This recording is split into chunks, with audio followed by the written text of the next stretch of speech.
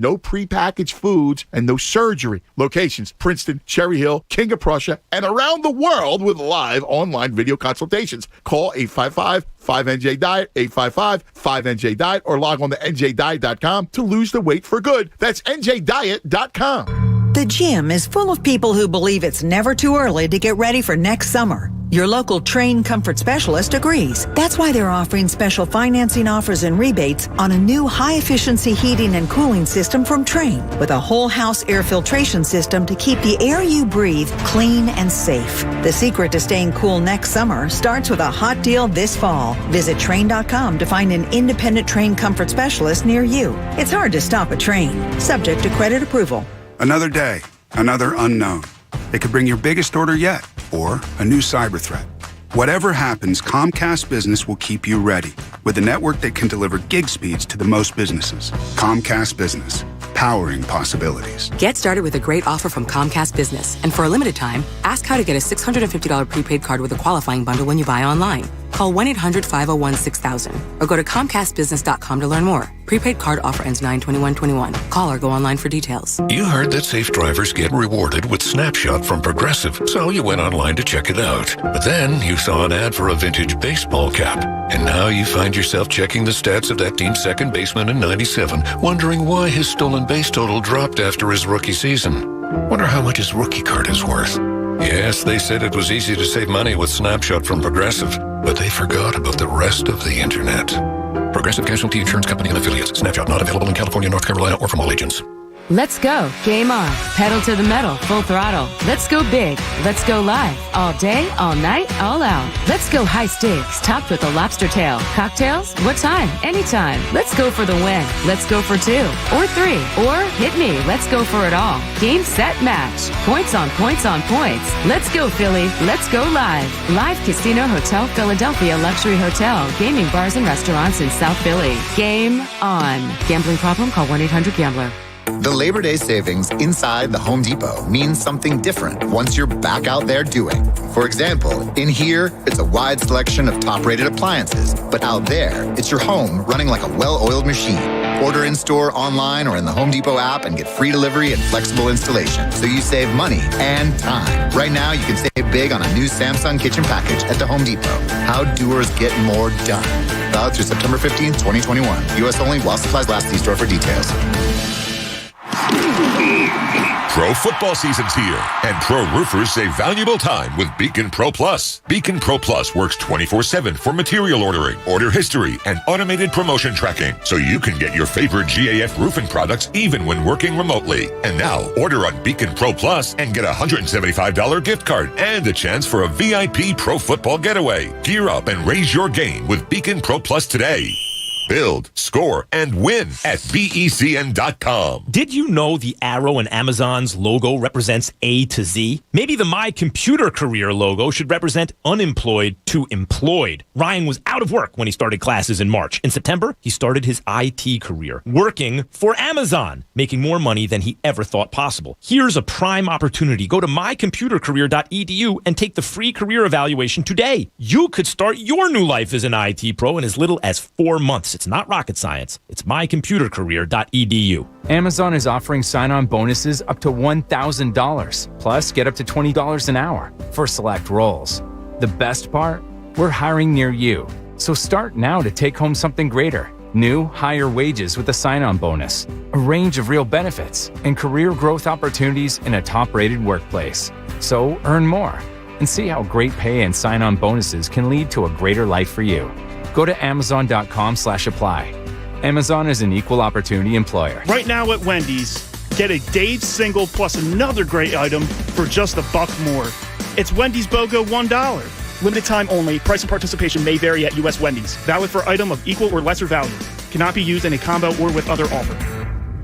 Do you think it's okay to drive stoned? The truth is your reaction times slow way down when you're high. You not only put yourself in danger, but everyone around you. Stop kidding yourself. If you've been using marijuana in any form, do not get behind the wheel. If you feel different, you drive different. Drive high, get a DUI. Paid for by NHTSA. Hey guys, it's Andrew. College football is back, and FanDuel Sportsbook in partnership with Valley Forge is making Week 1 even more exciting. Right now, all customers, not just new users, all customers get a risk-free bet on any Week 1 game. That's right, place any Week 1 bet and get a refund in site credit if you don't win. To get you started, here's what I like for my Week 1 risk-free bet. Lay the points. Auburn, 37.5. I know it's a big number, but there's no way that Akron's going to keep this game close. Offers like this are just one of the reasons why I love betting college football on FanDuel. #1 rated sportsbook app in America. Easy to use, safe and secure, and the best part, fast payouts. Just open the FanDuel Sportsbook app to get started. Sign up with promo code FANATIC to also get a risk-free bet up to $1,000. That's promo code FANATIC. 21 plus and present in PA. Refund issued as non-withdrawable site credit that expires in 7 days. Max refund $10 unless otherwise indicated. Restrictions apply. See terms at sportsbook.fanduel.com. Gambling problem? Call 1-800-GAMBLER. WPEN Burlington, Philadelphia, a Beasley Media Group station. 97.5 The Fanatic, Philadelphia. It's time now for Cuz Radio. What up, Cuz? Deshaun Jackson gets a block. Are you kidding? Talking with the Cuz. Go Cuz. How you doing? Stairs rips one into the night. Stolen by the doctor. Yes, he's got it. Here he comes. Way rock the baby to sleep and slam dunk. Look, Cuz, don't even try it, okay? Now here's Anthony Gargano. Why don't you get the hell out of here, Cuz? What is going on, everyone? 97.5 The Fanatic. This is Hunter Brody filling in for Anthony Gargano here on the Anthony Gargano Show. Connor Thomas is producing. And we'll start right off by saying this. I hope everybody out there is safe. It is nasty. It is no joke. I'm a South Jersey native. I live about 10, 15 minutes away from Mullica Hill, where it was hit really hard. And it was really scary to see those videos on Twitter and to see what happened, what damage was done to a lot of those houses. And then driving into the studio today, I saw some of the Philadelphia side of things with the water and all. So make sure you're safe out there. Don't force anything that doesn't need to be forced, and make sure you and your family is safe. So that's where we begin there. In terms of the sports world, I'm not over yesterday and Ben Simmons and the Sixers drama. I'd be lying if I said I was. We talked about it in reference to a scab that reopened. Well, it takes more than just one day for that bad boy to heal as well. And that's basically how I'm feeling. It's disappointing, right? Now, it's not as raw. It's not as emotional in the moment. When we started the show yesterday was the moment Joel Embiid was going on his Twitter raid, and he was going on his Twitter threads just nonstop throwing shade at Sixers fans and some others out there. So we had a night to let it digest. I came up with a series of questions to attack throughout the day. And it's going to vary with this 76ers team. It's not specifically on Ben or specifically on Joe, but they come into play as well. So we'll start with this one. Does this help or hurt Joel Embiid in terms of on the court whenever Ben Simmons is not here? Now, of course, it matters what type of player you get in return. But we're under the assumption at this point it's not Damian Lillard. And if it becomes one, then so be it. And then we get excited and we're happy and we're thrilled and we're waving our pom-poms that it's Damian Lillard. I don't feel that's the case at this very moment. Therefore, I see it more in that secondary category of the D'Angelo Russells, the Colin Sextons, maybe something with Sacramento, even though there was a report last night saying they're not really deep into talks because De'Aaron Fox is not on the table. Halliburton is not available. So what direction would the Sixers really go with the Sacramento Kings? And that's fair. But if you land a Colin Sexton, a Malcolm Brogdon, a player in that category, does this help or hurt Joel Embiid? Now, right from the jump, my initial reaction would tell you it's probably going to hurt you just because of the what-if factor with Ben Simmons. What if he's aggressive? Not about the jump shot, but last season, it was because he evaporated. If he didn't evaporate and was just an aggressive version of Ben Simmons that we've seen for a decent amount of time here over 5 years, he's been aggressive at times, and that does change the game. From the surface right now, I probably believe that it would hurt you. But let me twist it the other way. Are we so numb to the X and O strategy of Ben Simmons that we are forgetting what a real primary ball handler would do with Joel Embiid offensively? We watch Clint Capella tear up the Sixers, not because Clint Capella is some special, amazing player, But Trae Young really dictated the pace of play and really helped that offense mold into this brand that was very successful for them. Joel Embiid is 10 billion times the player of Clint Capella. So if you have him offensively, possession by possession in a half-court set, playing with someone who might be a lesser talent from Ben Simmons, individually speaking, but might fit a better brand offensively with Joel, where you can get possibly more out of him. We've witnessed over and over again defenses watch Joel Embiid with his back to the basket around the foul line extended, and it's so much easier to now pounce and attack and bring two defenders, whether it's from the free throw line, whether it's from the baseline. Confuse Joel, because one of the areas that he continues to get better at, but needs to work on it even more, is passing out of the double team, finding his open teammates. It's easier when there's another threat by the perimeter that is your point guard, if that is the case in that specific possession. So, I'm kind of conflicted because the individual standpoint on this, the view of Ben is, you probably have a lesser Joel Embiid, a lesser way to operate offensively. But even though it's not as much of a skill talent individual-wise, is there something to just making it make sense with playing the game of basketball, running a pick and roll, utilizing a pick and pop, basic fundamentals in basketball that you can't do right now? Maybe you can. And there's some other fantastic questions that we're going to dive a bit deeper on. How about the contract? Did Joel know where this Ben Simmons situation was at the time that he signed this contract? Does it matter? Does it make you feel differently if he did or if he didn't? Does Doc Rivers now have more time? Is there less pressure on Doc Rivers? Is there more pressure on Doc Rivers to figure this out? Tobias Harris, Seth Curry, Danny Green. There's a lot of avenues that we're going to explore today with this Sixers team, knowing that Ben Simmons is going to be out. I don't see a way that Daryl Morey makes this really uncomfortable to the point where you're finding him in training camp for anything long-term.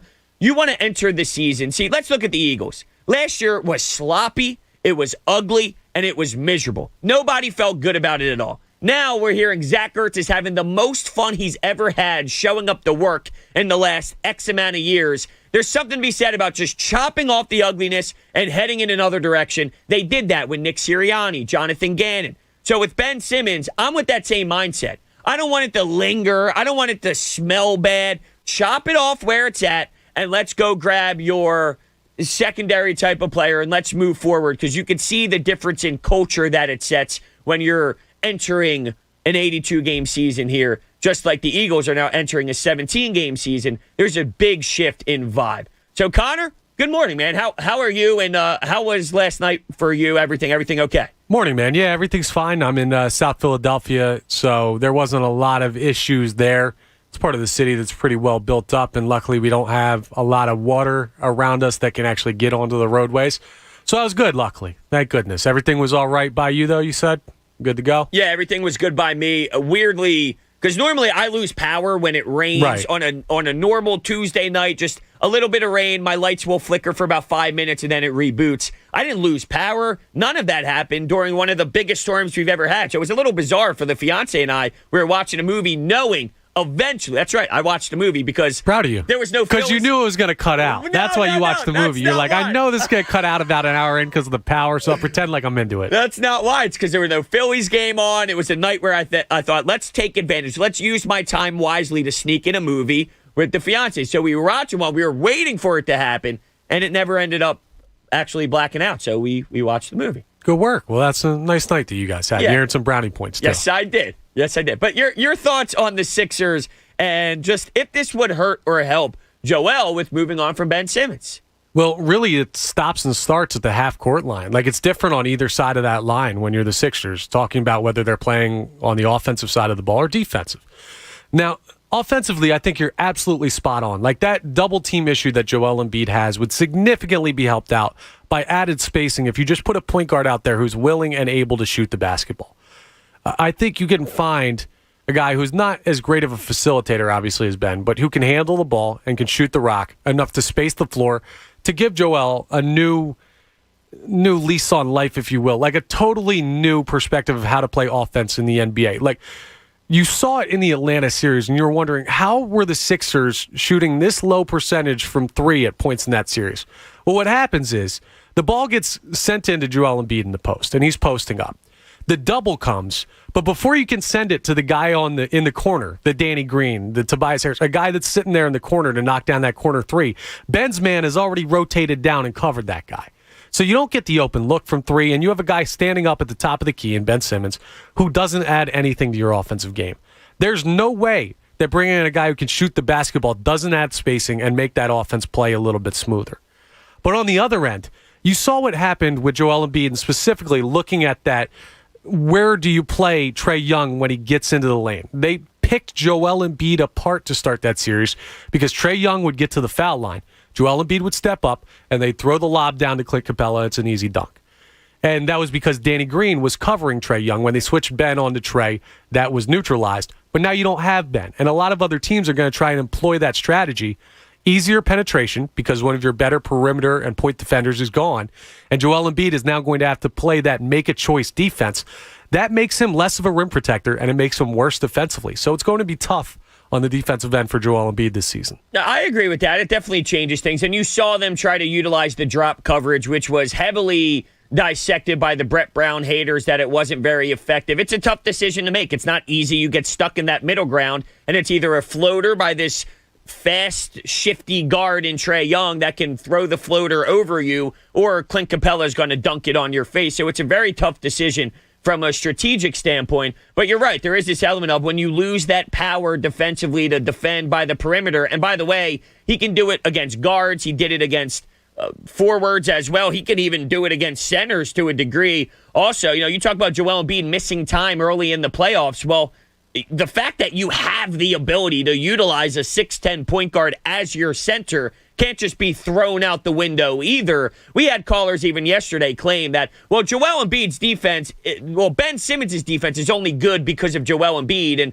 I'll be the first to admit I can't stand Ben right now. I want nothing to do with Ben Simmons, but I'm not going to act as if there's zero talent involved and there's nothing that he does well and he's only good defensively because of Joel. That's just a horrendous statement. You might lose some defensive situations, but it comes back to, can you make up for that with your scoring ability as your point guard?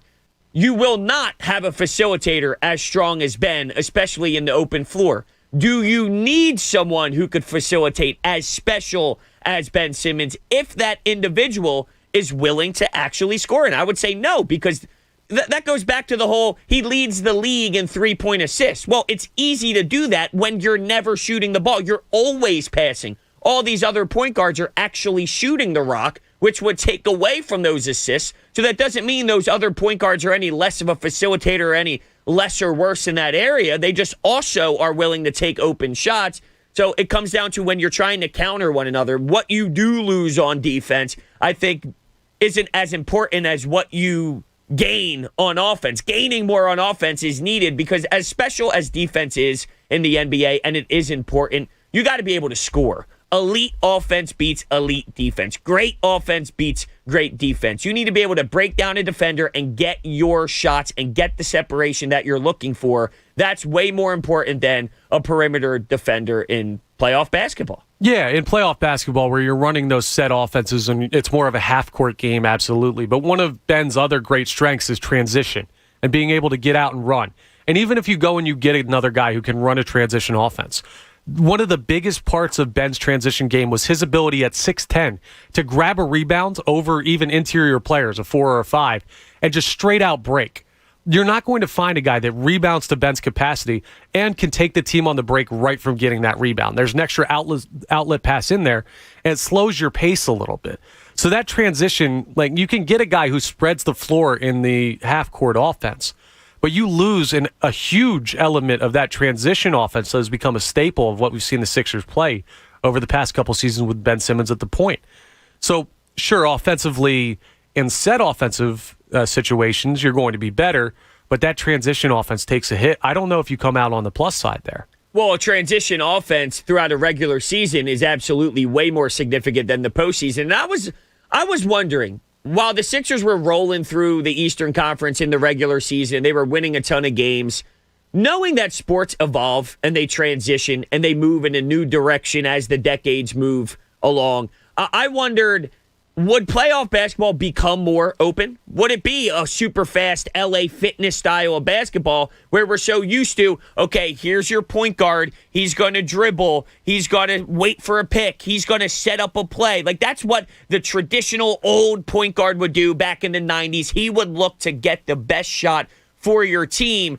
Is that now heading in a whole new direction with up and down, pop threes at will? There's no such thing as a bad shot if you're pulling up in transition 2 seconds into the shot clock, because we have now made that a part of basketball in 2021. There were times watching the postseason, specifically early, where there were some 8th seed teams still involved, 7th seed teams, where I was impressed with the pace and thought maybe that would correlate more to how the Sixers would run, knowing that's Ben Simmons' strong suit. But once you get to the more lethal opponents, when you get to the scarier superstars, when you get to the more big-name guys, it slowed right back down, and it's something that just won't work with Ben, unfortunately. Yeah, we even saw a game between the Brooklyn Nets and the Milwaukee Bucks in the playoffs this past year where the final score was in like the high 70s, low 80s?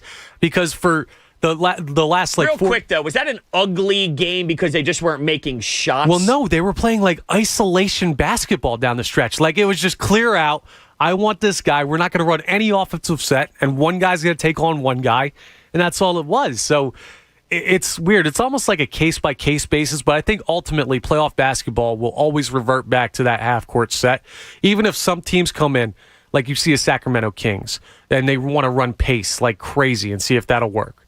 Even if one or two anomalies happen with teams like that, I think it'll always revert back to that half-court set. You're probably right, and I just remember one of those games being so miserable. It might have been the Eastern Conference Finals, but it was just an ugly, ugly game of ball, but it was close. So no one was scoring. They were all missing their shots. There was maybe 6-7 minutes of no scoring at all, but it was close, so it kept you entertained and on the edge of your seat. But you're right, isolation to Kevin Durant. But that's how the NBA works, right? Get the ball to your best player and let them operate. And the problem is with the 76ers, it's difficult to do that at the center position, even if your center is special. Jokic, Joel Embiid, these players, just due to the nature of the game and the way you need perimeter play, it's difficult to just hand it off to a center and then for 5 straight minutes in the fourth quarter say, I need you to work with your back to the basket. I need you to back somebody down. I need you to do a jab step and hit a jump shot. I need you to hit a 3. It's just difficult to demand that, and that's where you need that counterbalance of somebody with the ball in their hands. And I don't know if Tobias is going to be able to be the number 2 to help you out in that area. He was a strong Batman, or a strong Robin to the Batman, I should say, all throughout the regular season. But there were some tough moments involved, for sure, when we got to the nitty-gritty of it. Absolutely, and Tobias becomes one of your main wing defenders now. And he had a great defensive year last year. He really stepped up as a defensive player. I think part of that is the team defensively was awesome with the addition of Danny Green, with the emergence of Ben Simmons as that defensive player of the year candidate, with Joel Embiid being his rim-protecting self. But now you're going to have to put Tobias out on an island a little bit more because Danny Green's another year older. We saw in the playoffs how the lack of speed at this point in his career can hurt you. And does that affect Tobias's offensive game? Having to be one of those primary perimeter defenders as opposed to being Ben can take their best defender and I'll take number 2 or number 3 could be tiring him out, and it could make it tougher for him to produce on the offensive end. That's a great point. Tobias did pick it up defensively a lot last season, but if he's going to have to play a bigger role on that side of the court as well, to the best of his ability, I mean, you can't just demand him to be some excellent defender, but he picked it up considering where he once was. That's going to be a lot more difficult for him to now produce when you need him to get a bucket because he's using a lot of energy on the other side. All right, let's get to the phones here. 610-632-0975. Let's start things off with Mitch in Phoenix. Mitch, you're on 97.5 The Fanatic. Hey, Mitch. Yeah, Mitch is in Phoenix, and believe it or not, we got some rain. Oh, yeah? Is it okay out there, though? Well, you know, when you get 8 minutes worth of rain here, they call it a storm. That's true. Yeah, you guys tired talking about Ben Simmons? Am I tired? It does, but I'll tell you what. It's not fake. It's all real. And we get fired up when this comes up. This resurfaces. And when something like yesterday happens, it makes the blood boil. So, yeah, I mean, let's be real. It's been 5 years of talking about one individual not shooting a basketball in the NBA. Is that ridiculous? It absolutely is. But there's some athletes in this city where when their name pops up and when this is franchise changing to who the 76ers are going to be for the next handful of years. This move could potentially be the difference in winning a championship or not. So it should be stressed to the level that it is at the same time. Well, I don't want to tell you something that maybe you already know subconsciously, but the 76ers are not winning a championship anytime soon. Yeah, you know what? Everyone says that all the time about every single team, right? Eagles are never going to win one. Well, they won one in 2017 after a season of 7-9. It's so hard to win a championship that when someone claims they're never going to win a championship, okay, you got a 95% chance of being right, because it's, if not even more, because it's so difficult to actually do it. So you might be right. They might not win one soon, but that's because it's very hard to do so.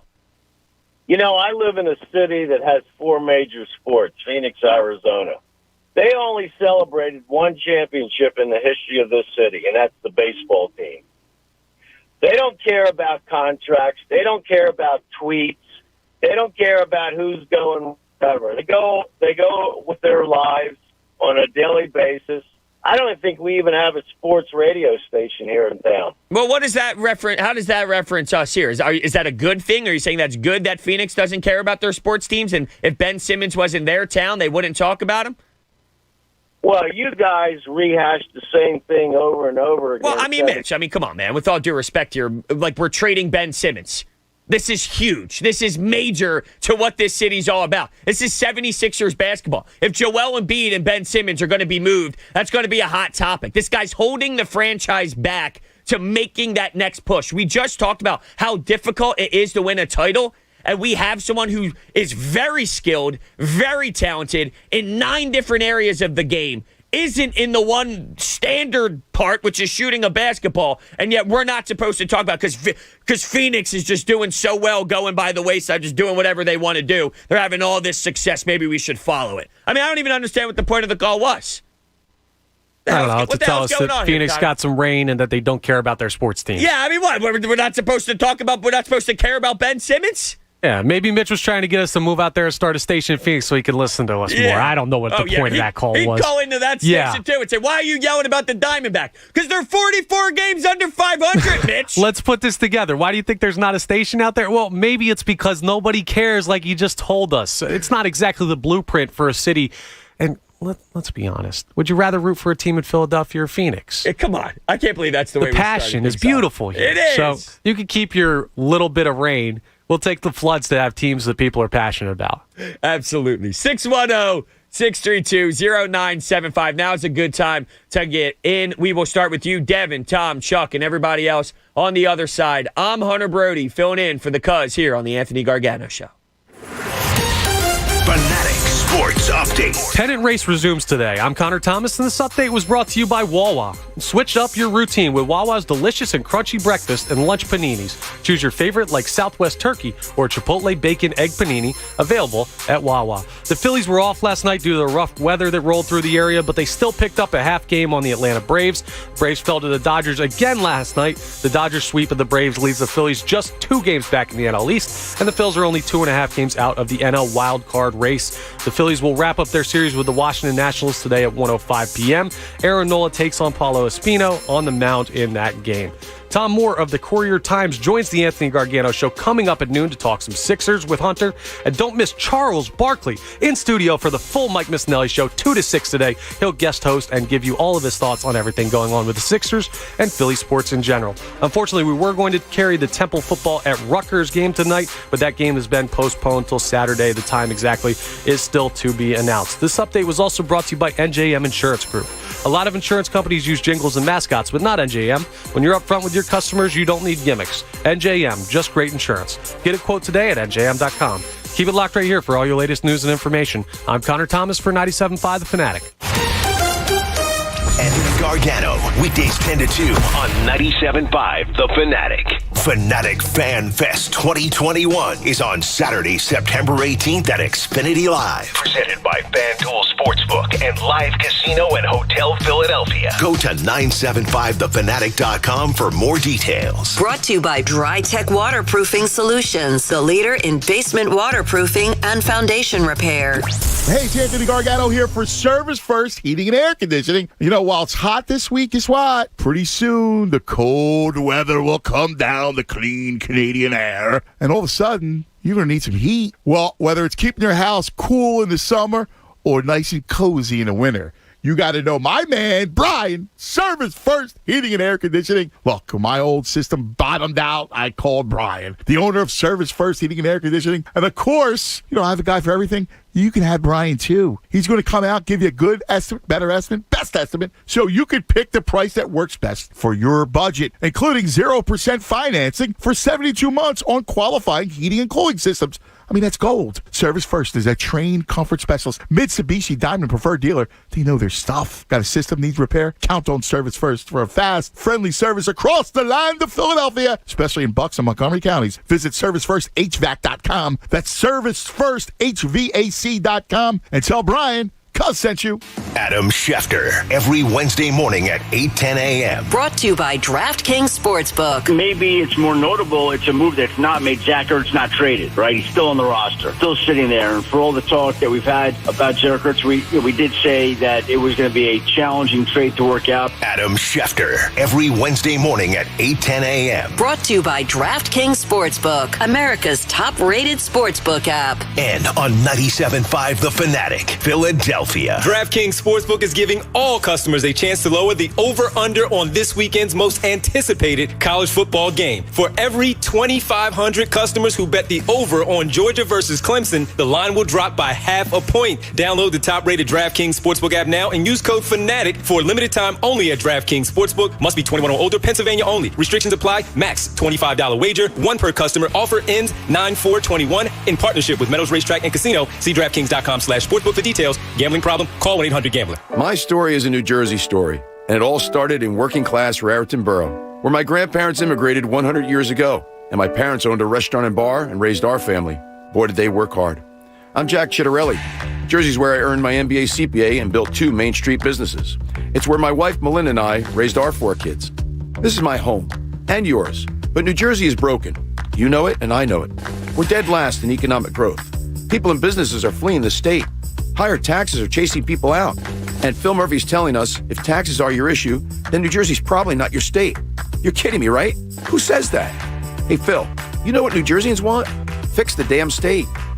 As governor, I will, because every one of us has our New Jersey story, and I'll work hard every day to ensure that our children and their children can write their own. Let's get to work and fix New Jersey together. New Jersey can do better. With Jack Chittarelli as governor, we will.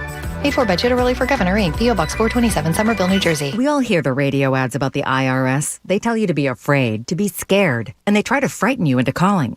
I'm not here to do that. Tax Relief Advocates is different. TRA is here to tell you that if you owe money to the IRS, whether it's $5,000, $50,000, or $500,000, we have a solution. It doesn't matter if you're sitting in your car, at work, or with your kids. No matter where you are, call now. 800-546-1987. Don't lose hope. TRA can eliminate or reduce what you owe to the IRS. There is zero risk to you. If we can't reduce your tax debt, then you pay nothing. Our passion is taxes and helping individuals fix their IRS problems. We have a 5-star rating on Google and Yelp and an A+ with the Better Business Bureau. You don't need to be afraid of the IRS any longer. End your tax nightmare today by visiting us online at TRA.com or call 800-546-1987. That's 800-546-1987. Tax Relief Advocates. Real solutions for real people. Hey, it's Jamie Lynch. Football season is about to kick off, and that means it's time to list your futures bets on PropSwap. Did you know that last year's Tampa Bay Bucks were 60-1 before the season started? Now, that's a futures bet. You just never know. Or maybe you do. Sports bettors cash in early and often when they list long shots on PropSwap. The average PropSwap seller makes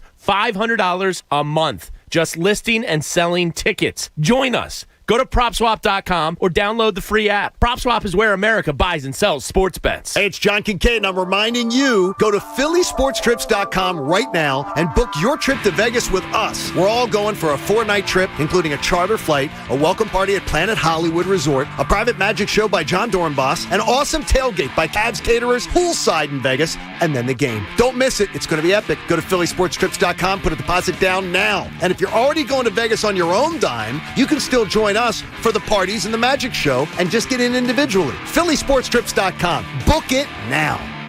When you have trouble sleeping, it's tough. When kids have trouble sleeping, Mom, I can't sleep. Dad, just one more story? for nights like this, try Vicks Pure Z's Kids. Our great tasting gummies are specially formulated for kids with a unique blend of botanicals and a low dose of melatonin to support their natural sleep cycle. Best of all, they're drug-free and non-habit forming. Help your child fall asleep naturally with Pure Z's Kids Gummies. Consult with a doctor before use. For ages 4 and up. Summertime tips from Paul, Kristen, and Dexter at Total Wine & More. Topping your burger with grilled onions and blue cheese? Take it to the next level with Carbon Cabernet Reserve, rated 92 points, an incredible value. And nothing beats a buttery Chardonnay with grilled corn on the cob. Feeling adventurous? Come on in. Let's try a smoky mezcal for mind-blowing margaritas. Make your end-of-summer get-togethers even better with a wondrous selection, expert guides, and totally low prices at Total Wine & More. Drink responsibly, B21. Get in zone, AutoZone. Welcome to AutoZone. What are you working on today? So you've got an oil change coming up? We can help you get started. Right now, you can get 5 quarts of Castrol GTX and an STP oil filter, plus an STP air filter or cabin air filter for just $34.99. And you can get it all fast, your way. Just order online with our free same-day store pickup or next-day delivery.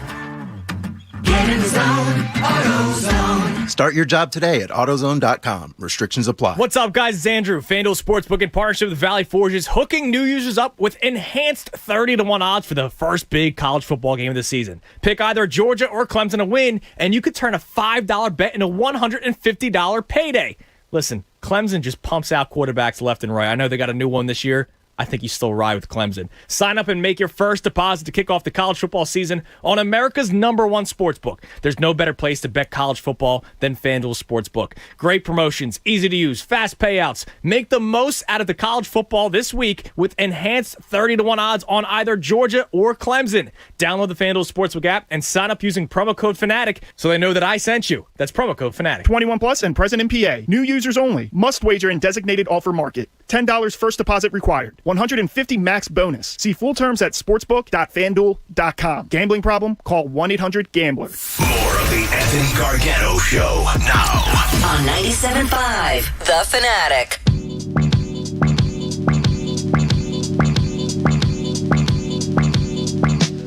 Welcome back to 97.5 The Fanatic. This is the Anthony Gargano Show. I'm Broads, filling in for the Cuz. The 10 a.m. hour is brought to you by Window Nation. Take advantage of Window Nation's 50% off sale on all style windows. Plus, make no down payment with no payments and no interest for 12 full months. Call 866-90-NATION or visit windownation.com. 610-632-0975 is the phone number to hop on board. There was one thing. See, Mitch from Phoenix shouldn't still be in my head at this point, but I just can't get over the fact that this happens all over the sports world. You're never going to win a championship. They'll never win it. You'll never win it this year. You'll never see it with Ben. It's so hard to win that when you say that, it's like, yeah, you know what? You have such a great chance of being right that I don't even know what to tell you. You might be right. Okay, you might be right because it's so difficult. But you saying that does not make you some fantastic sports analyst here. You're not really telling me something that's so crazy, some special thing that you know due to like these numbers. Yeah, they won't win. Yeah, it's hard to win. Yeah, it's like picking a random draft pick and saying, oh, he won't be a Hall of Famer. Exactly. Like, okay, dude. Exactly. Be careful on that limb you're out on. Yeah, it's amazing. But you know what? You know how many people utilize that?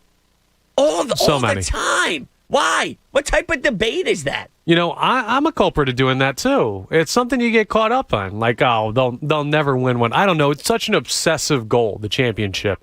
It's every team's goal, and only one team out of so many wins it. I know I'm basically doing basic math here, but you look at it every year, and whether your team's good or bad, like It is absolutely the goal, and it's the standard you judge yourself by. Like, the Eagles have no shot to win the Super Bowl this year. But the standard we're judging ourselves by is when are they going to be that team again? So it's something you're constantly fixated on, and you may only see it once or twice in a lifetime. So naturally, you're going to have the people who do that thing. Yeah, but you know what? This kind of snowballs perfectly into one of the questions that we were going to bring up today.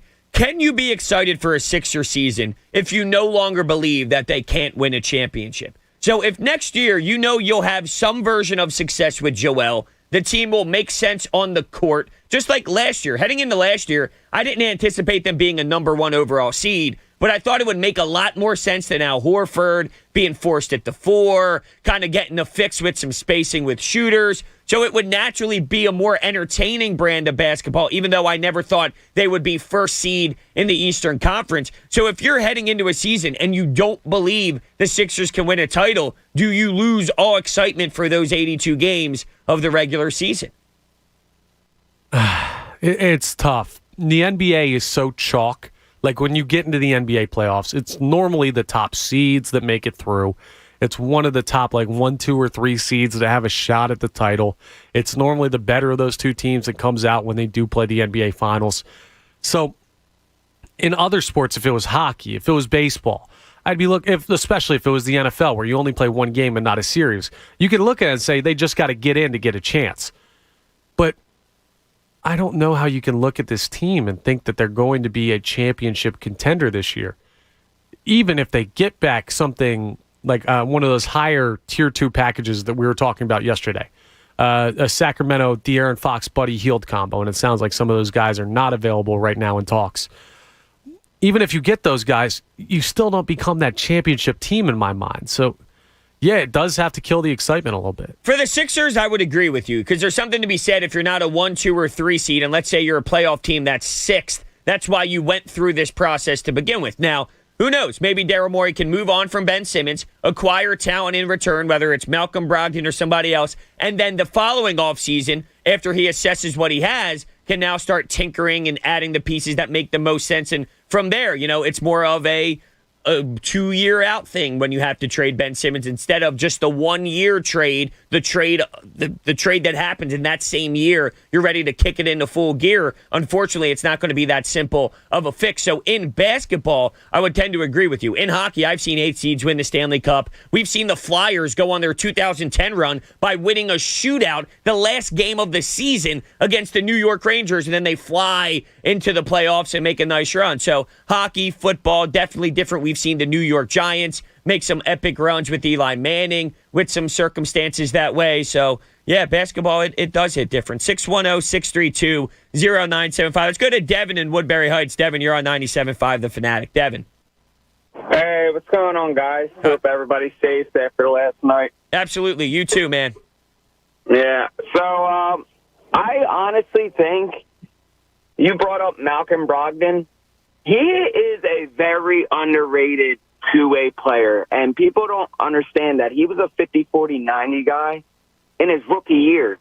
So, there's way more potential for him to upgrade, especially when he's playing with a superstar like Joel Embiid, that, he can take, it takes the ball out of his hands, he doesn't have to produce more, you know what I mean? And he can create his own shot. He's still 40% from the 3, like I said, 90% from the free throw line. So, I think, if you could get something like a 3-way trade for, him, because I know San Antonio was looking for DeJounte Murray, or, Minnesota, you could do, a 3-way trade and get DeJounte Murray and Malcolm Brogdon, and they could both play off each other, because Malcolm Brogdon came out of Virginia as a shooting guard, but he's also a point guard. And DeJounte Murray, he was second-team all-defense a couple years ago. So, if you get them two players with the points that they put up and the rebounds and the assists they put up, you're not really going to lose defense. And then you're going to upgrade the shooting guard position on defense and scoring, and have Steph Curry come off the bench and DeJounte Murray. He can get triple-doubles easily, just like Ben. Yeah, see, you know I don't mind where you're going with this. If that is the return, there is significantly worse out there. So it starts okay, you know what? We understand we're not getting Damian Lillard. If we're in this next tier and this is the type of return you can get, I'm willing to have this conversation and at least debate it with some other possible trade options. Where I will disagree with you, Devin, is, you're not going to lose that much. And I know you specifically mentioned on the defensive side, but just ultimately, if you head into the season with Seth, Danny Green, and then you pick up Murray, like you mentioned with Brogdon and Joel, you're a good regular season NBA team, but you still lose power in terms of heading into the season thinking you could win a title or not. I don't really believe that you'll be heading into it with this full-on optimism of this team's going to be special. It'll be this team's going to be good. And that just lowers the juice, I guess, surrounding October when you're thinking about the time of year. Even though normally, I guess we all admit that basketball season doesn't really begin until after Christmas because you're still in football mode. But you would just lose some power as a fan heading into the season for sure. Yeah, I was just thinking about the playoffs, how the half court transition would be, because that's where the half court offense will be, because that's where it really matters most. You know what I mean? I feel like 1,000%, Devin. That's where they need to upgrade insanely by a large margin instead of just dumping it down to Joel and asking for him to do something, which you normally can do when you talk about your best player on the team in the NBA. But once again, when it's your center, it's a different type of beast with your back to the basket and the type of physical toll it takes to do that possession by possession instead of, let's say, being Kevin Durant out by the perimeter and just breaking someone down off the dribble. And you know what's a crazy thing? I found this stat out. Danny Green and Tobias Harris for defensive rating were 5th and 6th. How about that? Yeah, see, off that news. Well, the Danny Green thing, and Devin, thank you so much for the call. Do you have FanFest tickets? Yeah, I got FanFest tickets. We'll see you there, man. Thanks for the call. The thing with Danny Green, I somewhat relate it to Andre Dillard. Because Andre Dillard played one game at right tackle, and everybody remembers that one game at right tackle. So there's this narrative that Andre Dillard just stinks, and he's bad, and he's pathetic. I feel with Danny Green, he had that one bad game against Trae Young, and then this narrative of what Danny Green is defensively is so overblown in one direction that, he can't play, he's washed. He's still a decent, solid defender at his age. It's just a really tough matchup. Look at what Trae Young did throughout the entire playoffs. There's a reason why the Atlanta Hawks went the distance they went. Because of him. He's a special talent. He's young and he's raw, but he's very creative with what he does. He utilizes his body well to get fouls. We might not like that, and the NBA might be changing that rule moving forward. But ultimately, you should have put Ben Simmons on him, but I feel that there's this over thought on, or this overemphasis, I guess, on who Danny Green is defensively because of one really bad game against Trae Young. Yeah, I don't know. I feel like you could go the other way on that too. Like, he's an aging player that clearly had issues at points last year defending some of the quicker guards. And if you look at it, you take a Ben Simmons out of the equation. And Danny Green said as much himself. He was on a podcast, and I'm sorry I'd credit it, but the name escapes me, earlier this week talking about the hypothetical of if Ben isn't back. Obviously, that's before the news that Ben wants out and won't report to training camp. And he was saying how it shifts up to him and Matisse being the primary two perimeter defenders on the team. He shifts up a slot. It's the same thing in hockey when a line changes and you lose a player. One of those guys has to move up to the higher line, and you're playing against the better players if it matches up that way. So now you've got Danny Green having to defend those guys more regularly, and he's another year older. Like, we don't know how much the drop-off in between seasons is going to hurt him. And I can't trust him to defend one of the best two perimeter players on the other team. No, I understand that. And I'm not talking about so much like the long term in general. I'm just saying based off of last year, that one game I think really put something into the fans' heads, on their brains of something false about Danny Green. I was okay with trying it. Where I would have had the issue was real early in that game, Doc Rivers should have made the adjustment to recognize that this wasn't operating as smoothly as possible. Yes, one of the things you stressed all season long was you actually have one of the best defenders in basketball, so why not utilize him against the other team's best opponent, especially in a playoff series? I totally understand that. But there is an element here of maybe buying time with Ben on another player and putting him in a different area and utilizing that effort that he gives and maybe saving it for a little bit later in the series, a little bit later in the game. I was okay with that philosophy, but it was, whoa, Doc.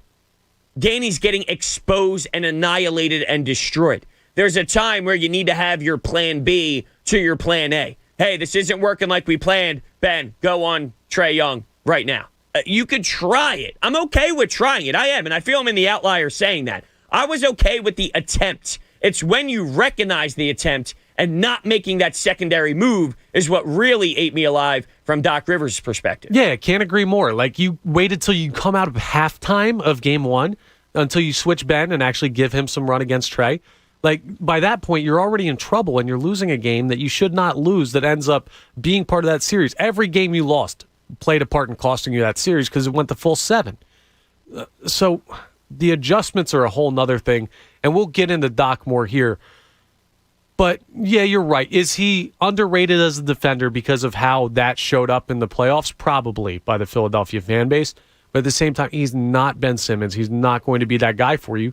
So you're getting a significant drop-off regardless of how underrated he may be. 1,000%. That's why you got to have Matisse Thybulle take strides in his game so you can play him more, because just like with Ben Simmons, when you don't have an offensive side of your game, you're limited on how much time you could be out there, to the point where in legitimate NBA playoff games, we're yanking a $30 million man, point guard, your floor general, the guy who's supposed to lead your offense off the floor when you need him the most. It's just terrible. Let's go to Chuck in Vegas. Chuck, you're on 97.5 The Fanatic. Hey, Chuck.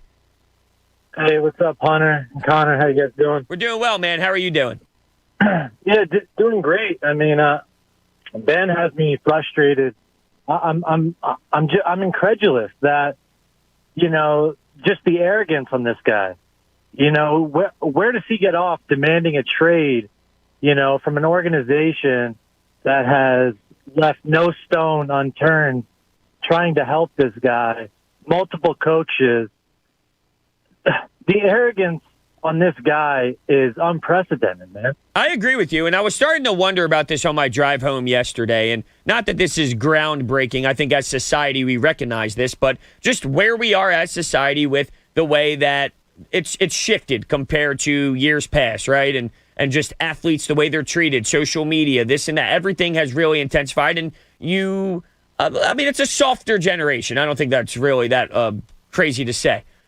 These athletes, we now as fans need to almost shift in general on how we approach sports. Like, we're going to be forced, based off of how we are as society, to now change the way that we approach sports as fans, based off of someone like Ben Simmons, who now believes that he needs to be ran out of town, and he thinks he's getting ran out of town. But ultimately, it's, you're not shooting a basketball. But this is how younger kids are grown up, unfortunately, in today's era. It's never their fault. Somebody else's blame. It's not me. It's just the way that it seems society's trending. Right. And another trend, regarding the NBA is, like, this agent, Rich Paul, he is wielding so much power. Ben Simmons has accomplished nothing in this league. He has no right, demanding trades and wielding power. It doesn't make any sense, but that's the reality. And just my last point, Bob Cooney, I think, was the one who said this. The morning guys were talking about this, how, Ben Simmons, he took the three-pointer against the Chinese team, right? And he took the three-pointer in the one game, but when Brett Brown asked him to take one three-pointer a game, he takes a single three-pointer in a single game and then never again. I mean, that just tells the entire story of that guy. Absolutely, guy, in my opinion. Yeah, absolutely. Thank you so much for chiming in, man. I appreciate that. Yeah, he would take a shot, he'd make the shot, and then you wouldn't see it for another 30 games. It just doesn't make any sense. You would imagine that once you see success, you see the ball go through the hoop, that you would take another one that game. You take another one the next game. You take 3 the next game because you're feeling confident and there'd be some swag involved. But just going back to the whole society thing, the way that we are growing up now, these athletes are this new generation of these younger kids that have a different mentality. They have a different approach. They're babied all growing up. So when adversity hits and something like this happens, they tend to go in a different direction than, say, what we are accustomed to as athletes. You can't be hard on them when they're 6, 7, 8 years old. When I was younger and I was playing hockey, the amount of times the coach would come over and bang his stick across my helmet, his stick would break, I'd be getting screamed at. These athletes are not treated this way. So when adversity hits, when things go wrong, they don't know how to internally battle against that and prove people wrong, instead of saying, I got to be better. One thing with that end of the season press conference with Doc Rivers, Doc Rivers said, I don't know if he could be a point guard on a championship caliber team. If I'm Ben Simmons, instead of saying I am what I am, it is what it is, I would be taking the approach of, looks like I got to prove to coach and everybody else that I can do this. I believe in myself. I believe I'm a point guard on a championship caliber team. I got a lot of work to do, and I understand that, but I'm willing to prove to everyone that I can do it. Maybe take that angle. Maybe something along the lines of spinning positivity in a positive way with positivity to show that there's going to be a level in my game that will be added so we can take that next step. I'm gonna have to show coach. I'll show coach. Absolutely. And, I don't know that that's a generational gap. I think that may be individual as opposed to societal. I think it pops up more because we're getting to know these athletes a lot more. We get more access to them because of social media and all of the media coverage of these sports now. But you think about it, like, we're not off from the Ben Simmons generation. We're members of that generation as well. And I think if someone came in here and told us, hey, if they interviewed our bosses after the show and our bosses were like, I don't know if they can work in radio, that would give us a little bit of fire to come out here and say, oh, well, we're going to work the hell out of this next show. We're going to show you what we can do. We're that same generation. I think it's more on the individual scale when it comes to a Ben Simmons. Like, him and Joel Embiid are not that far apart in age. And Joel Embiid came out and tweeted to you and you saw it. Hey, I'm like this. I'll take the criticism. It makes me work harder. It makes me want to improve, and I do that. But not everyone's like that. And I think it's more of an individual basis on Ben Simmons' case because of what he got being brought up, what he wasn't told, which was he was never told he wasn't good enough, this, that, and the other thing. So I don't know about society as opposed to this just being a Ben Simmons issue. You might be right, but I bet you the percentage as we get older, when we hit our 30s and 40s, and then when we're watching 18, 19, 20, 21-year-old athletes, those athletes might be more in the conversation that I'm bringing up now with the gap of the way that athletes are now being coached and all. You're probably right, though, because with Joel, with Ben, they're in the same age bracket, and they seem to be on two totally different areas of the spectrum when it comes to determination and will. But it is fascinating to think about how, in general, sports evolve all the time, how society is moving in a direction. What does that mean for the long run of sports? But we do have something to look at with this next segment here, and it has to do with Doc Rivers. Does Doc Rivers have more time now or less time with these roster moves that are about to come? 610-632-0975. We're giving away Fan Fest tickets all show long. Now is a fantastic time to climb in. 610-632-0975. We will break it all down on the other side. I'm Hunter Brody, filling in for the Cuz on the Anthony Gargano Show. Fanatic Sports Update. Off day to game day. I'm Connor Thomas, and this update is brought to you by Bradford White Water Heaters. You may not always need a new water heater, but when you do, choose Bradford White. Yes, the Phillies were supposed to have an off day today, but they actually took that last night as rough weather rolled through the area. They were off against the Washington Nationals, but that game will be played this afternoon at 1:05 p.m. They still picked up a half game on the Braves, even though they were off last night. The Braves fell to the Dodgers. Dodgers actually swept the Braves, leaving the Phils just 2 games back in the NL East and only 2.5 games out of the NL wildcard race. They'll look to pick up another half game today with a win. Aaron Nola takes the mound against Paolo Espino in the final game of the Phils series with Washington. Make sure you're tuned in to the Anthony Gargano Show coming up as Tom Moore of the Courier-Times joins Hunter at noon to talk some Sixers. And don't miss an amazing edition of the Mike Missinelli Show from 2 to 6 today as Charles Barkley joins Mike and the crew for the entire show, 2 to 6. Unfortunately, the Temple football game against Rutgers that was scheduled for tonight will not be played. That game's been postponed until Saturday. The exact time still to be announced. This update was also brought to you by Liberty Mutual Insurance, where you only pay for what you need. Nobody should have to pay for one-size-fits-all insurance coverage. Liberty Mutual customizes your car and home insurance, so you only pay for what you need. Keep it locked right here for all your latest news and information. I'm Connor Thomas for 97.5 The Fanatic.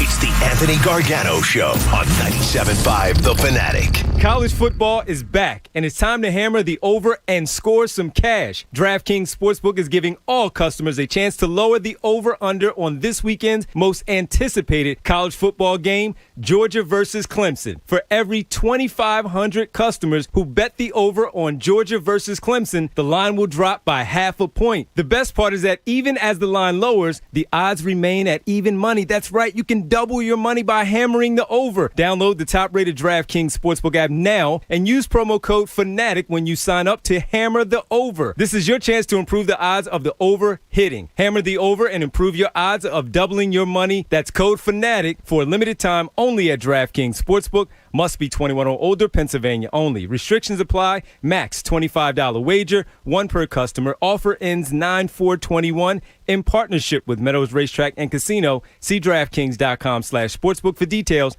Gambling problem? Call 1-800-GAMBLER. This Fanatic Golf Report is brought to you by the Parks Casino Sportsbook app, the #1 casino in PA. Just a short time left to enter the Fanatics Tour Championship contest. One player will win over $15 million. You can win a dozen Callaway balls and $100 in gift cards. There are only 30 players in the field, so check the FedEx Cup points list before going to 97.5thefanatic.com to pick the winner and the winning score.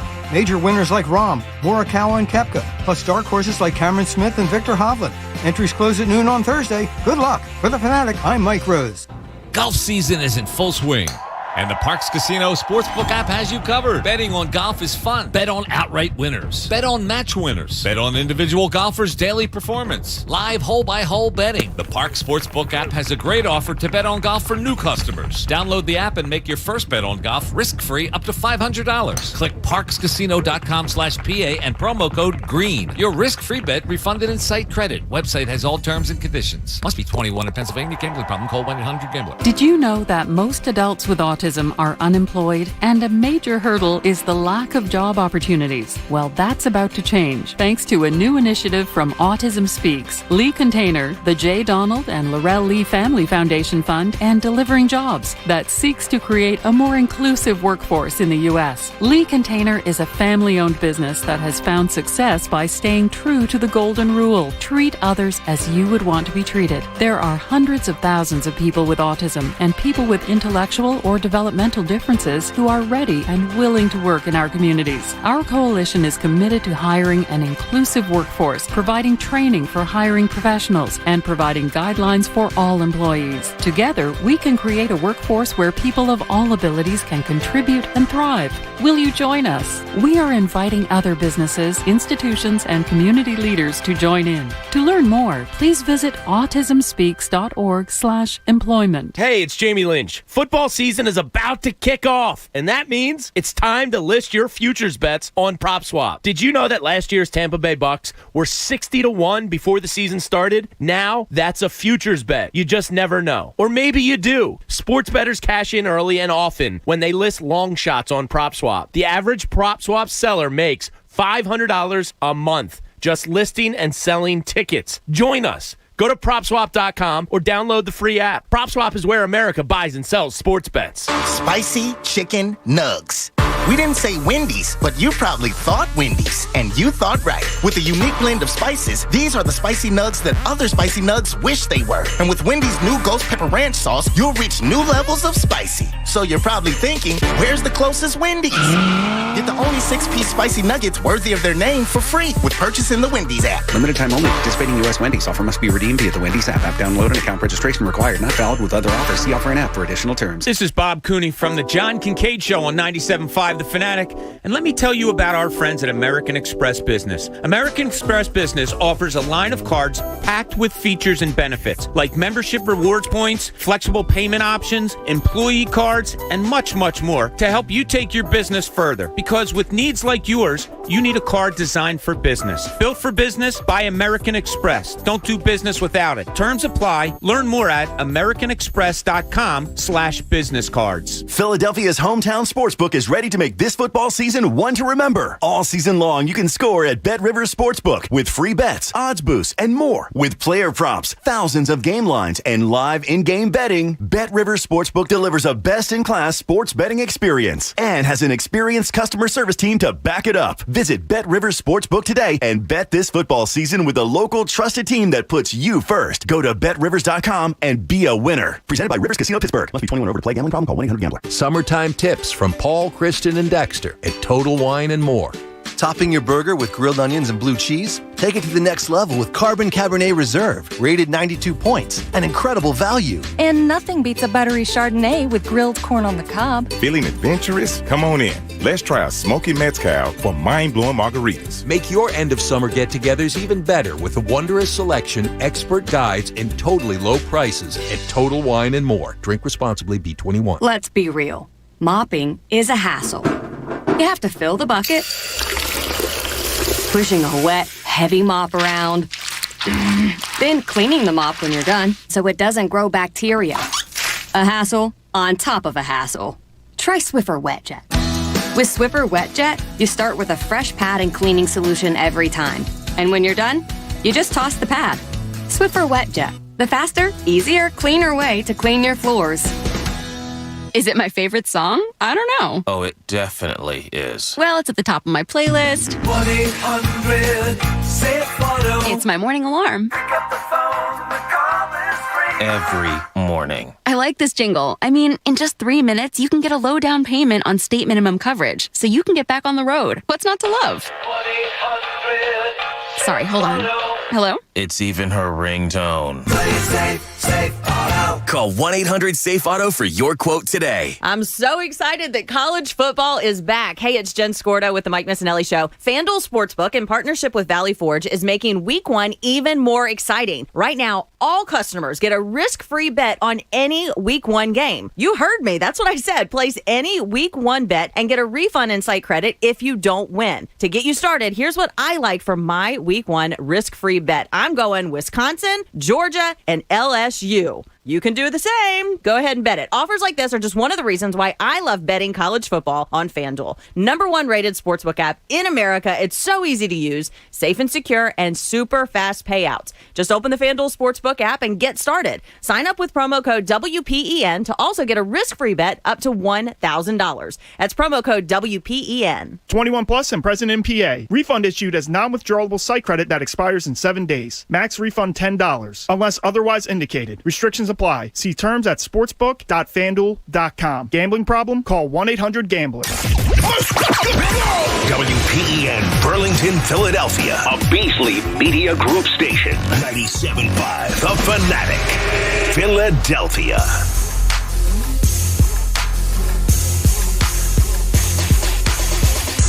$11 a.m. on a Thursday. Late morning, I guess is the way to describe that.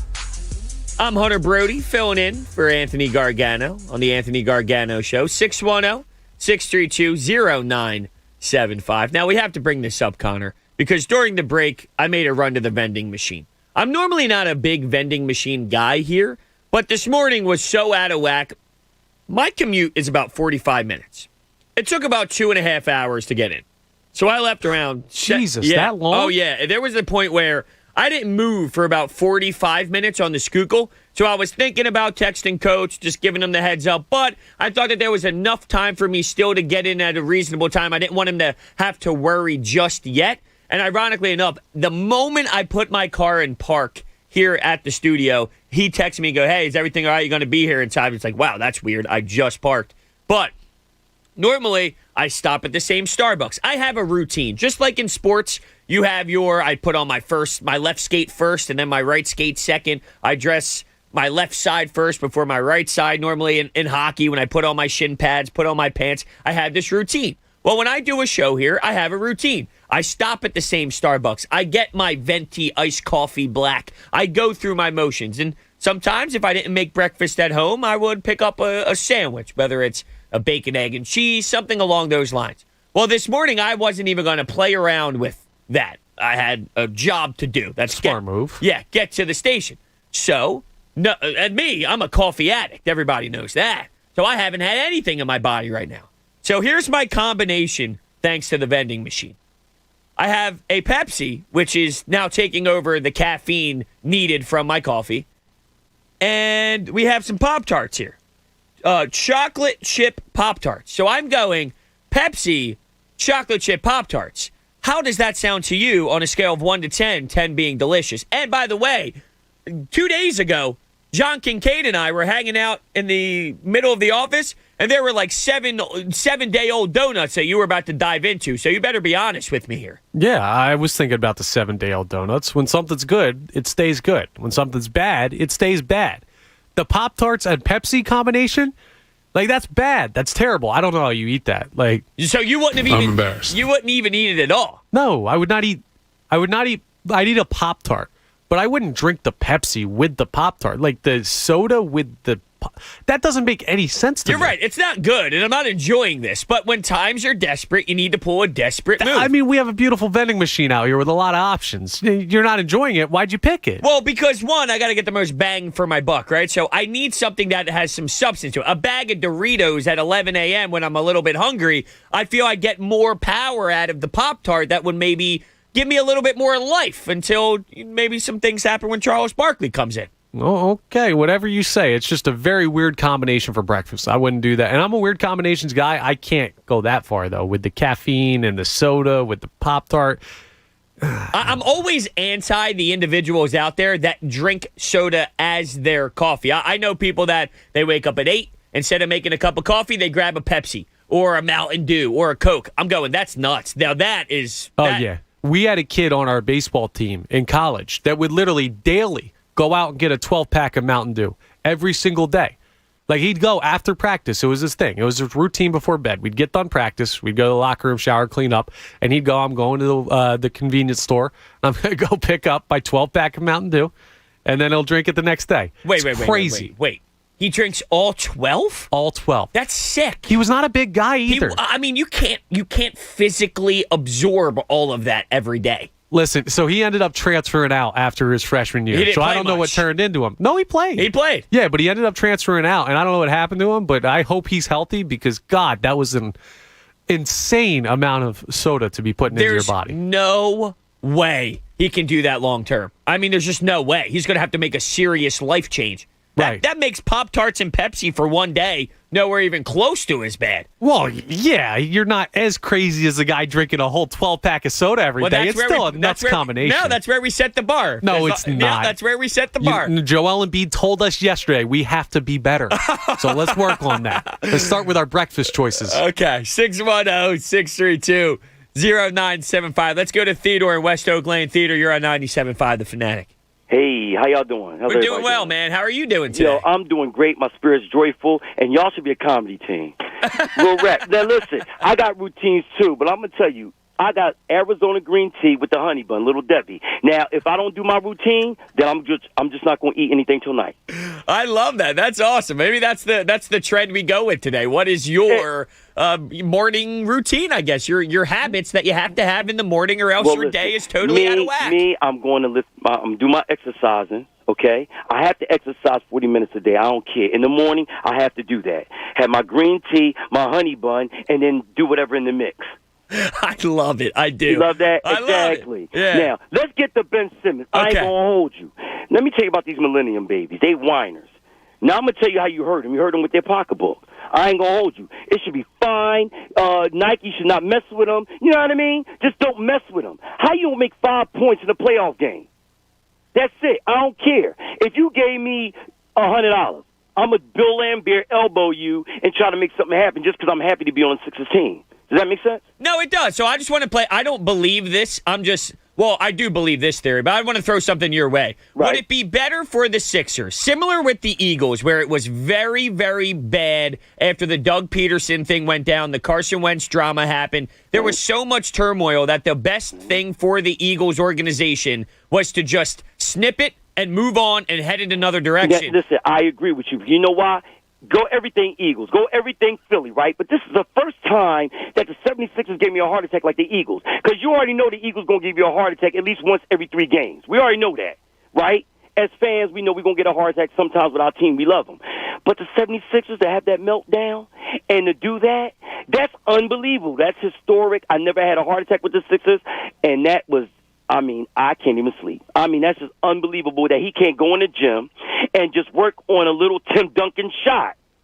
Yeah, he's got no touch around the basket. Even when I bring up that second half where they did run the offense through him in the post, right. I never feel comfortable with him back to the basket when he throws up that baby hook shot. It never looks as if he truly feels inside himself that the shot's going to go in. So how can we as fans even feel that it's going to go in? You know what I think it is? Listen, because I'm not going to hold you. I love Ben Simmons when he was on the team. I loved him, right, until that 5-point game. I loved him.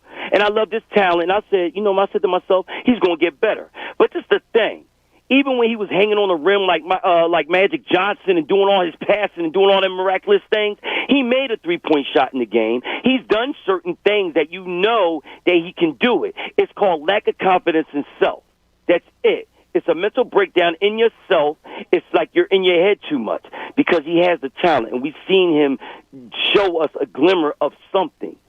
So you mean to tell me you on the court, you 6'9" or whatever he is, he's passing the ball, doing his thing, and you mean to tell me you can't develop a Tim Duncan, like that one little 2-point or 2-foot or 10-foot shot?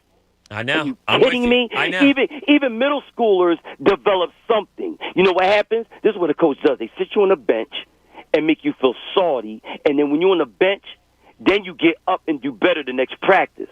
Well, the organization has basically told him to be you, Ben. Be who you are supposed to be. Don't be taking those shots. Don't be doing this. Don't be doing that. Be Ben Simmons. And unfortunately, that's hurt him. You know what, and I get that. And I said to myself, I said, even if he doesn't develop that shot, he is really causing a problem for the defense, so it's a great thing. But this is the thing. Even when you're doing that, if you see that your team is struggling, like let's say Embiid, his foot and everything, they're struggling, and you got 5 points, and you mean to tell me we're number one and win the playoffs, and all we need is 5 points more? Make some free throws and make it happen. That's it. Do it, Jordan. Make it happen. Take over the game. That's all I'm saying. It'll never happen, unfortunately. Theodore, do you have FanFest tickets? No. Well, you do now. That's what's up. Yep. So what, you going to mail it to me? Can I give you my address? Yeah, I'm excited. I'll put you on hold. We'll get all your information. Holla! There you go. Look at Theodore's all happy. Get excited. I don't know if that would have happened if he didn't have his green tea and his honey bun. No. That starts your day off right. It's a little dramatic for him to say if he doesn't have that, he's not eating for the rest of the day, though. Like, I would agree with that assumption. Like, even if I don't have my routine, like lunchtime rolls around and I'm like, I'm hungry. Let's go have a ham sandwich. Exactly. By the way, we got breaking Flyers news right now. Oh, we do? We do. 6 more years of Joel Farabee. Joel Farabee just got a contract extension worth $5 million annually. These guys are buying in big time to the core of this team Chuck Fletcher put together this offseason. That's another long contract over 5 years that we've seen. Wow, I like that. I like when players make investments to a team because they trust the track that they're on. And it's a nice change coming out of a season where it seemed like they fell apart. They're back on track a little bit, I think. I agree with you. I'm a Flyers guy. All right, I'm all in. And I would love to hear from the Flyers fans out there. Everyone always claims that there's not enough hockey talk. Well, you can definitely talk puck with me. We can go through it all. 610-632-0975. But I just want to throw this out there, not to be negative. I don't want to be negative. I just want to objectively analyze what happened last season with Joel Farabee. He scored 20 goals last year in 55 games, which is amazing. He only scored 8 his rookie year, which he still had a really good year. He scored 8 goals. He had 21 points in 52 games his rookie year. But we know that Travis Konechny fell apart after having 24 goals last year. Or the 2 years ago, I should say. He had that amazing season when the NHL went to the bubble, and last year he only had 11, and he fell flat on his face. Should there be any sort of nerves that a 21-year-old kid in Joel Farabee had such a great season last year, it's hard to duplicate that as a young player, and I don't want to put false expectations on him to just deliver as a 20-goal scorer every season at 20-something years old. You know, that's a lot of pressure to put on a kid. So is there an angle there where you're paying him after one really good season and you're extending him, which you were going to extend him regardless. He's definitely a fantastic hockey player. But we watched Travis Konechny take a step back after a really stellar season at a young age. Could this same thing happen to a young Joel Farabee? I don't know about all that. I think Travis Konechny's regression was a blip on the radar. I think it kind of came on a year where the whole team was down and it just kind of grew in that locker room. The real pressure comes when you come with a huge contract extension, something like that. He's getting 6-year, $30 million. So that's an AAV of, what, 5 a year? I'm not a huge math guy, so I can't do 30 divided. Yeah. Okay, so that's not a crazy amount of money for him to be earning, and he's got other additions here that'll cover up for him. I don't think he's going, like, if he was going to be the face of the franchise at that age after one season, sure, that's a lot of pressure to put on the kid, but I don't think he'll feel it with the core they built around him and the other guys he has to lean on. It's hard to hate the moves Chuck Fletcher made this offseason, bringing in Ryan Ellis, bringing in Keith Yandel, and helping out with Ristolainen, bolstering up the D-core, knowing that was such a major flaw last season. With Carter Hart in between the pipes, I think he'll have a better season for sure. And you trade Jake Voracek for Cam Atkinson. I'm a big fan of what Chuck Fletcher's done. But if I look at his track record, he spent a lot of money in Minnesota in a lot of areas that might have not have been the best. And I just wonder, is there a correlation based off of his philosophy and the way that he handles things where we could be looking at some ugly financial parts to this team as we move forward, since he is dealing around all of this money? Now, you learn a lot. I thought Gabe Kapler learned a lot from his experience here in Philadelphia and manages completely different out in San Francisco. They're also ran significantly better as an organization out in San Francisco. But when you fail and when you make wrong choices, you learn from that. You self-assess. You look in the mirror. Unless your name is Ben Simmons, you don't at all, but most people do. Maybe Chuck Fletcher learned from what happened in Minnesota with those very sloppy financial decisions and tweaked it into a new way of handling things here with the Flyers. Yeah, I think he's already showing that a little bit with his ability to move on from Jacob Voracek and that contract. Like, you move him for a Cam Atkinson who's basically, you're getting similar points and you're getting a much safer contract, a cheaper contract there. So he's kind of proven that he's not putting himself in those financial situations again, or at least he's trying not to. Now, will these new contracts, the Ryan Ellis, the Rasmus Ristolainen, and these guys he's bringing in, will they track out over the course of their time here? Will the Sean Couturier 8-year extension look good in 7 years? We don't know, but I don't think, like, the Couturier extension was also great value at just a little bit over $7 million per year when he could have commanded something closer to $9 million on the open market. Right.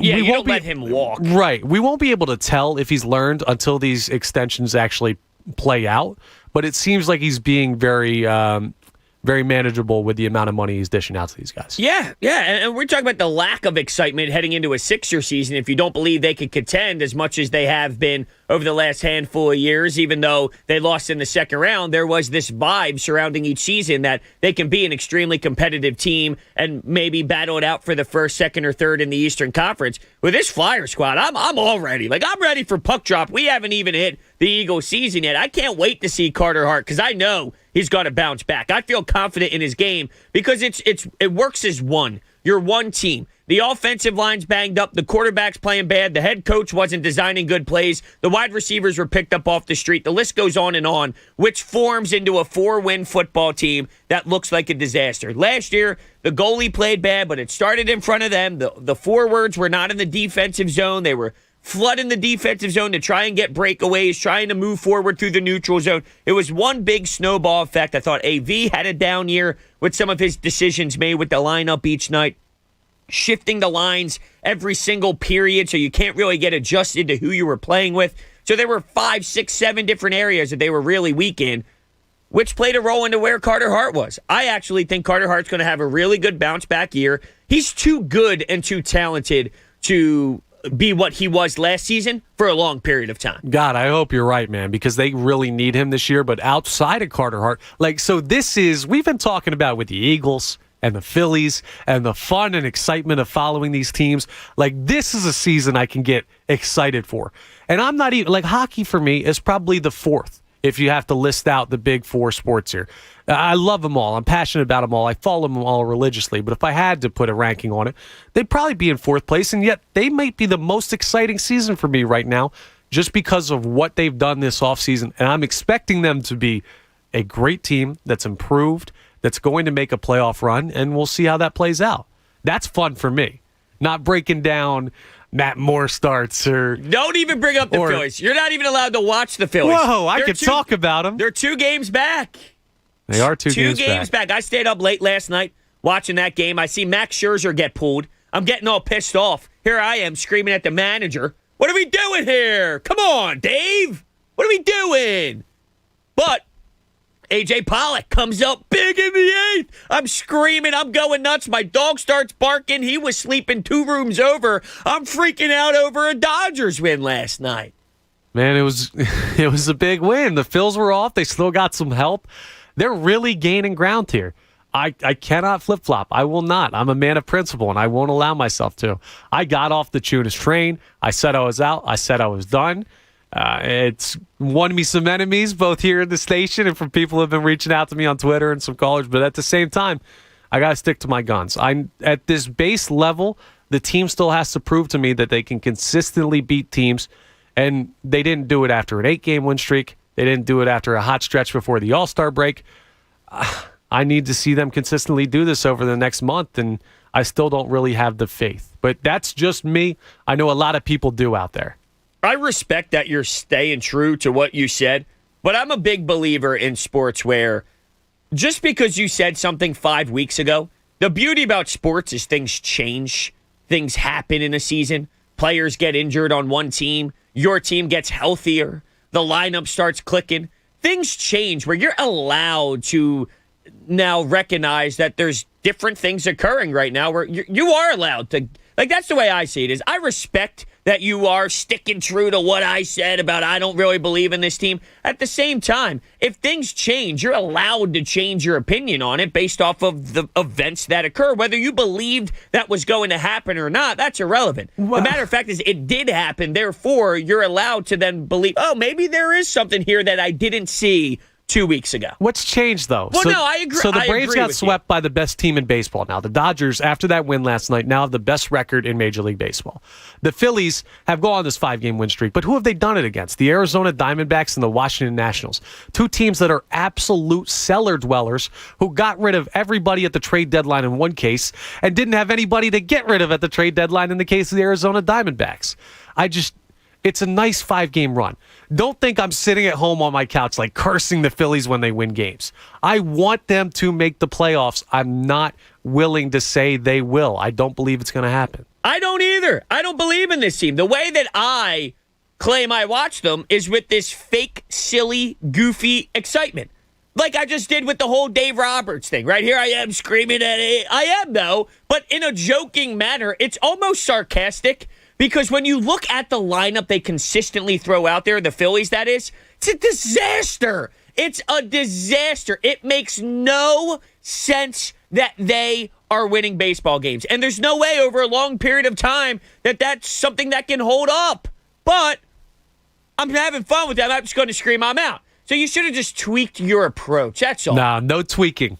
No tweaking at all. I stand firm. I'm like a rock with my opinions. Oh, yeah? How steady's that hand over there? Very. Oh, dude. yeah. Very. I could see it. I'm going to be looking like, what's the guy in Blazing Saddles where he said, this is my shooting hand, and it's all wave. You ever seen that movie? It's an older movie. What are you doing to me? Oh, you're not a movie guy. Yeah, my hand's going to be shaking from this Pepsi that I downed in about 5 minutes during the break. Maybe instead of the weird soda and Pop-Tarts, you take some time, you go catch a film sometime. Yeah, How about that? Maybe I will. All right. 610-632-0975 is the phone number to hop on. Chris, we will begin with you on the other side.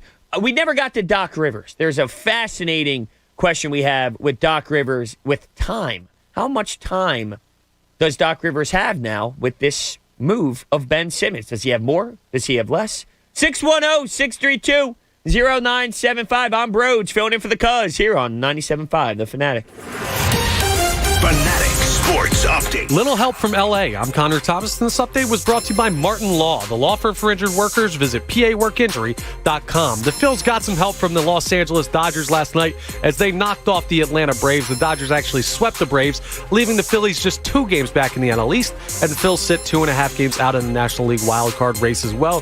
The Phillies were not in action last night with the rough weather rolling through the area. They had the night off. That game was postponed till today at 1:05 p.m. That'll be the series wrap-up game against the Washington Nationals. Aaron Nola takes the mound in that one against Paolo Espino. We'll have that action on the TV at 1:05. Joel Farabee has signed a 6-year extension worth $30 million with the Flyers. The 21-year-old led the Flyers last year in goals with 20, so he'll be here for the next 6 seasons. Don't miss Tom Moore of the Courier-Times joining the Anthony Gargano Show as he talks to Hunter Brody at noon about the Sixers and all the latest news from there. And don't miss a special edition of the Mike Missinelli Show. The great Charles Barkley is in studio guest hosting with Mike for the full 2 to 6 duration of that show. Unfortunately, the Temple football at Rutgers game tonight was postponed till Saturday because of flooding from the weather last night. This update was also brought to you by Mattress Firm.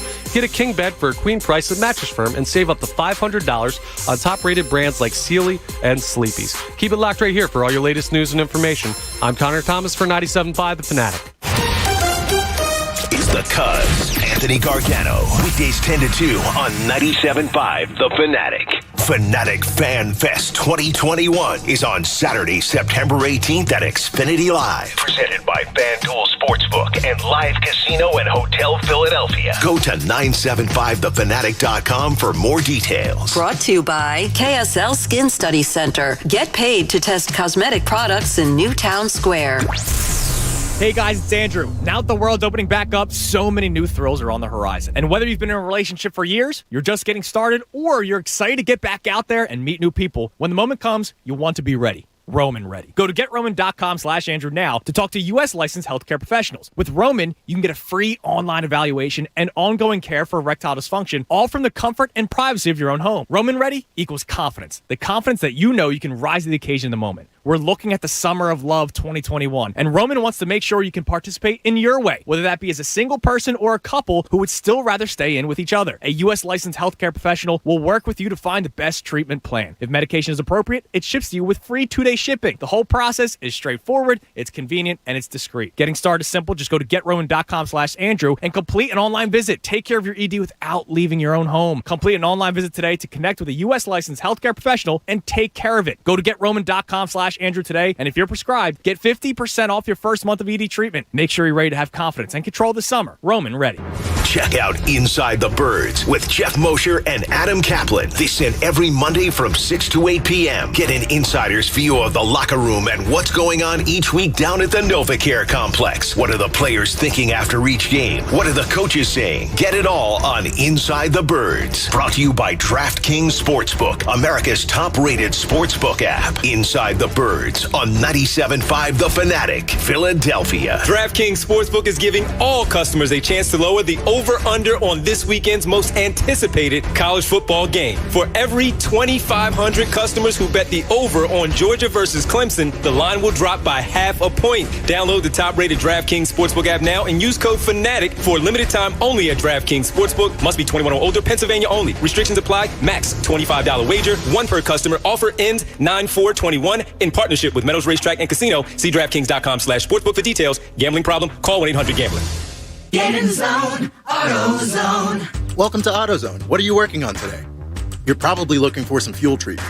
It cleans your fuel system to help your engine run smoother, and that means better gas mileage.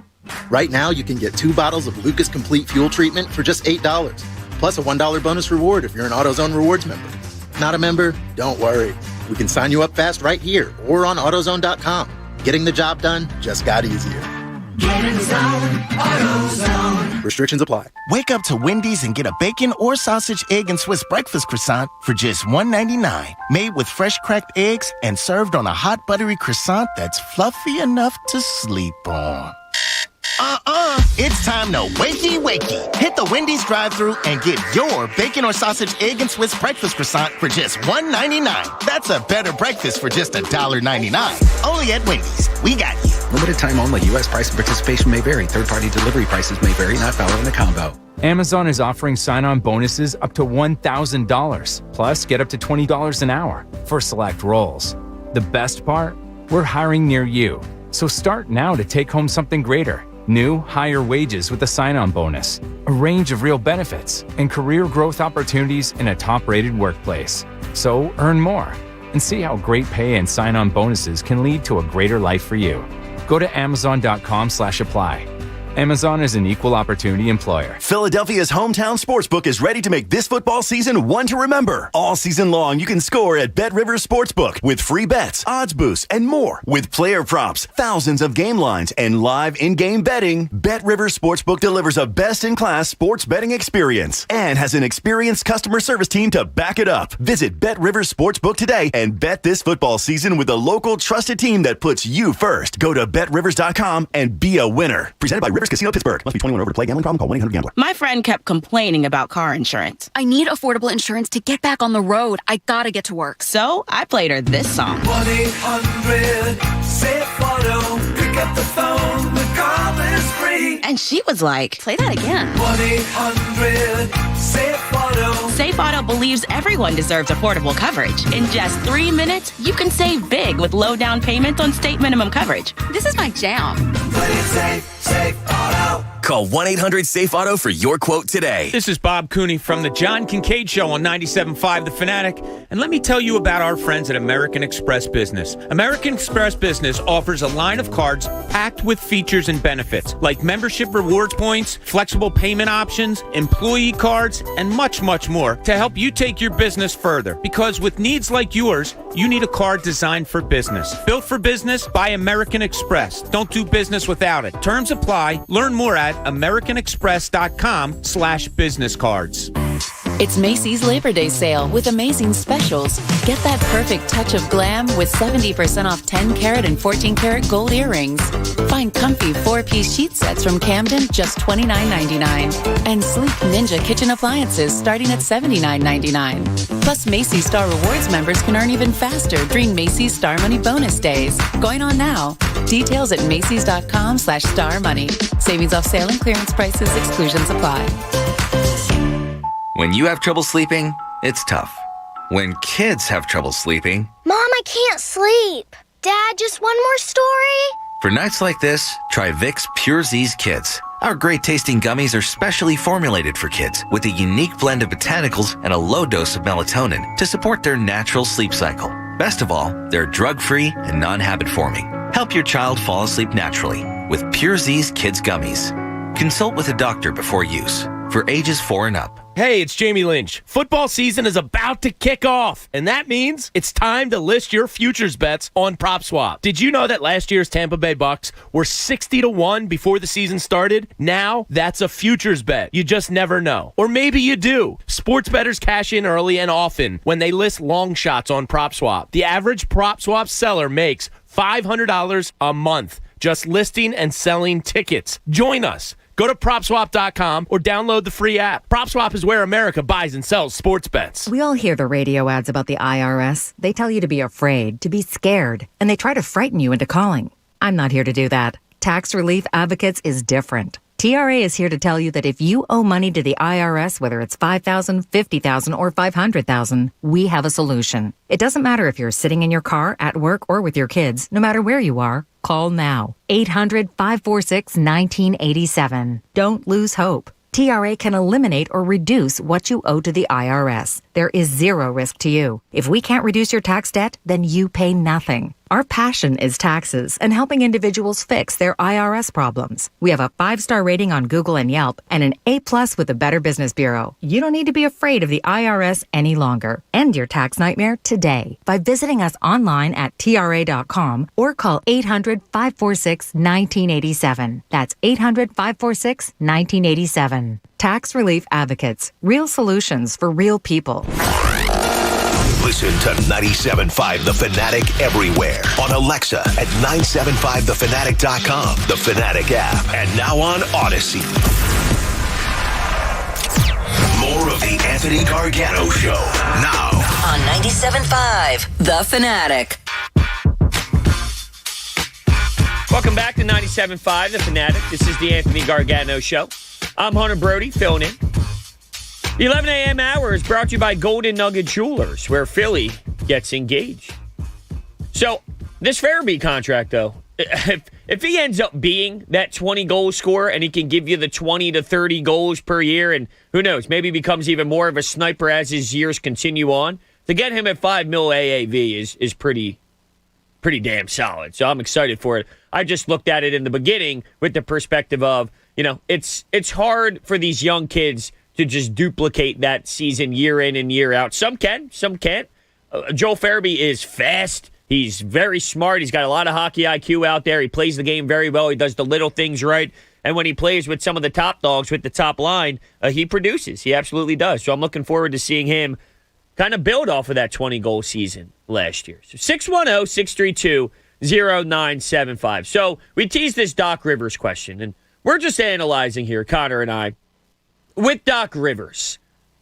If you move on from Ben Simmons, where does that put him with a timeline? Is it demanding championship runs? Does it give him less time? We just heard that he backstabbed the coach, or the coach backstabbed him. Does that play a role at all in the way that ownership is looking at it? How about just from execution? Doc Rivers did not execute very well. If he has another season of just making fundamental mistakes and you can see all of his flaws in a postseason run, whether you think they deserve to go deep into the playoffs or not, if they're basic coaching 101 error, sort of like Danny Green on Trae Young and not recognizing that move earlier in the game, if it's basic flaws like that, would that be enough to maybe look in another direction eventually? What is the timeline of Doc Rivers? When I heard all throughout the season that Tobias Harris needs to be better, Tyrese Maxey was one of our worst defenders, and then you heard him talk about Seth Curry needing to be better. He held everyone accountable except Ben Simmons until the very last game of the season, where he was emotionally saying, I don't know if he could be the point guard of a championship caliber team. So he's willing to talk about everybody else publicly except for one man. And how much of that was organizationally driven, or was that how Doc Rivers personally wanted to handle it himself? Does this buy him time? Does this give him less time? Where I honestly believe, I think it would have been the same regardless. Because what it's going to come down to is, with what you have, are you passing the eye test? Not about you not winning us a championship or not. It's the simple things that I just touched on with basic, fundamental coaching decisions. The way you utilize your respected bench. Not that you have a championship caliber bench, but do you get the most out of the bench that you have? Does your rotations actually make sense? That's the angle that they would be judging, and we'll see what this means. So it'll probably be the same just based off of the decisions being made. 610-632-0975. Let's go to Chris in Williamstown. Chris, you're on 97.5 The Fanatic. Hey, Chris. What's up, Hunter? What's going on? I'll get to that in a minute, but it's funny you were bringing up watching the game last night, getting excited. Like I had my house to myself for the past week, so it was no problem for me to get excited last night, wake up half the neighborhood. But it stinks because not too long ago, past series the Braves had, they were up against Gabe and the Giants. It's just like I can't believe that I was not only scoreboard watching but rooting for Gabe Kapler and the Giants because it was helping our cause with the Braves. Like I couldn't believe what I was telling myself last night. But all right, let's get to the elephant in the room, Ben Simmons. All right, and you mentioned the Doc Rivers thing. You can coach a player only so much. If that player does not take, I can't really say I can put it all on Doc, but to a degree, how do you try to control kids in this day and age, guys, grown men in this day and age? Like that's just where I don't know if we're ever going to really get a guy to take to what a coach tells them, because they're all entitled before they came in. Well, most of them, not all, but a good majority, 90% of them are entitled because they know they're already there. And that's so Ben Simmons, what he has done to me since the day he got here. And don't forget who was brought in the year before him in the first round pick, third overall pick, one Jahlil Okafor. He couldn't shoot a lick. I was so annoyed that you had drafted two guys that could hardly shoot 2 years in a row in the first round. Josh Harris will never leave. We know that. But that has been the problem for the longest time, has been his ineptitude as an owner and not being more of a team owner, but more of a business owner, if that makes sense. No, it does make sense. And I just wonder at this point, did they wait too long to really have this go the way it needs to go? You needed to start the process, no pun intended. I hate just saying that, but it makes the most sense here of, you had to start this process with Ben Simmons on changing the way his brain thinks in a basketball game 3 or 4 years ago. Now that you're 5 years in, what's it going to do? How are you possibly going to change the trajectory of where his brain is in the middle of a basketball game when your instincts take over? It just doesn't flow that way for him, and it's very unfortunate. I don't know if it ever will at this point. Hey, Hunter, as long as he's here, he's always going to be unhappy. He's never going to change. Until he gets his wish, he's not going to do anything different. Nor, wait, here. So say we trade him to Golden State, right, and we, get X, Y, and Z back. I can't wait for him to turn on them and them to send him to the land of misfit toys where he belongs. Because the timeline for changing him is over. It's past. There is no going back at this point. He is what he is. He's been too caught by Brett Brown, and I don't think any coach is ever going to get the best out of him. We wanted that out of Doc Rivers. It didn't happen. Right, and if it doesn't what does that happen, tell you, Hunter? Yeah, if it doesn't happen to Doc Rivers, what coach is going to come in here and change the way about it? That's why everyone's putting even Steve Kerr, him being in Golden State with Steve Kerr, that's not going to change anything. Nothing will change. Right. Yeah, it comes down to the will with the player. The problem is, though, even throughout the 82-game regular season, there's no play designs for him to get a mid-range jumper. There's none of that throughout the last couple tenures of just a simple play design that would get him wide open from 5, 6, 7 feet out to take a standard jump shot. They never implemented that throughout at all, and maybe because they believed, why do that? That's not going to be the best play for our team, considering he can't shoot it very well, so why even try it? But ultimately, you have to do something to have this kid advance with his skill set, or this is going to be the outcome. I'll leave you with this. What does he do in the first handful of games every year, at least once or twice? Takes the jump shot. And then he goes away for the rest of the season, never does it again. But if you remember, there's been at least 3 or 4 different times that I can think of off the top of my head, year by year by year by year. He takes a jump shot and never does it again. It's amazing. I've never seen anything like it, Chris. You have your Fan Fest tickets, correct? Yes, I do. Awesome, man. Can't wait to see you there. Thank you so much for calling in. Let's go to Josh in Marlton. Josh, you're on 97.5 The Fanatic. Hey, how you doing, sir? Hey, Josh. Oh, good to talk to you. I appreciate it. First time caller. I've been listening to the show for a long time, for whatever it's worth. But absolutely, for me, this whole thing with Ben, people would argue, that we have to trade him. We have to trade him now. Get what you can and dump bait. And I know having him pull the junk that he's pulling, and if this goes into the regular season, it's a distraction. But I look at this as he signed for the next 4 years. And my attitude is you got to hold on to him, and you got to get a top 10 player for him. Because if you look at the history of the Sixers, nobody has ever signed with the Sixers as a free agent. People might tell you, well, look, if you do this, you're going to ruin your reputation with the players in the league, and you're not going to get free agents. My argument is, when did we ever? Name me a time when we signed a player as an unrestricted free agent when he was a top 10 player.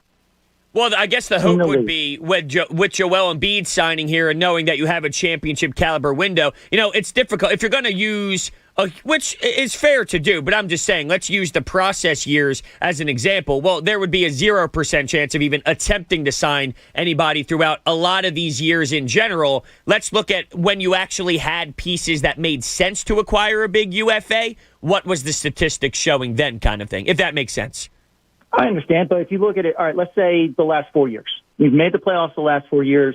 We've had 3 off seasons to try and sign some of the best players in the league. And we really haven't been able to do it with anyone. Well, only because financially... We tried it with Kawhi. Yeah, I mean, financially you were stuck, though, because once you made the Jimmy and Tobias move and you had to pick between the one, when you had Ben, Tobias, and Joel, you're very limited on those type of acquisitions that you can pull off. I understand, but even before that, there was 2 years where we were trying, and we couldn't get big names to get in here. So you would hold out? You would play. I would hold out. Okay. I really would, because if we trade him for a Wiggins or a Russell and a bag of junk, the way I put it to him, I tell him, I say, listen, it's real simple. You want to get traded? The feeling's mutual. I want to trade you, but the best way to do that is for you to come in here, ball out, and give me a reason to trade you, because I know what your value actually is. But because of what you did in June, we're never going to get that.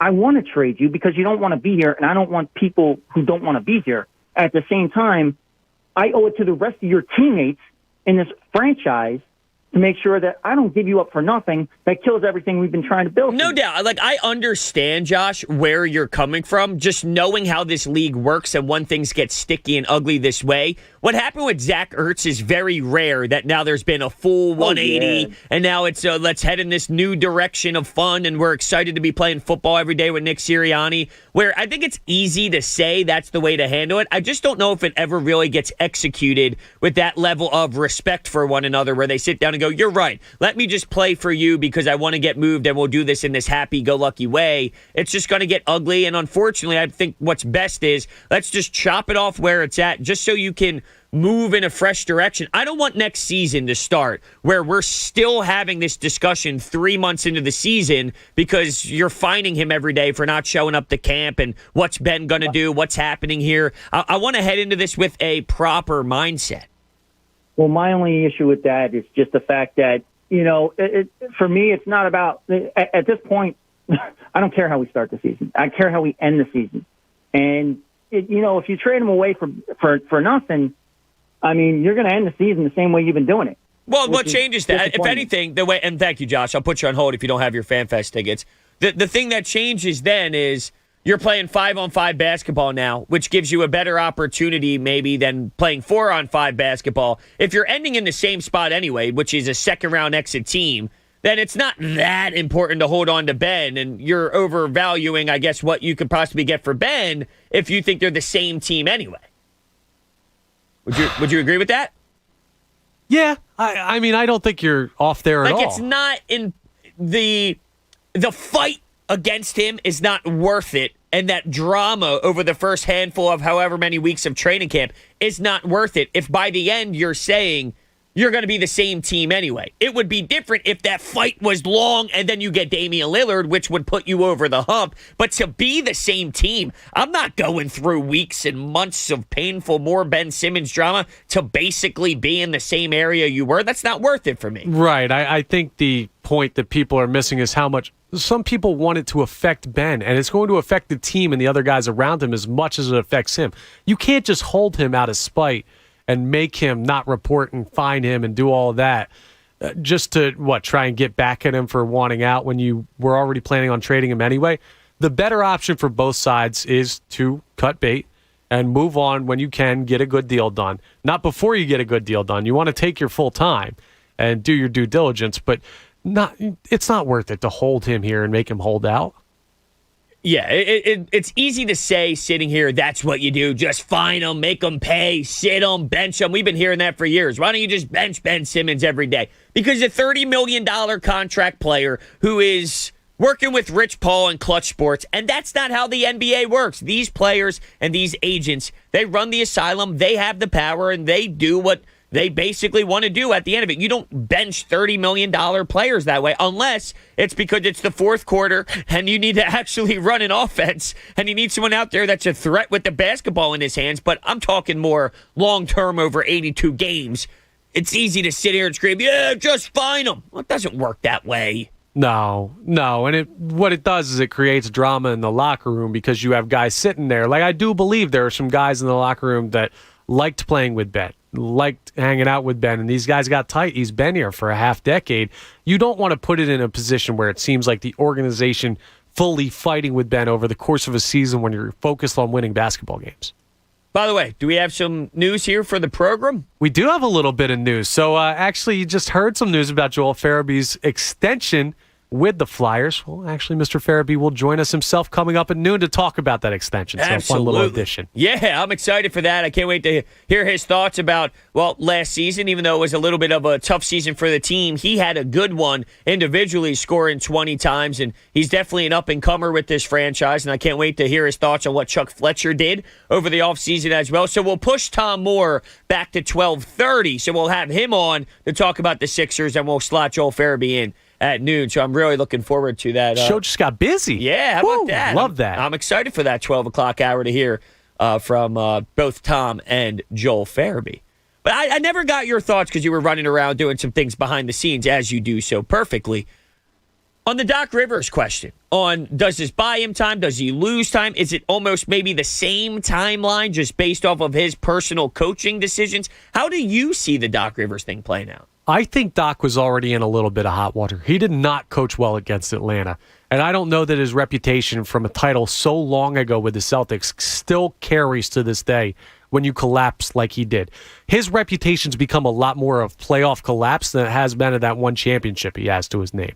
So I think he was already a little bit, not on the hot seat, but the seat was getting a little bit warm. Now with Ben leaving, I think the only possible, it can't make it hotter for him.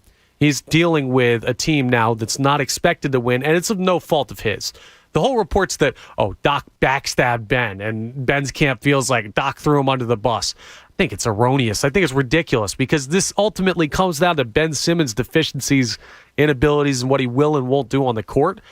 So I think Doc getting a team with lower expectations can only make his job easier as a head coach. That's what makes this the most bizarre about it. There are plenty of times where it's not solely just on the individual athlete, although me personally, I put a lot more stock into that than most. When I am blaming individuals in sports, I do look at the individual more times than not, but it's fair to recognize that sometimes there's a lot of pieces surrounding the issue, and it's not as simple as pointing the finger at one person. Here, with all this nonsense that's being reported and how he feels and Chris Broussard saying this and he's getting his information from Clutch Sports and Rich Paul and all that, this is nothing other than one person won't shoot a basketball. And the fact that it's getting blown out to this wild level of Sixers fans are a joke, Philly fans need to be better, the head coach threw him under the bus, and Joel Embiid wasn't happy with him either. Stop with all the nonsense. It's as simple as this. Sometimes I like to peel back the layer, and other times it's simple and you don't need to do as much research as you think. And with this time, it's pretty simple. One guy's not doing his job. He's not doing his job. And that is affecting everybody else to the point where you're now questioning, is he the main reason why this team is not getting over the hump? And you can date this back to when they played the Toronto Raptors. Jimmy Butler, all these possessions late in the game. Everyone's all upset. Well, Brett Brown, shot clock violation. You have to take the ball out of your primary ball handler's hands down the stretch in the fourth quarter for 5 minutes and just beg Jimmy Butler to play isolation ball and score. We went over this yesterday. I like Jimmy Butler. I don't believe in Jimmy Butler over 7 games every fourth quarter for 5 minutes straight of Jimmy Butler basketball game after game after game. And unfortunately, you have to do that when Ben Simmons is not doing his job. And that's what just, it crushes me inside, that it's not as simple as that right now. The way the media, the national media, the way Rich Paul and Ben Simmons is trying to spin it. Ben Simmons is not doing his job. It is as clear as that. Deep breath. Crazy. Well, it is. I'm trying to take deep breaths as I finish my Pepsi. Well, someone who did his job is going to join us next. So hopefully that helps us get a little happier tint on the show after these past 2 days of Sixers turmoil. You're giving me an opportunity to talk some puck right now? Of course there's a smile on my face. I'm super excited for it. I just checked my phone here as we're ready to head into break. I got 97 different notifications. The Athletic, ESPN, The Score, you name it. Joel Farabee, new deal is for 6 years and carries an AAV of $5 million. And he's going to join us next. So I'm really excited to talk to him about his thoughts on everything Flyers hockey and his own personal individual season that he had last year. It was awesome. So we're going to do that. Joel Farabee joining us next. I'm Broads, filling in for Anthony Gargano on the Anthony Gargano Show. Fanatic Sports Update. Another finalized Flyers extension. I'm Connor Thomas. This update is brought to you by Temple Football. Don't miss big-time college football action when the Temple Owls battle Boston College Saturday, September 18th at noon at Lincoln Financial Field. Kids tickets on game day are only $12, so visit owlstix.com. Yes, Joel Farabee has signed a 6-year extension worth $30 million with the Philadelphia Flyers. The 21-year-old led the Flyers in goals last year. As you just heard, he'll be joining the Anthony Gargano Show coming up next to talk about his extension with the team. The Phils were off last night due to the inclement weather, but they still picked up a half game in the NL East pennant race. The Braves fell to the Dodgers, ending up getting swept out of their series in Los Angeles. The Phils just 2 games back in the NL East and 2.5 games out of the NL wildcard race. Will be back in action today in Washington. Their game is at 1:05 p.m. It's the makeup game for last night. Aaron Nola will take the mound as scheduled against Paulo Espino, and that will be the wrap-up game of that series. Tom Moore, who was previously going to join us at noon to talk some Sixers, will join the show coming up at 12:30. And make sure you're tuned in for the entirety of the Mike Missinelli Show as Charles Barkley guest hosts with Mike today from 2 to 6 p.m. The Temple football game tonight against Rutgers was unfortunately postponed until Saturday. That time is still to be announced. This update was also brought to you by Mattress Firm. Get a king bed for a queen price at Mattress Firm and save up to $500 on top-rated brands like Sealy and Sleepy's. Keep it locked right here for all your latest news and info. I'm Connor Thomas for 97.5 The Fanatic. Anthony Gargano, weekdays 10 to 2 on 97.5 The Fanatic. Hey guys, Bob Cooney here. In college football, it's back. And FanDuel Sportsbook, in partnership with Valley Forge, is making Week 1 even more exciting right now. All customers get a risk-free bet on any Week 1 game. That's right. Place any Week 1 bet and get a refund in-site credit if you don't win. To get you started, there might be some games that you like. It could involve some of the local teams. Maybe it's a place where your kid goes to school or where you went to school. Whatever it is, FanDuel is awesome with it, and you can have so much fun. Offers like this are just one of the reasons I love betting college football on FanDuel. #1 rated sportsbook app in America, easy to use, safe and secure, and fast payouts. Just open the FanDuel Sportsbook app to get started. Sign up with promo code BOB to also get risk-free bet up to $1,000. That's promo code BOB. 21 plus and present in PA. Refund issued as non-withdrawable site credit that expires in 7 days. Max refund $10 unless otherwise indicated. Restrictions apply. See terms at sportsbook.fanduel.com. Gambling problem? Call 1-800-GAMBLER. Men, it's summertime. And if you're like many men today, you have been cooped up, maybe put on a few pounds, and probably haven't been getting the exercise you need. But if you're feeling sluggish and just don't have that youthful energy anymore, you very well may have low testosterone. Low T causes many issues: reduced libido, low energy, bad sleep patterns, problems with muscle gain, and more. If this is you, it's probably time to get treated for low T. This is Dr. Avidan Appel from Iron Mountain Men's Health. At Iron Mountain Men's Health, we treat men every day for low T. We see them put on muscle, add to their energy, improve their sex lives, get better sleep, and just feel better. You will see positive results in just a few weeks. So make your appointment today with me, Dr. Avidan Appel, and see if testosterone therapy can change your life. Visit us online at ironmountainmenshealth.com. That's ironmountainmenshealth.com. Iron Mountain Men's Health, the leader in men's sexual health. We all hear the radio ads about the IRS. They tell you to be afraid, to be scared, and they try to frighten you into calling. I'm not here to do that. Tax Relief Advocates is different. TRA is here to tell you that if you owe money to the IRS, whether it's $5,000, $50,000, or $500,000, we have a solution. It doesn't matter if you're sitting in your car, at work, or with your kids. No matter where you are, call now. 800-546-1987. Don't lose hope. TRA can eliminate or reduce what you owe to the IRS. There is zero risk to you. If we can't reduce your tax debt, then you pay nothing. Our passion is taxes and helping individuals fix their IRS problems. We have a 5-star rating on Google and Yelp and an A+ with the Better Business Bureau. You don't need to be afraid of the IRS any longer. End your tax nightmare today by visiting us online at TRA.com or call 800-546-1987. That's 800-546-1987. Tax Relief Advocates. Real solutions for real people. It's like I blinked and suddenly all my business shifted to e-commerce.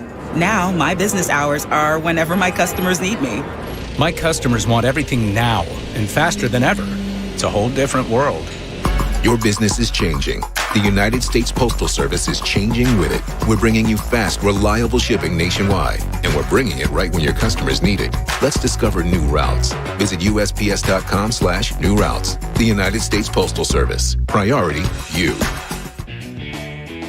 Check out the Tyrone Johnson Show this and every Saturday throughout the football season as he broadcasts live from the Bet Rivers Sportsbook at Rivers Casino Philadelphia from 9 a.m. till noon. Watch your favorite sports in the comfort of luxury reclining leather chairs. Place a bet on any of the 33 self-service betting kiosks or 6 betting windows. Enjoy the Sportsbook bar with electronic poker and first-class service. It's the Tyrone Johnson Show live from the Bet Rivers Sportsbook at Rivers Casino Philadelphia. Saturdays from 9 a.m. till noon. You must be 21 or older. Gambling problem? Call 1-800-GAMBLER. What can give you a competitive edge in today's red-hot housing market? Rocket can. That's because Rocket Mortgage can give you a verified approval. It could help your offer stand out. Rocket Technology provides a rock-solid verification of your income, assets, and credit, giving sellers greater confidence in you. Go to rocketmortgage.com or call us today at 8338-ROCKET. A verified approval is based on an underwriter's analysis of your individual financial information, appraisal, and title report. Call for cost information and conditions. Equal housing lender license in all 50 states and MLSConsumerAccess.org number 3030. Well, I've been talking about Squeeze.com for months now. Have you been squeezed yet?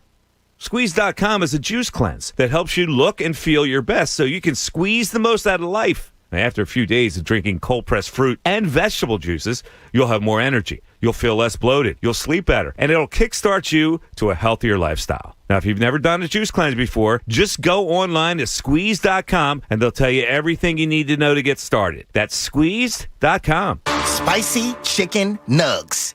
We didn't say Wendy's, but you probably thought Wendy's, and you thought right. With a unique blend of spices, these are the spicy nugs that other spicy nugs wish they were. And with Wendy's new Ghost Pepper Ranch sauce, you'll reach new levels of spicy. So you're probably thinking, where's the closest Wendy's? Get the only 6-piece spicy nuggets worthy of their name for free with purchase in the Wendy's app. Limited time only. Participating U.S. Wendy's. Offer must be redeemed via the Wendy's app. App download and account registration required. Not valid with other offers. See offer and app for additional terms. Get in zone, AutoZone.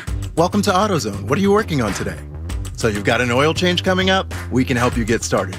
Right now, you can get 5 quarts of Castrol GTX and an STP oil filter, plus an STP air filter or cabin air filter for just $34.99. And you can get it all fast, your way. Just order online with our free same-day store pickup or next-day delivery. Get in the zone, AutoZone. Start your job today at AutoZone.com. Restrictions apply. 5G is here, but the big carriers want you to sign a pricey long-term contract to get access. Well, not anymore, because Straight Talk Wireless has rolled out 5G coverage nationwide, with plans starting at just $35 a month and no contract. Plus, get a Samsung Galaxy A32 5G for $299. All on America's best networks. 5G coverage, 5G phones, less money. Straight Talk Wireless. No contract, no compromise. 5G capable device required. Actual availability, coverage, and speed may vary. Hey, it's Natalie Eganoff. Join me on the home team with the Parks Casino Sportsbook app. You can join me now and bet on baseball, golf, MMA, football, and more. There's live in-game play-by-play betting. New customers can sign up right now and get your first bet risk-free up to $500. Your risk-free bet refunded in site credit. Just download the app or click parkscasino.com/PA and use promo code Natalie. You can follow me on Twitter at Parks Sportsbook. Must be 21 and in Pennsylvania. Gambling problem? Call 1-800-GAMBLER. Golf season is in full swing, and the Parks Casino Sportsbook app has you covered. Betting on golf is fun. Bet on outright winners. Bet on match winners. Bet on individual golfers' daily performance. Live hole-by-hole betting. The Parks Sportsbook app has a great offer to bet on golf for new customers. Download the app and make your first bet on golf risk-free up to $500. Click parkscasino.com/PA and promo code GREEN. Your risk-free bet refunded in site credit. Website has all terms and conditions. Must be 21 in Pennsylvania. Gambling problem? Call 1-800-GAMBLER. WPEN Burlington, Philadelphia, a Beasley Media Group station. 97.5 The Fanatic, Philadelphia. 12 o'clock, 97.5 The Fanatic. I'm Hunter Brody, filling in for Anthony Gargano. Here on the Anthony Gargano Show, we have a special guest joining us, Joel Farabee of the Philadelphia Flyers, who just signed a nice ticket, 6-year extension. $5 million AAV. He's joining us now on the Comcast Business Hotline. Joel, congratulations. Thanks for joining the show. Yeah, thank you, and thank you for having me. Absolutely. So, what do you do in the offseason, by the way? Do you stick around here? Do you hang out, skate with the boys, or do you go back home and do some stuff there? Yeah, I was home for probably like most of June, most of July, and then I've been back in Philly for almost all August. Yeah, it's pretty easy for me. I'm almost. It's only like a 4.5-hour drive, so it's not too bad. I can pop in and out. But yeah, it's definitely good. We're getting a lot of the guys back now in Philly, so we're getting some better skates going, and we're just getting ready for camp. Yeah, absolutely. So Chuck Fletcher's obviously made some big moves to the back end and brought in Cam Atkinson, Derek Brassard. You mentioned all the boys getting back together and all. What's the atmosphere like right now, knowing that Chuck, put together a really strong team as we enter the season? Yeah, for sure. I think there's a lot of excitement. Obviously most of our team's pretty new this year, and I think along with the older guys that we had and the leadership that we already have, I think it's going to be a really good mix. And I know guys are pretty excited just to get camp going. I think most guys really just want to get the season started. I think we've been off for a little bit here, and everyone's ready to start playing hockey again. Yeah, for sure. So last year for you individually, you had a fantastic season, scoring 20 goals. It was tremendous. What did you focus on in that offseason to make that jump? You went from 8 goals to 20, and what was like an emphasis in your offseason to have that type of season?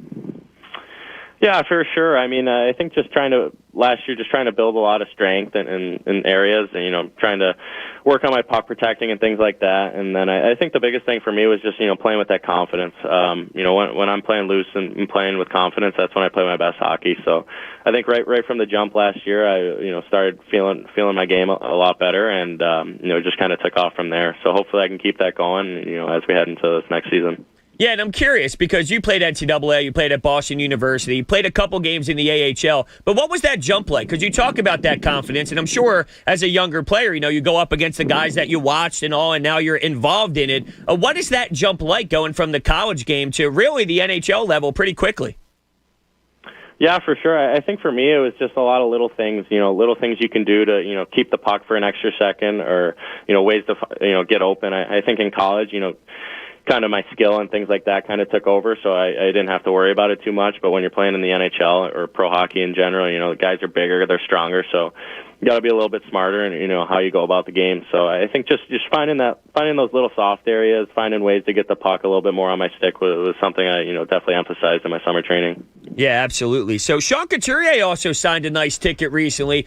Tell us a little bit about what he means to this team. First off, in the locker room, because he rocks a letter on his chest, and of course what he brings to the table from a two-way perspective. Yeah, I mean, I think just watching Coots as a player, just the way he plays the game, how hard he plays the game. It's to be a younger guy playing on the same team as him, I definitely look up to him. And then, you add in the off the ice, he's probably one of the best guys around. He's so nice. He cares about every single guy in this organization. So, to get him locked up, I think is huge for this team. And, he's going to be, probably one of the bigger parts, moving forward. How important is it when you are a younger player? I remember specifically last season, the broadcast was showing you on the bench while the power play was out on the ice, and it was Claude Giroux, Jake Voracek. They set up a play, and they scored off that offensive draw within 5 seconds, and they executed it perfectly. And the broadcast was kind of talking about, because I think you even mentioned it too in a post-game press conference on, picking up on those little things and really studying the vets to see how they do handle those moments, and they do exactly what they said they're going to do prior to getting out there on the ice. How important is it as a younger player to really watch them do those little simple things? Yeah, 100%. I think even going back to your first question about the jump from college, I think that was one of the biggest things I noticed was just how guys in the NHL think the game before, and what's going through their head and stuff like that. Like I've heard G and Coots talk about face-offs for hours on end, and it's just insane how they think about it. So their knowledge is so great, and just to be able to listen to them, and I think there's been a number of times where I've had a bad game or things like that, and G or Coots have come up, tapped me and made me feel a little bit better. So they're great leaders. I know. I think heading forward, I think they're going to be crucial to how this team moves forward, and I think like I said, their leadership is so great. Yeah, we're talking to Joel Farabee, who just signed a 6-year extension with the Flyers. What was it that made you feel comfortable, with this team and the way that their trajectory is to lock up for 6 years? Yeah, for sure. I mean, I think even just heading back to the draft, when a team believes in you and things like that, you get a lot of excitement and joy. So, hopefully I can, play in Philly as long as I can. And, to sign this deal, I think it's really nice for me. I'm looking forward to the future here. And, I think we can do some great things. Do you have any nice spots around town that you like to go to? Any specific restaurants? Where's the local spot? Maybe you don't want to blow it up and people start running into you, but do you got some good spots you like around town? Yeah, for sure. I think the one great thing about Philly is the food. People always ask me what's great about Philly, and I always say the food. So there's definitely a lot of good restaurants. I'm a huge cheesesteak guy, so being able to get those pretty frequently is nice. If there's one restaurant I had to give a shout out to, it'd probably be Double Knot for sushi. I think that's wow. I like that. I'm a sushi man myself. You know what I mean? I go for like 6 or 7 rolls, and then I can't move off my couch for the rest of the night. Yeah, that's usually how it goes for me, too. I love it. So, yeah, we're really looking forward to this season, Joel. And when I brought up Chuck Fletcher and the moves that he made previously, we mentioned leadership a lot, but there's been a big emphasis in general on the acquisitions with you got Ryan Ellis, you got Ristolainen, you got Keith Yandel, you're bringing in Cam Atkinson. You brought a lot of guys that wore the A on their chest. When things do go south or sour in an 82-game season, because it is inevitable that sometimes there's some ups and there's some downs, how important are all these additions going to be to making sure the core stays together? Yeah, 100%. I mean, like I said, some guys have been in town, so I've been able to meet a couple of the new guys, and when you get older guys from other teams and things like that, guys who have worn letters and things like that, it brings a lot of knowledge, and it brings a lot of trust within each other. So I think we have a really good team on paper, but at the end of the day, we got to go in and prove it. So I think this camp's going to be really big for us to get a good feel for each other, and then obviously once the season starts, we got to be ready. I know we're a little bit removed from this, but how bizarre was it when you guys did go to the bubble? And even a little bit last year before fans came back into town. Was it tough to get up, or was it once you're in there, the adrenaline's going, it's kicking, and your instincts take over out there on the ice? Yeah, I mean, I think it was for sure different. Obviously, playing with no fans in a playoff game. I've never played in a regular playoff game, so for me, it's kind of hard to say. But I think in the bubble, I think they did a great job of the fake crowd noise and things like that. So in terms of getting up for games, I don't think that was an issue. I just think maybe that home ice advantage and things like that was a little bit different in those scenarios because of where we were and the bubble and things like that. So hopefully with this year, if we can get into the playoffs, I know how the Wells Fargo usually gets. So I'm excited to see if we can get into a playoff spot, what the building will be like. We'll leave you with this. Do you have a pregame routine, a pregame ritual? Earlier, we were talking about how I need to get my Starbucks coffee on my way to the show, and I have this whole plan, but because of the weather, I'm in for a loop today. I didn't have my coffee, so I'm out of whack. For you, do you have something you need to get done before a game so you're not out of whack? Yeah, I mean, I don't really think I have anything crazy. I think a lot of hockey guys are pretty similar. They take a nap during the day and things like that. Usually game day is pretty simple for me. I like to keep it loose, kind of just chop it up with the boys in the locker room before, play a little soccer, and then, get my body right. So I try to go into each game with trying to think as least as possible and, just go in there with an open mind and, feeling really good about myself. So probably be the only thing. I don't think I have anything crazy superstitious that I do. Well, congratulations, Joel. We're really excited to see you here for the next 6 years extended from your current contract. And once again, congratulations. And we're really excited to see the Flyers play this year. Awesome. Yeah, thank you. And, thanks for having me. Absolutely. That is Joel Farabee. Just signed a nice ticket with the Philadelphia Flyers. Had 20 goals last season. Joined us on the Comcast Business Hotline. Comcast Business, every day in business is a big day. Let Comcast Business keep you ready for what's next. Joel Farabee, how about that? No pregame ritual, nothing too crazy. Just chop it up with the boys. Nah, when your young bees are in the cut, you could just show up and play, man. Net 20 goals, lead the squad. That was cool to get him on like that. And I feel like are hockey guys superstitious? So when I played, there was always a good amount that were. Like, I had a teammate that had to drink the certain drink in his stall, and it would always be to the left of him when he's tying his skates and when he's getting ready. The other one would have to have 2 peanut butter and jellies before the game. So I always had teammates that was doing something. I had my own where I had a playlist on my, at the time, I guess, when I was playing, it was still iPhones, but I had a set playlist where I had to listen to the first 9 tracks of the playlist in order as I'm doing my dynamic warm-up. I gotcha. Yeah. Okay. So that's what I did. You had none in baseball? No, I had the same breakfast every day. I'd go over to Mickey D's and get a sausage, egg, and cheese McGriddle, 2 of them, which is not great for performance, but for me it worked. Being a D3 baseball player, I wasn't exactly at the height of athleticism. But nothing crazy. I was a pitcher, and so pitchers are kind of weird when it comes to baseball. They're not necessarily the most superstitious guys. They're just kind of out there doing our own thing.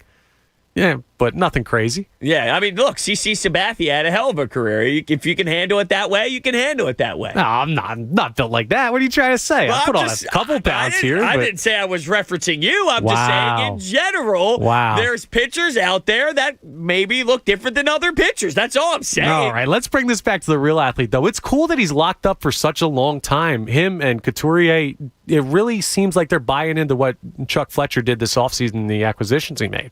Oh, for sure. And I wanted to really emphasize there the leadership because I know Chuck Fletcher has. That's an obvious way to look at this is he is targeting someone that has an A on their chest. Derek Brassard. You look at Ellis with him coming here. Keith Yandel, Cam Atkinson. The list goes on in acquisitions that had a letter. It's a clear and obvious way they were trying to approach this as an organization. So what does that mean to that locker room? What does that mean as a core group of players that are in this, like they're players who've been around the block because they're veterans in Sean Couturier and Kevin Hayes and Claude Giroux, but you do have that mix of Joel Farabee, Travis Konechny, Scott Lawton, Oscar Lindblom. There is a core, too, of this younger group, so you need to find that balance. And when times do get tough through an 82-game season, because that is inevitable, you won't win every single game, how do those veterans make sure that you stay together as one? And that's something Chuck Fletcher wanted to make sure was in that room. It's been a really strong offseason for them, and you heard Joel just say it. They've got to take it out and actually do it on the ice, not just on paper. But he's absolutely right. Like, on paper, they have a good-looking team. I know it's been back and forth, like, in the playoffs, out of the playoffs for so long now. But it looks like they've got these guys locked up for a little bit of time. They've got some guys who have worn letters for other teams. This core looks like they've got some ability, and I think it's going to be a special season for them. What we need is the players that had a little bit of a down year last year to pick it up. One of the reasons why 2 seasons ago they were successful, their forecheck was unbelievable, and their 4 lines were rolling. You weren't getting, let's say, spectacular play from your top 2 lines that were just so dominant, sort of like the Boston Bruins. You know the Bruins are going to succeed when their top line is going and scoring a bunch of goals. Pasternak and Bergeron, that's what they do. Brad Marchand. With the Flyers 2 years ago, it could have been anyone on any line. It could have been Derek Grant, who they picked up at the deadline. It could have been Oscar Lindblom, Scott Lawton, Claude Giroux, Jake Voracek. It could have been anyone on that given night.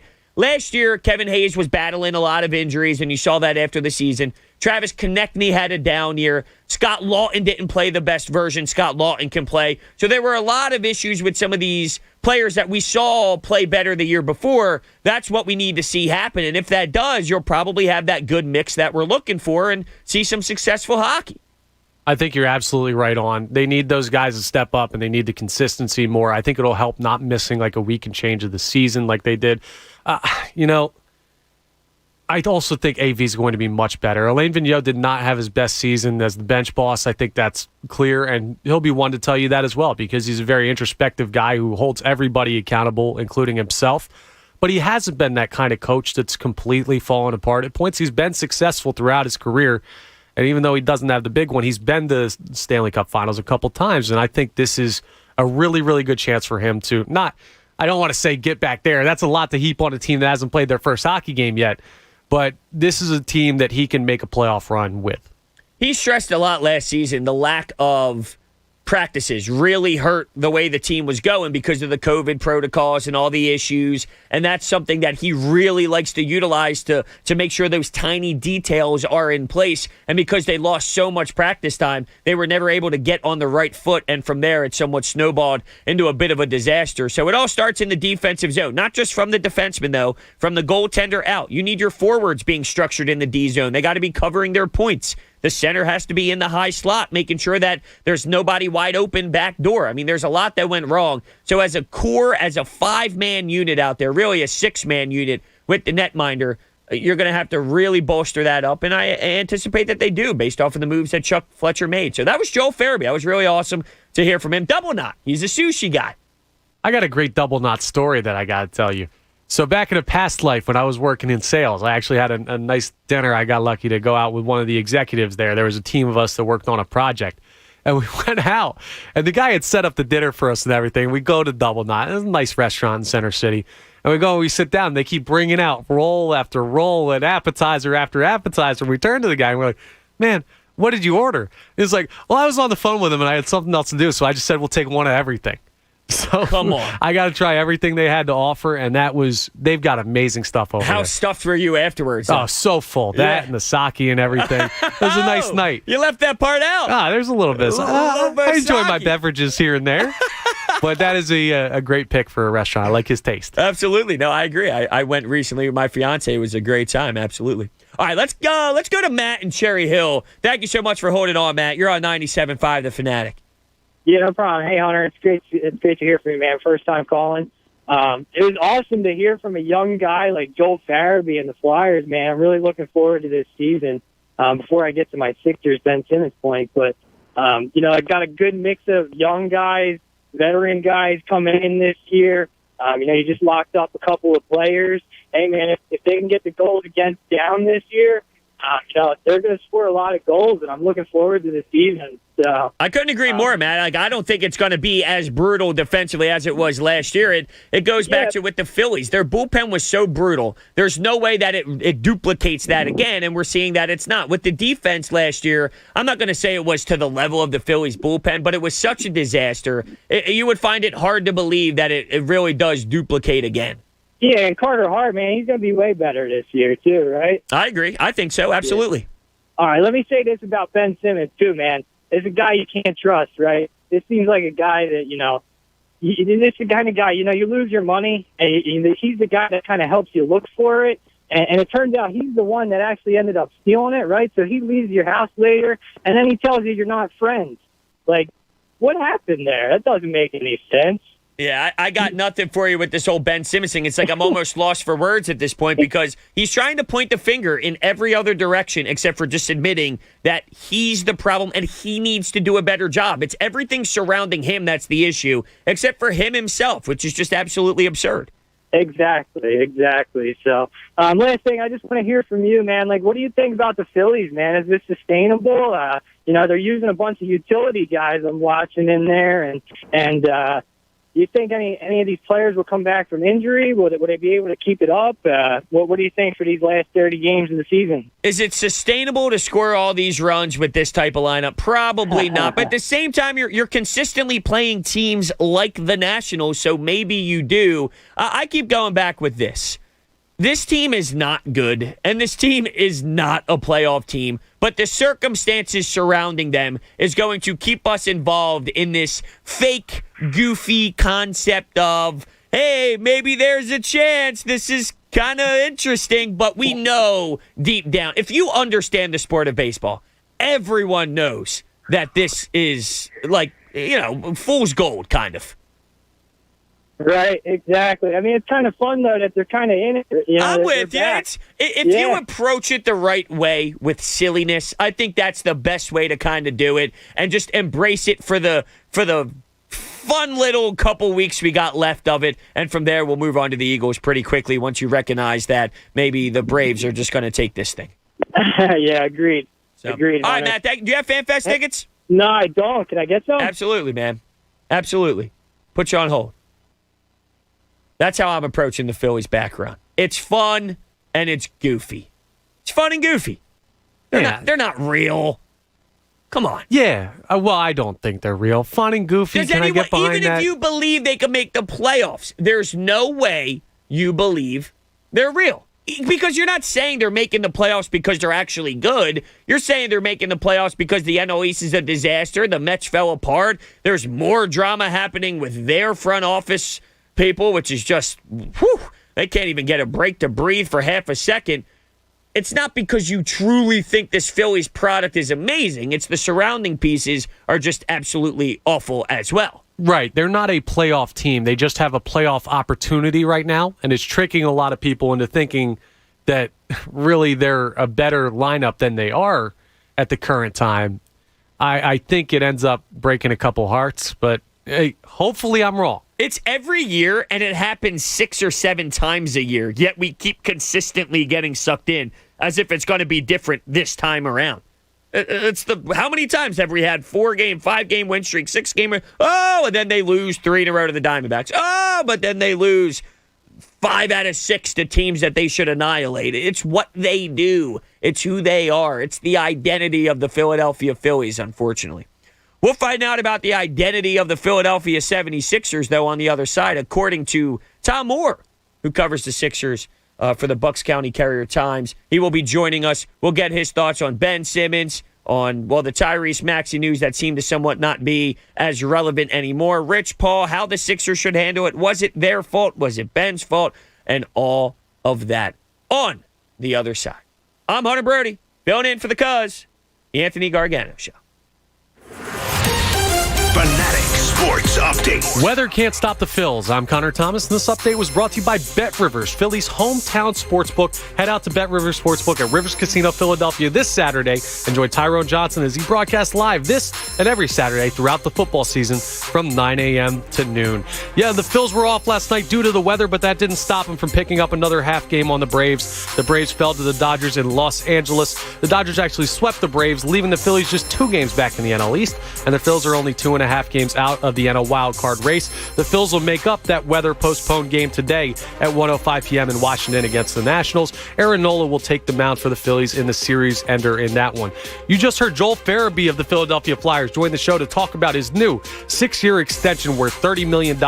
He led the Flyers in goals last year with 20. That full interview will be podcasted on 97.5thefanatic.com. And don't miss our next interview, Tom Moore of the Courier-Times, joining Hunter next on the Anthony Gargano Show to talk some Sixers.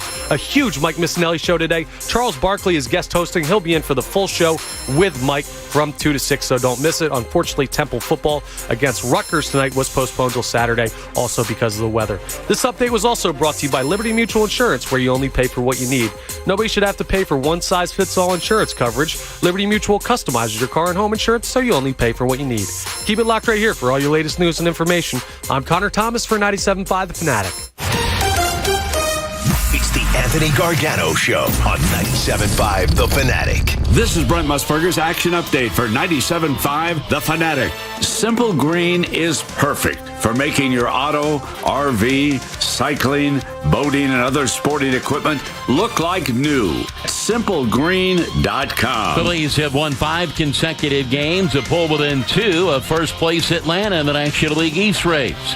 Philadelphia today, $1.18 road dog at Washington, plus 111, 9.5 flat. The total. The Braves have dropped 3 straight after being swept by the Dodgers. They head to Denver today, Coors Field, to meet the Rockies. Braves with another 45 road favorite. Rockies plus 135, 13 under the total. Rockies 61-72, 43-22 at home. Temple Owls today, a 14.5-point road dog at Rutgers, 52 the total at SHI State. DraftKings Sportsbook is America's top-rated sportsbook app. I'm Mike Sennett, 97.5 The Fanatic. Hey guys, it's Andrew. One thing I love about betting on FanDuel Sportsbook in partnership with Valley Forge is you get more than one shot to swing for the fences. New and existing users can get up to $25 back in site credit. You place a minimum 5-leg baseball parlay, and if it falls 1 leg short, you get up to $25 back with parlay insurance.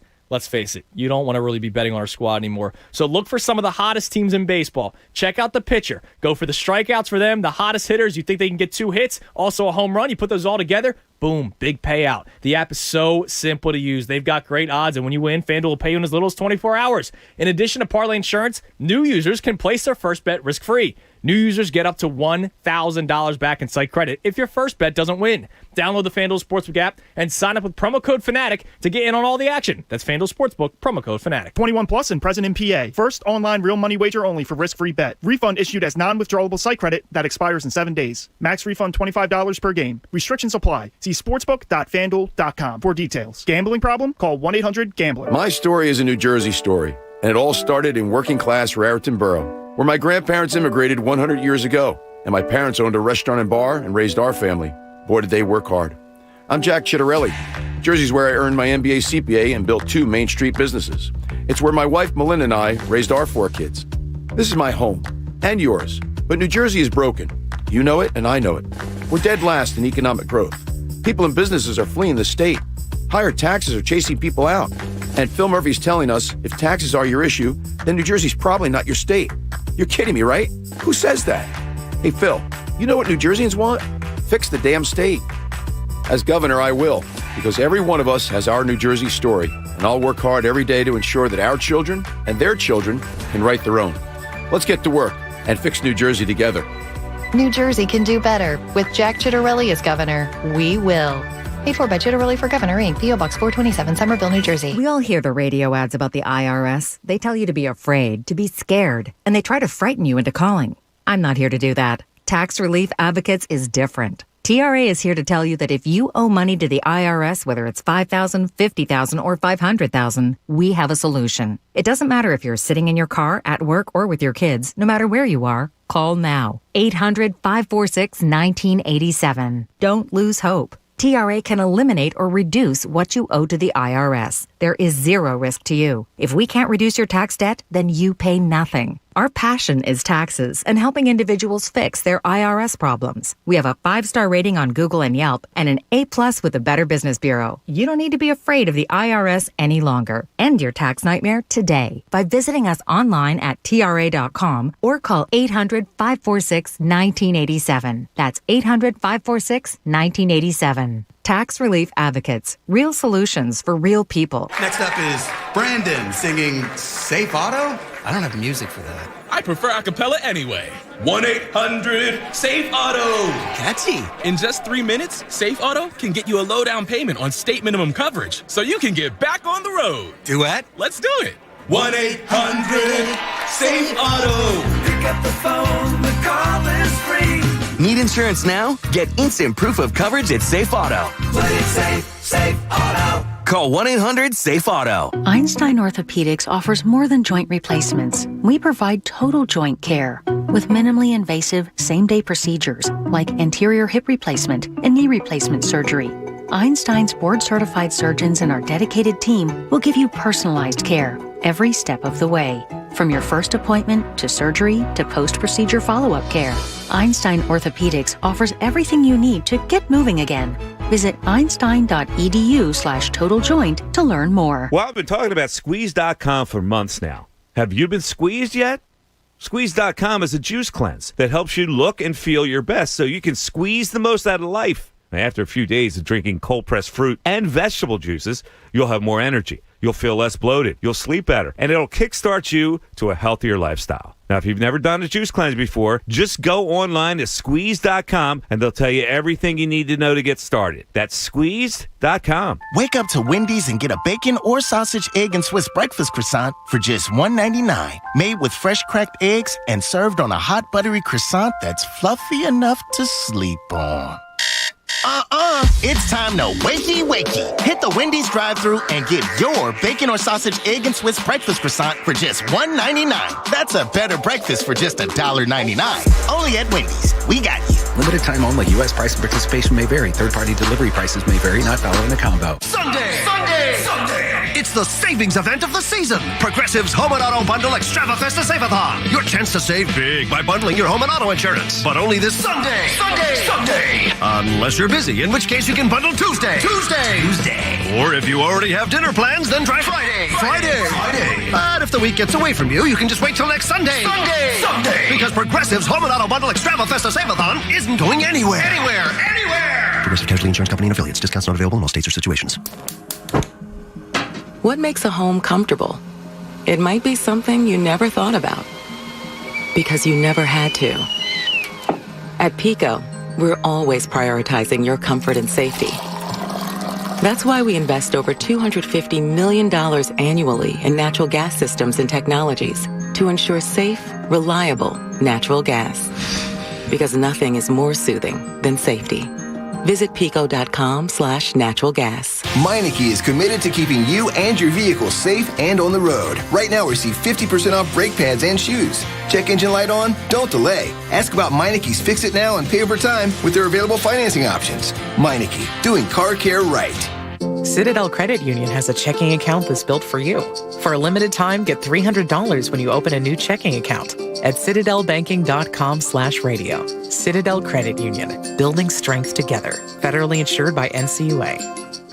Check out Inside the Birds with Jeff Mosher and Adam Kaplan. Listen every Monday from 6 to 8 p.m. Get an insider's view of the locker room and what's going on each week down at the NovaCare complex. What are the players thinking after each game? What are the coaches saying? Get it all on Inside the Birds. Brought to you by DraftKings Sportsbook, America's top-rated sportsbook app. Inside the Birds on 97.5 The Fanatic, Philadelphia. DraftKings Sportsbook is giving all customers a chance to lower the over-under on this weekend's most anticipated college football game. For every 2,500 customers who bet the over on Georgia versus Clemson, the line will drop by half a point. Download the top-rated DraftKings Sportsbook app now and use code FANATIC for a limited time only at DraftKings Sportsbook. Must be 21 or older, Pennsylvania only. Restrictions apply. Max $25 wager, one per customer. Offer ends 9/4/21 in partnership with Meadows Racetrack and Casino. See DraftKings.com/sportsbook for details. Gambling problem? Call 1-800-GAMBLER. More of the Anthony Gargano Show now on 97.5 The Fanatic.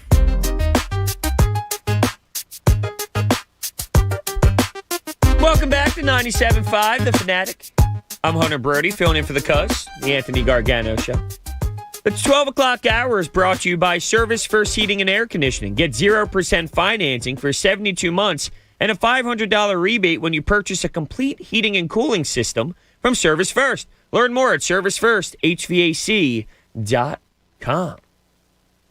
All right, we are going to bring in Tom Moore, sports columnist for the Bucks County Courier-Times, on the Comcast Business Hotline to talk about this Sixers drama that seems to be never ending. Tom, thank you so much for being flexible this morning, and I'm excited to get your thoughts on everything that's happening here. Yeah, there's plenty going on. I have stuff to do, so whether I do it, before 12:30 or after 12, whenever we go on, it really doesn't matter to me. So that's fine. Thanks for having me. Absolutely. All right, so why don't we just attack it real quick, just from a broad perspective. Thoughts overall on where we are today with Ben Simmons after the Joel Embiid tweets and the Rich Paul conversation, just where we are today. Yeah, well, I don't think the Sixers should really be too surprised. I think that, I think they probably had a sense that they were probably going to get here. Perhaps at the timing of it, maybe they thought they'd have a little bit more time between now and the start of training camp at the end of September, in whatever it is, a little under 4 weeks now. But maybe if it wasn't public, theoretically the asking price could still be relatively high if that assumes around the league they don't know what's going on, and maybe people were talking about it around the league. I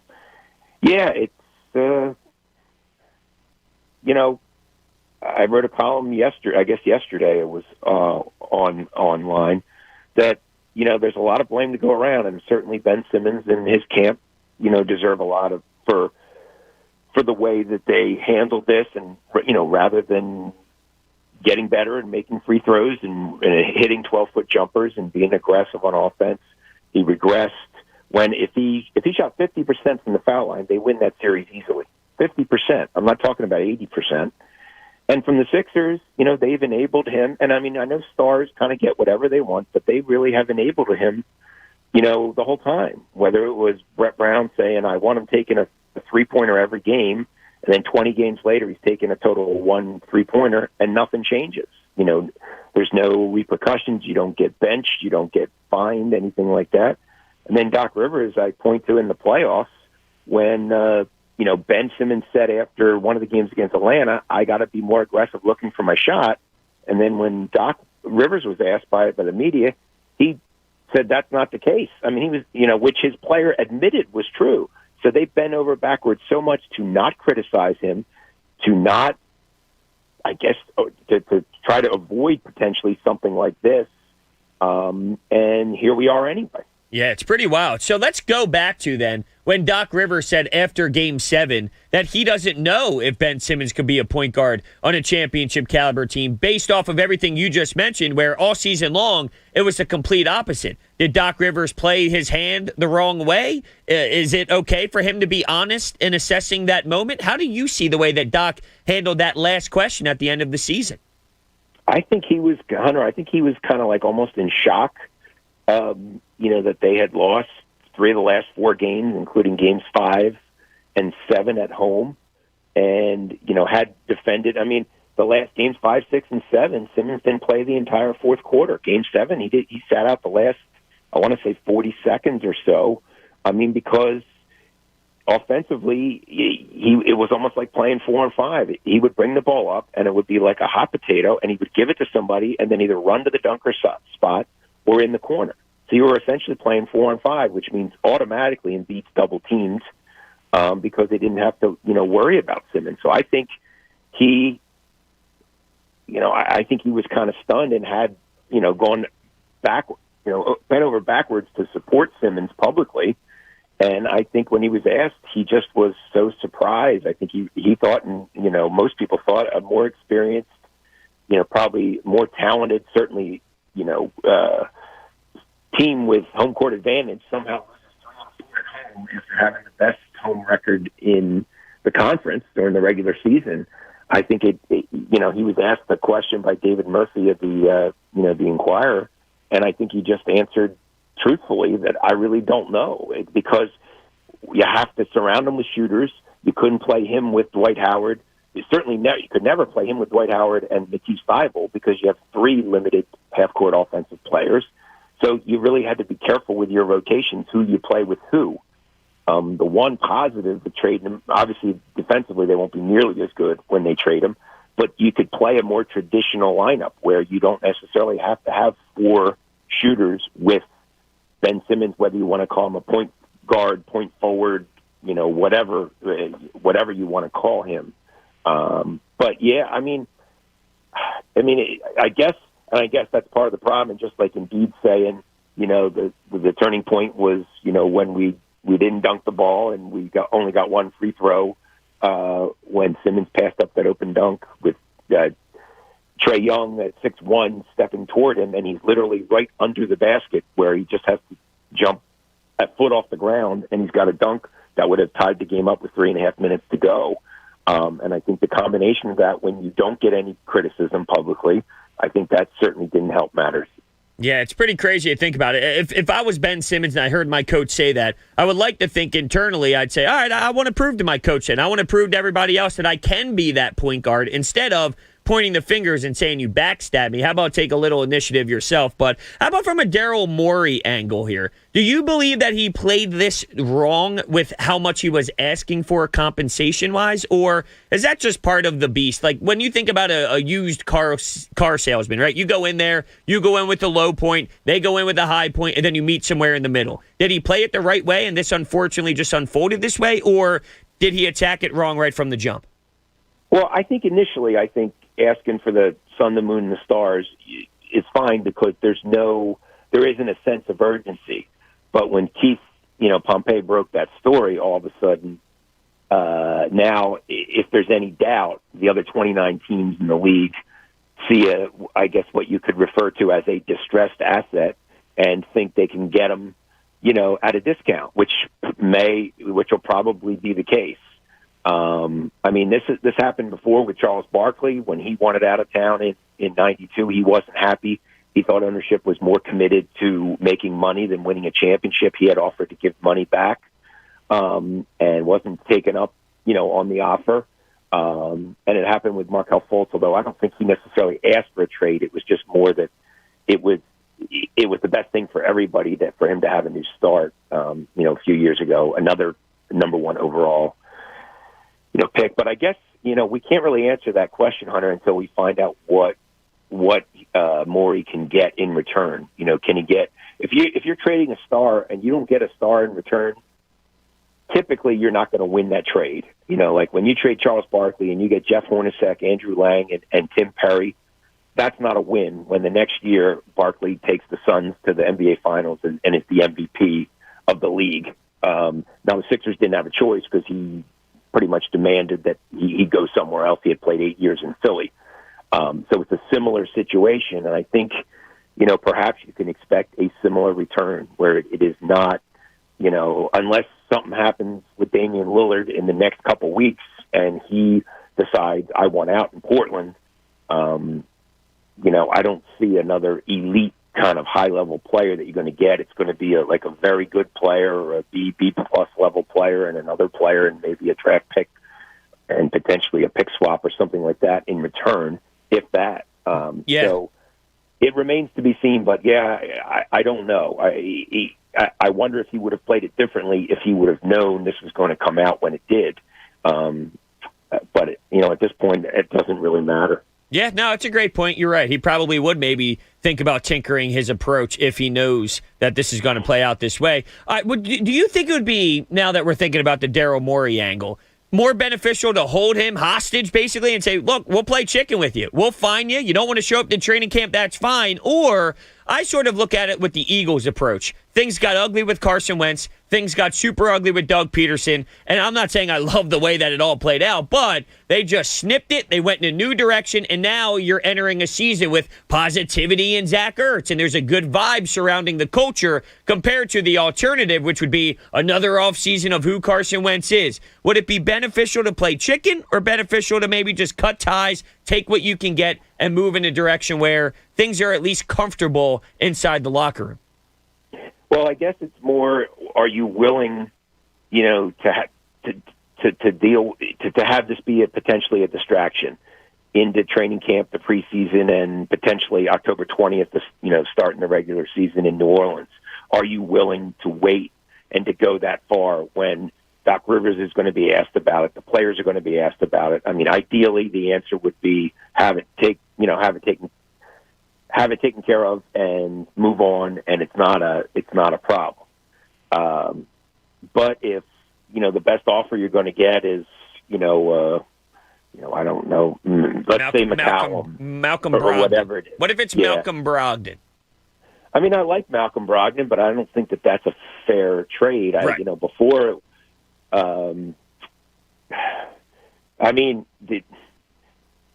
Brogdon's, certainly a better offensive player, but he's not as versatile defensively. He's never been, I don't believe he's been an all-defensive guy. He hasn't been the runner-up for the Defensive Player of the Year. But you're not dealing from a position of strength. So I guess you have to see what, and if you're Daryl Morey, you hope that multiple teams want him, and when they start talking and if it gets serious and they hear what somebody else is offering, or he says, well, I like what you're offering, but the Timberwolves in a 3 or 4 team trade are offering, I can get more there. I need more from you, and you hope that happens. That may or may not be the case. But do you take the best offer and move on, or do you wait and hope? And it depends. Does it affect? How does it affect them on the court? Who starts in his place?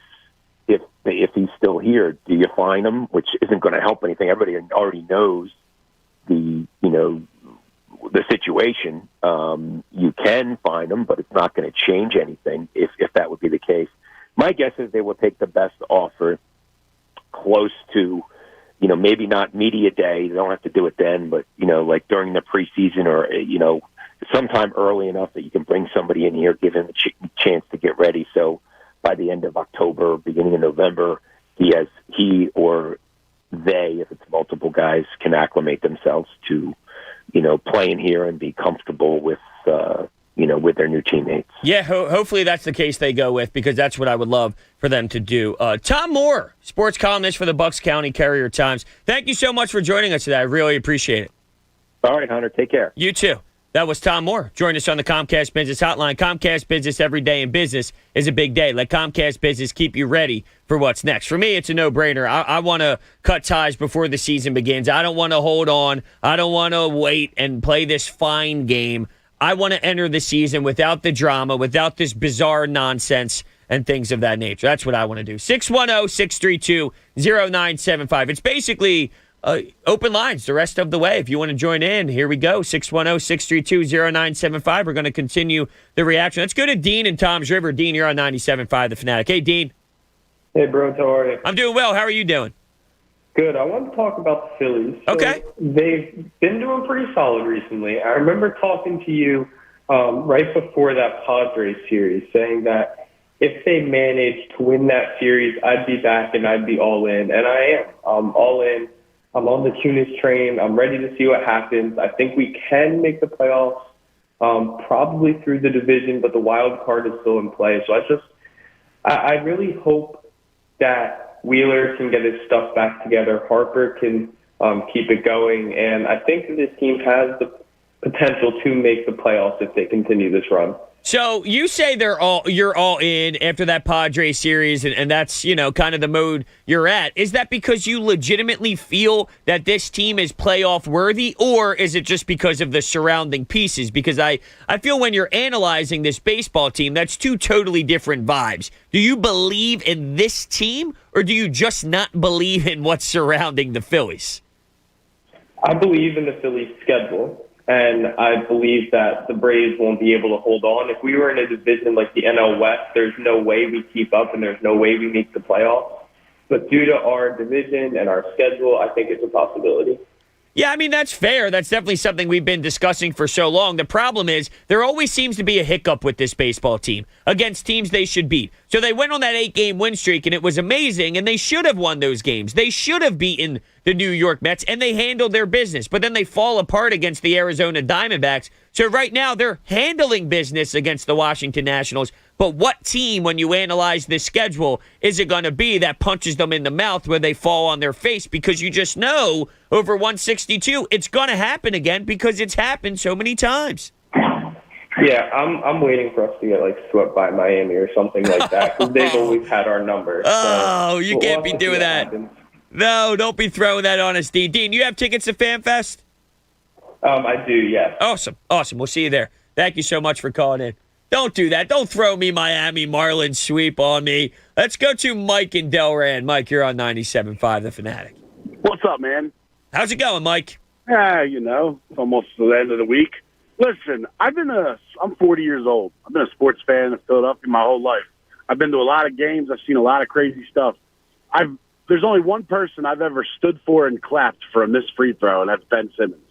This city gave this kid so much support to help try to get over that mental hump, whereas we ripped Markelle Fultz immediately.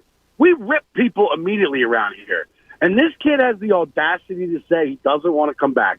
I say we don't trade him. We hold him hostage. We fine him every day. We make this guy look like a bum because he's a crumb. I hope that one day when he has kids, he wakes up in the morning and steps on many Legos every day. I absolutely hate Ben Simmons, you crumb. Go Birds. All right, Mike. You're a real crumb bum. All right, Mike. The Legos. It's nothing worse than the Legos. The whole fining thing, I just think that's so simple to say from here, as if that's the angle to take just because, yesterday was the emotional reaction day where we just poured out how we felt in that moment because it was so raw. Saying let's just hold him hostage and fine him as much money as we possibly can, that's the equivalent to you're in the moment, you can't stand him, he's a hate to face right now, things aren't going smooth, so let's just fine him. It's not what's best for this basketball team, and I value more what's best for this basketball team over just getting back to Ben Simmons after he made this type of decision. Yeah, that's the breakup where you're throwing their clothes and everything out the window to try and prove a point because you're all worked up, and just let the relationship end. It's clear it's not going to work out. You don't gain anything by doing that.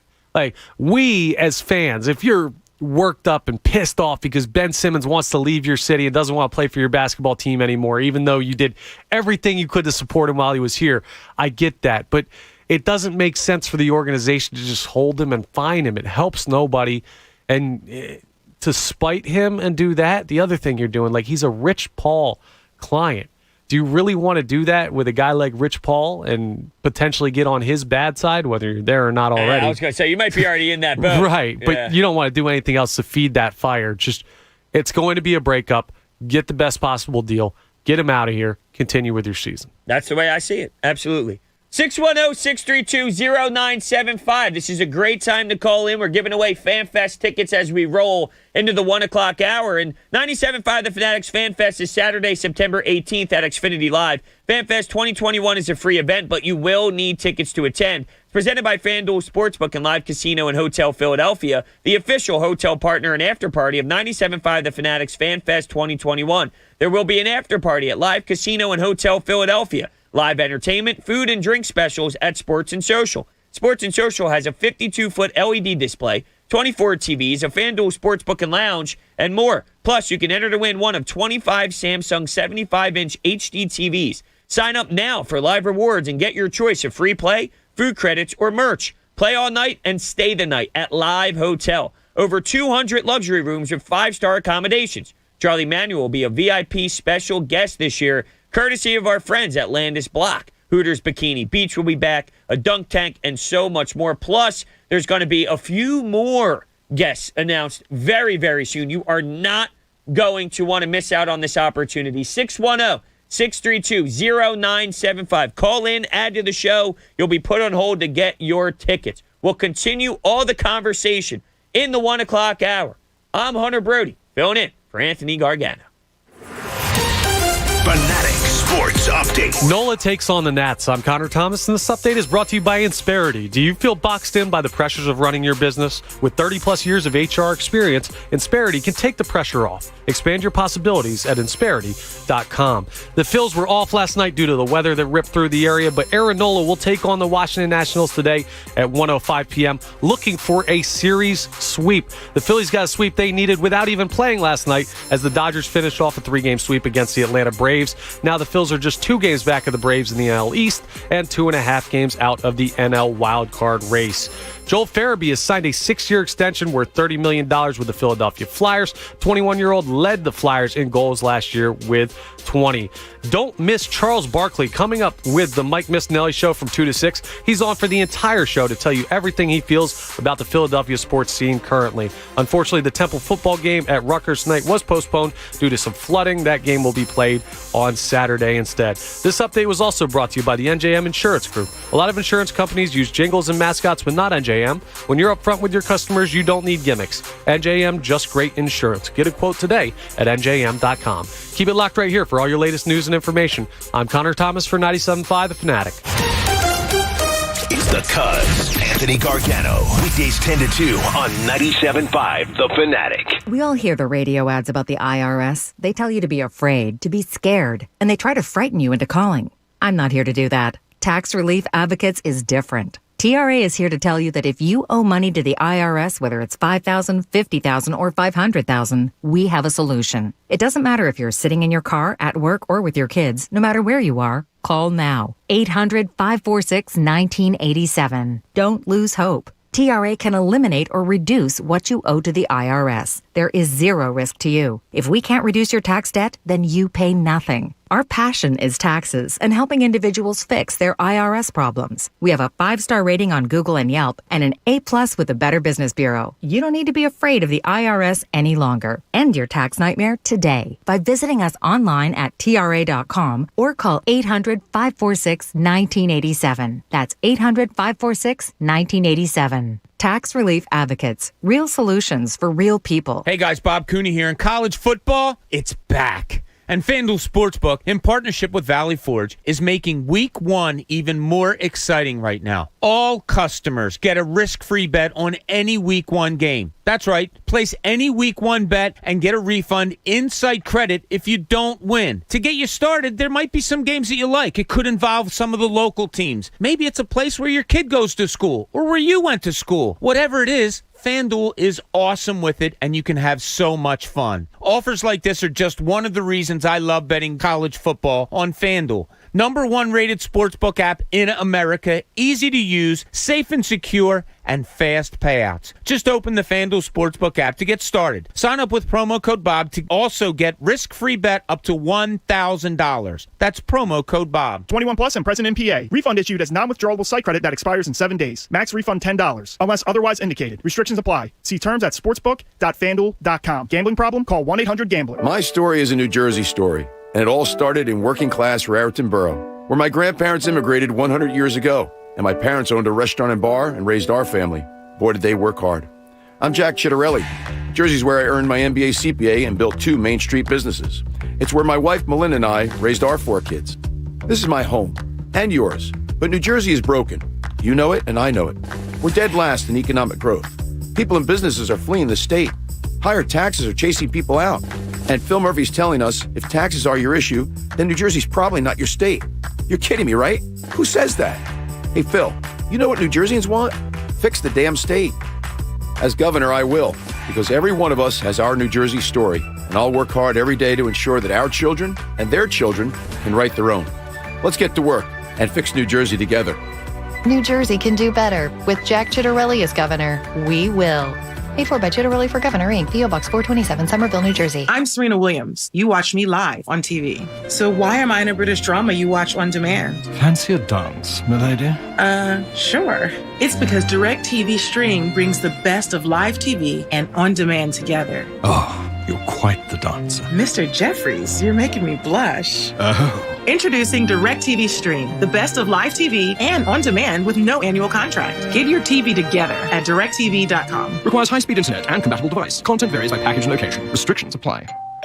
DoorDash here with Summer of Dash Pass. Right now, Dash Pass members are taking $10 off groceries, alcohol, pet food, and more. Need a nightcap? $10 off. Got a cough? Get relief delivered for less. Want to surprise your crush? Send a gift and save. Try Dash Pass for free and get special savings, exclusive menu items, and $0 delivery fees year-round. Get more from your neighborhood now with Dash Pass in the DoorDash app, and stay cool out there. Terms and conditions apply. Philadelphia's hometown sportsbook is ready to make this football season one to remember. All season long, you can score at Bet Rivers Sportsbook with free bets, odds boosts, and more. With player props, thousands of game lines, and live in-game betting, Bet Rivers Sportsbook delivers a best-in-class sports betting experience and has an experienced customer service team to back it up. Visit Bet Rivers Sportsbook today and bet this football season with a local trusted team that puts you first. Go to betrivers.com and be a winner. Presented by Rivers Casino Pittsburgh. Must be 21 or over to play. Gambling problem? Call 1-800-GAMBLER. Did you know the arrow in Amazon's logo represents A to Z? Maybe the My Computer Career logo should represent unemployed to employed. Ryan was out of work when he started classes in March. In September, he started his IT career, working for Amazon, making more money than he ever thought possible. Here's a prime opportunity. Go to mycomputercareer.edu and take the free career evaluation today. You could start your new life as an IT pro in as little as 4 months. It's not rocket science. It's mycomputercareer.edu. Progressive's Home and Auto Bundle Extrava Festa Save-a-thon, the annual year-long event for saving big on home and auto insurance. These savings are available up until and straight through Labor Day, Halloween, Grover Cleveland's birthday, Taco Tuesday, the anniversary of the moon landing, White Chocolate Day. The sale literally never ends. You can come on Jupiter's Ascension, National Pisces Day, but not Leap Day.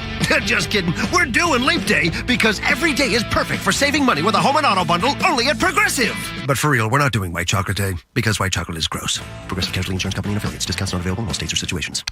Oh, according to research, 82% of people remember radio ads. So, 82% of you listening will remember that this is an ad for ZipRecruiter. 82% of you will note that if you're hiring, ZipRecruiter finds qualified people for your job. In fact, 4 out of 5 employers who post on ZipRecruiter get a quality candidate within the first day. And 82% of you will remember that you can try ZipRecruiter for free, but you have to go to ZipRecruiter.com/free. Yes, free. Again, that's ZipRecruiter.com/free. The first bet on Caesars Sportsbook app is up to $5,000 risk-free, people. When I told my team about the idea, they said I was being too wonderful and magnificent. But I don't care how awesome this makes me. I'm doing this for the people.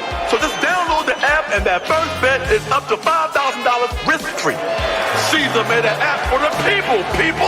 Must be 21. Offer valid in New Jersey only and for new players. Paid in bet credits. Terms and conditions apply. See Caesars.com/promos. If you or someone you know has a gambling problem, call 1-800-GAMBLER. Wake up to Wendy's and get a bacon or sausage, egg, and Swiss breakfast croissant for just $1.99. Made with fresh cracked eggs and served on a hot buttery croissant that's fluffy enough to sleep on.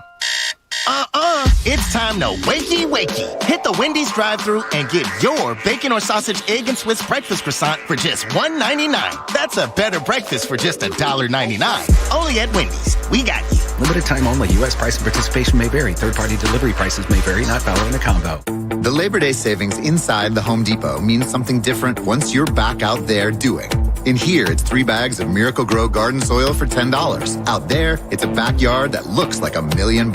In here, it's a special buy on a Lillard White bath vanity. Out there, it's a guest bath ready for guests. Get back to more doing with store-wide savings for house-wide doing. Only at the Home Depot. How doers get more done. Valid through September 6, 2021. Limit 75 bags per customer. While supplies last. See store for details. U.S. only. WPEN Burlington, Philadelphia. A Beasley Media Group station. 97.5 The Fanatic. Philadelphia. 1 o'clock hour here on 97.5 The Fanatic. Last hour of the show for Mikey Miss and Charles Barkley. It's going to be fantastic today. Looking forward to it. 610-632-0975. I'm Broach, filling in for the cuss. So before we get to the Twitter poll, it looks like there's some Eagles news going around town here. The Eagles have placed Jack Driscoll, Tyree Jackson, and Scott on injured reserved, it looks like. Josiah Scott, the cornerback, not Boston Scott.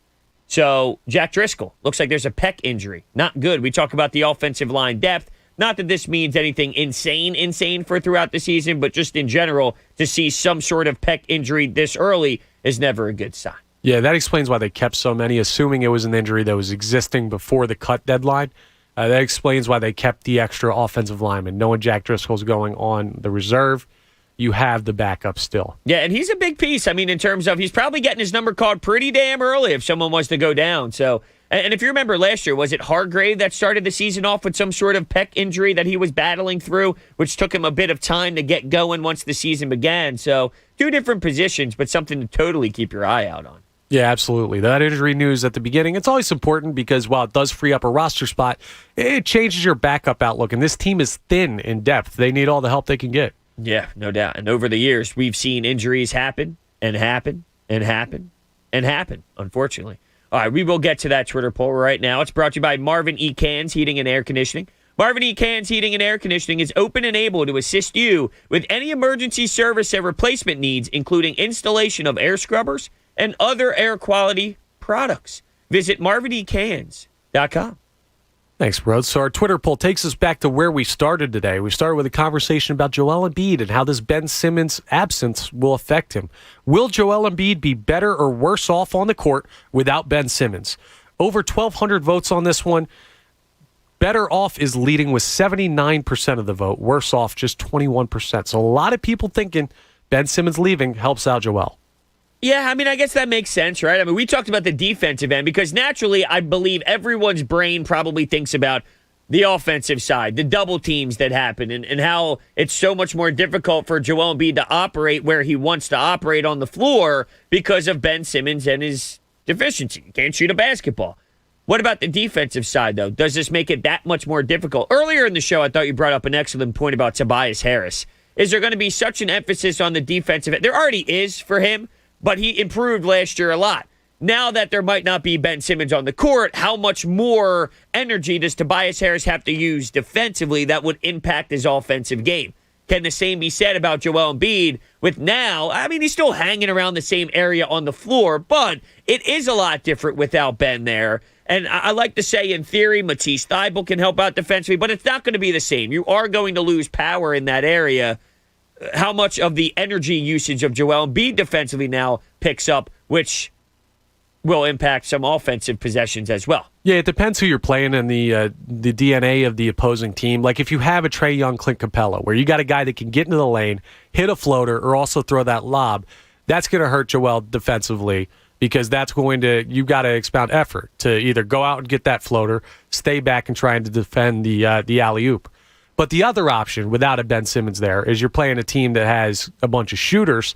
They're not going to go after Joel Embiid that much. You have less perimeter defense without Ben Simmons, significantly less. You don't have a 6'10 guy roaming, defending a smaller defender or smaller offensive player, rather, every night. So if you don't want to mess with Joel Embiid around the rim, you can get a lot more opportunities from deeper, from that mid-range game. So it's not as much just energy every night. It's also you can kind of take him out of the defensive game plan because you can get more shots off without Ben defending up top. 610-632-0975. Let's go to Adam in Philly. Adam, you're on 97.5 The Fanatic. Hey, Adam.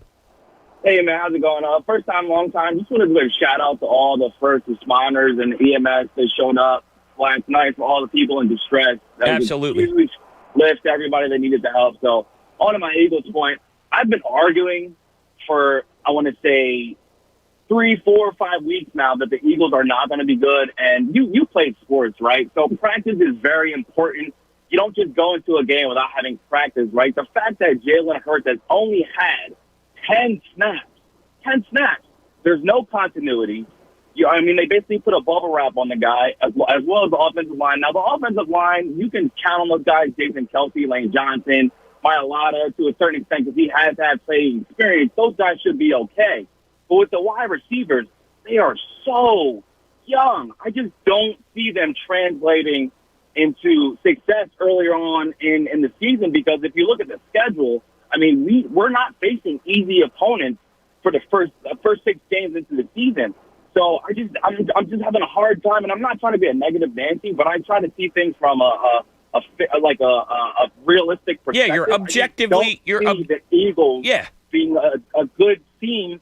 I mean, 6 games into the season. I mean, maybe they'll pick it up, but again, I'm just gonna have a hard time seeing them being a good team in this division.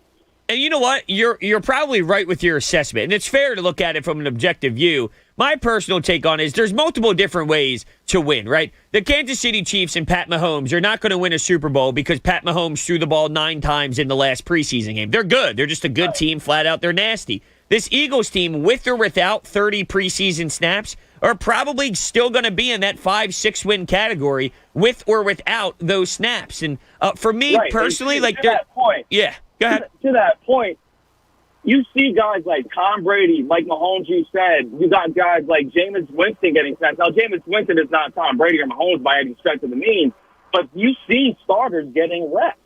And you can't say that it's not important because you have head coaches that have won in this league, multiple Super Bowls, Andy Reid, Tomlin, Belichick obviously being one of the greatest head coaches of all time. They are all playing their starters, and we are not. I just think it's a disaster or a setup for a disaster for us as fans. Well, not necessarily, though. I mean, okay, so when you look at Sean McVay, they don't believe in utilizing their starters at all, and they made Super Bowl runs. I mean, he went to the Super Bowl. Now, they lost to Tom Brady and on. It was a really ugly game. But just because one group of individuals do it, I think there's too much emphasis on that. See, I believe the Eagles are not going to be good, but it's not because of the lack of preseason snaps. It's for the lack of talent. If you have talent, you're going to be good. If you don't have talent, I get what you're saying, and there is something to be said about being younger and wanting to work on timing, but everyone's going to be rusty week 1. No football team is just flat out amazing week 1. It's all a journey. And we see it every year. It's kind of where it is for me, where I don't put too much of an emphasis on it. I know Connor does. I know a lot of people do. The Eagles, to me, in my opinion, will win 5 or 6 games with or without those snaps in preseason or not. Adam, do you have FanFest tickets? I do not. I actually definitely am trying to go for sure. I'm a huge fan. I've been a fan since the Coy Detmer days. So I would love to go to FanFest for sure. I listen to you guys religiously every day, so I would love to go to FanFest. Well, thank you so much for all those kind words. You're going to FanFest. We'll get your information right now. That could be you, by the way, if you do not have your tickets. That excitement right there by Adam. There was a call earlier. I forget the gentleman's name. The honey buns and the green tea. It's slipping me. He was excited. You want to be at FanFest. Trust me. 610-632-0975. You want to weigh in on that? I know you wanted to. I can see you ready to pounce. I mean, you know where I stand. I need the starters to take every opportunity. They're a team that, I keep saying it, evaluation is the key to this season. This season is not to win the Super Bowl. It's not to make the playoffs. If you do have great success out of nowhere, that's awesome. But the key to this season is evaluating what you have so you can continue to rebuild this roster. And that's not just players. That's coaches too. So anytime you get a game situation, I think you have to take advantage of it to its fullest. Let me throw this at you.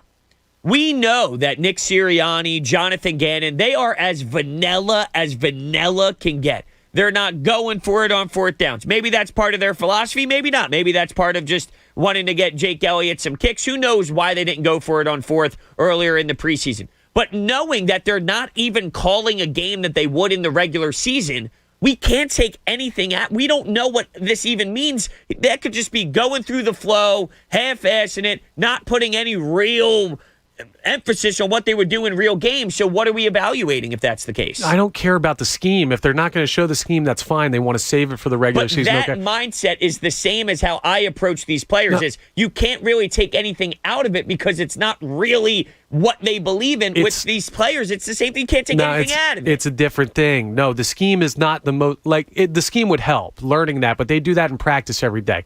What you need is Jalen Hurts to develop chemistry with these wide receivers. And you can do that in so many other ways. But you want to do it in a game with a full stadium, with the other team out there. You can't hear well. You figure out how you're going to audible. You figure out how you're dealing with your wide receivers, young guys who are playing for the first time in the NFL. You think about it, scheme's not important. If you're playing pickup basketball, you're not running plays or anything. But a team's going to be better, a guy that's playing with 4 other guys that he's known for 20 years, as opposed to guys you just ran into. But that's the difference, is you're putting so much power into these 30 snaps that's such a huge jump in what they're going to be, where it's not going to be that massive. They're still going to be the same team. They're still going to win the same amount of games. They're going to be the same exact identity with or without 30 snaps. No. And plus, there's 2 weeks in between preseason game 3 and game 1 of the regular season, where those 10 plays ran is not going to have this long period of time that you just, remember 2 weeks ago when we were under center where there were 7,000 fans in a preseason game? It's just not going to correlate. It's not about gigantic impact. It's about not taking every small impact. Like, how would you feel if they had a scheduled practice this coming Wednesday and they just decided to take the day off? Wouldn't you look at them and be like, dude, you got a young team, young coaching staff, a young quarterback who's trying to prove himself. Do they do something? And you're just taking the day off? Do they do something to make up for that? Because just the third stringers and fourth stringers are out there. Well, just third stringers now because they've cut down. Well, all the starters, you don't even show up to the NovaCare complex. That would annoy me. I want them to take advantage of every opportunity, even if it's a small day, even if it's a walkthrough, even if it's 9 snaps in the preseason. I don't think it makes a gigantic difference over the course of the season.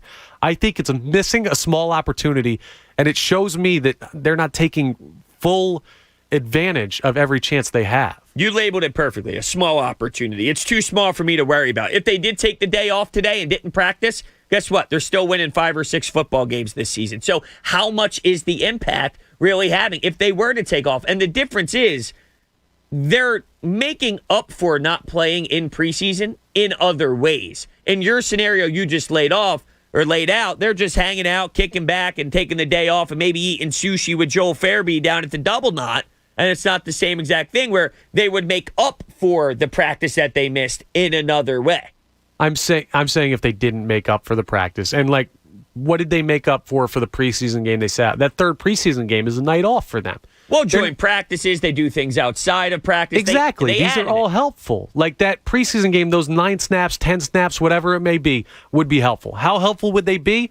Got no idea. Probably not that much. But are you taking the chance of missing out on an opportunity? Sure. With this team, no. Yeah. I'm not doing it. Because I want everyone healthy. I don't want pec injuries. I don't want this stuff. And it's already happening, so you got to limit how much that happens because it's inevitable. You'll get injured. Why have 2 opportunities to get hurt if you can only have 1 in meaningless situations? It's a big difference of trotting them out there at a regular season game. There, it's going to happen, right? You're out there. You're playing a physical game. It's fast. The speed's crazy. Injuries are inevitable, and it will occur. But I'm going to limit how much that happens in unnecessary moments, and that's where I take the approach. I honestly do understand where you all come from who do feel that way, and I'm not even against fully what you're saying because you're right. To be a special player, you look at those little tiny details, and over a long period of time, Tom Brady taking 5 snaps over however many years, ultimately, you look at all those little opportunities and they add up. I see it. It's just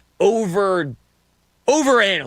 And I get where you're coming from, too, with the worry about injury and the games that don't matter and everything. The real funny thing is we're not going to know. There's no quantitative impact of those couple snaps that the starters would have played.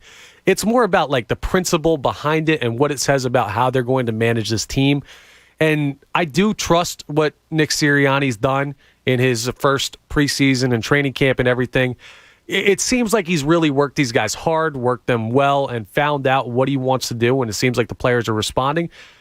To me, I just don't like the optics of sitting your starters when you have a team you have to evaluate. But I get both sides of it. How many times, 6 weeks, 7 weeks into the season, have you ever dated back to what happened in early August and made an assumption based off of what happened in early August? After the first 4 weeks of the season, what happened in preseason is never really looked at as anything part of the reason why you are where you are. So it's a prisoner of the moment is the perfect way for me to analyze what we're in right now. It's just we want football. We're bored of baseball at this point. Just looking at the sports calendar. You're bored of baseball. You're ready for football. So because you're not getting all your starters in that preseason game, you're upset. so you emotionally react to it, and that's why you're put in this position. But 6-7 weeks into the season, no one dates back. Remember that day, August 26th, where Jalen Hurts missed out on 5 snaps? That's totally why they lost yesterday's game. Are you trying to tell me that I can't enjoy Joe Flacco preseason snaps? You telling me that can't be fun for people? Joe Flacco? Come on. No, I know what you're saying, and part of it probably is prisoner of the moment. Like, I want to see these guys play. It's also that idea, it's very granular. Like the 9 snaps that your starters aren't getting, other teams in the NFL, their starters are getting those, and it's minuscule, but if you continue to do it, you get behind the 8 ball, and maybe it's just like the one-off, and maybe I'm bored with the second-teamers and third-teamers, but I wanted to see them get those snaps in to see what we had. I did too. I'm okay with both options, but I'm very okay with this one. 610-632-0975. Jason in Baltimore, you're on 97.5 The Fanatic. Hey, Jason. Hey, how y'all doing? We're doing well. How are you doing today? I'm doing all right. I kind of have to agree with the coach that not playing the starters. J.K. Dobbins for Baltimore plays third game in the preseason, and he's out for the season. Right. It's about limiting.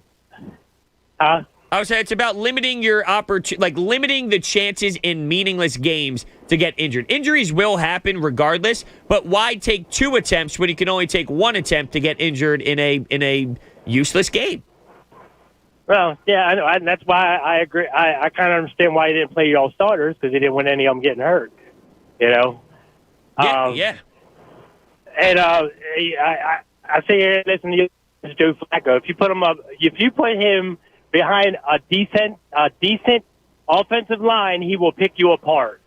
So if your quarterback isn't doing good and you put Flacco in and your offensive linemen stay healthy, he will pick a defense apart. The reason why he left Baltimore is because the last year when they got rid of him, our offensive line wasn't doing too good. That's when they made the transition to Lamar Jackson. Lamar Jackson made our offensive line look better. Yeah, you speak, Jason, like a true Baltimorean. I don't even know if that's what they call you guys down there. But, I mean, Joe Flacco love. That's what we're getting today, huh? You truly believe in Joe Flacco still? Yeah, if you put him behind a decent offensive lineman that can stay healthy, he will pick a defense apart. He has proven it, you know? Yeah, I mean, thanks, Jason. I would say no. I got nothing for you. In what year? I don't know. What year is it? I have no idea. Did this storm last night? Did we go through like some weird time warp or something? That's one of those guys. It's like the Joe Flacco's elite from down in Baltimore that's still living in the Super Bowl days. Like, sorry, man, but I'll take Jalen Hurts if it's up to me. Pick you apart? Pick you apart. Yeah, that's what he said. As if he can sit there and just literally annihilate you throw after throw. Come on.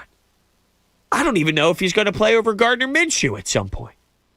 We're going Joe Flacco. That's a Baltimore guy that's still trying. He's still stuck in the Super Bowl glory days. I mean, I can't blame him. Maybe if the Eagles don't pick it up. No, I can blame him. Because here's why. Nick Foles. Does anyone believe Nick Foles? I guess this is probably a horrendous question. Do not say it. I won't. These lines will light up. I won't say it. It'll be all Nick Foles all the time. I won't say it. Before we head into the break, though, I do want to ask you this. It's non-sports related. This has been a huge album that's been released by Kanye West. I know you're a country fan. You're not big into the hip-hop game. It seems you're shaking your head. I've listened to Donda. So you listened to Donda. I've listened to it. Okay, your initial thoughts on Donda. See, here's why I'm upset. I'm a Ye stan. I label myself a Ye stan. So I'm in that mode of whatever he does speaks to me in a way that maybe not everybody else understands, except for the Kanye West community. There are individuals out there who listen to 6 tracks and then tell me that the album's trash. It's not even been a week yet.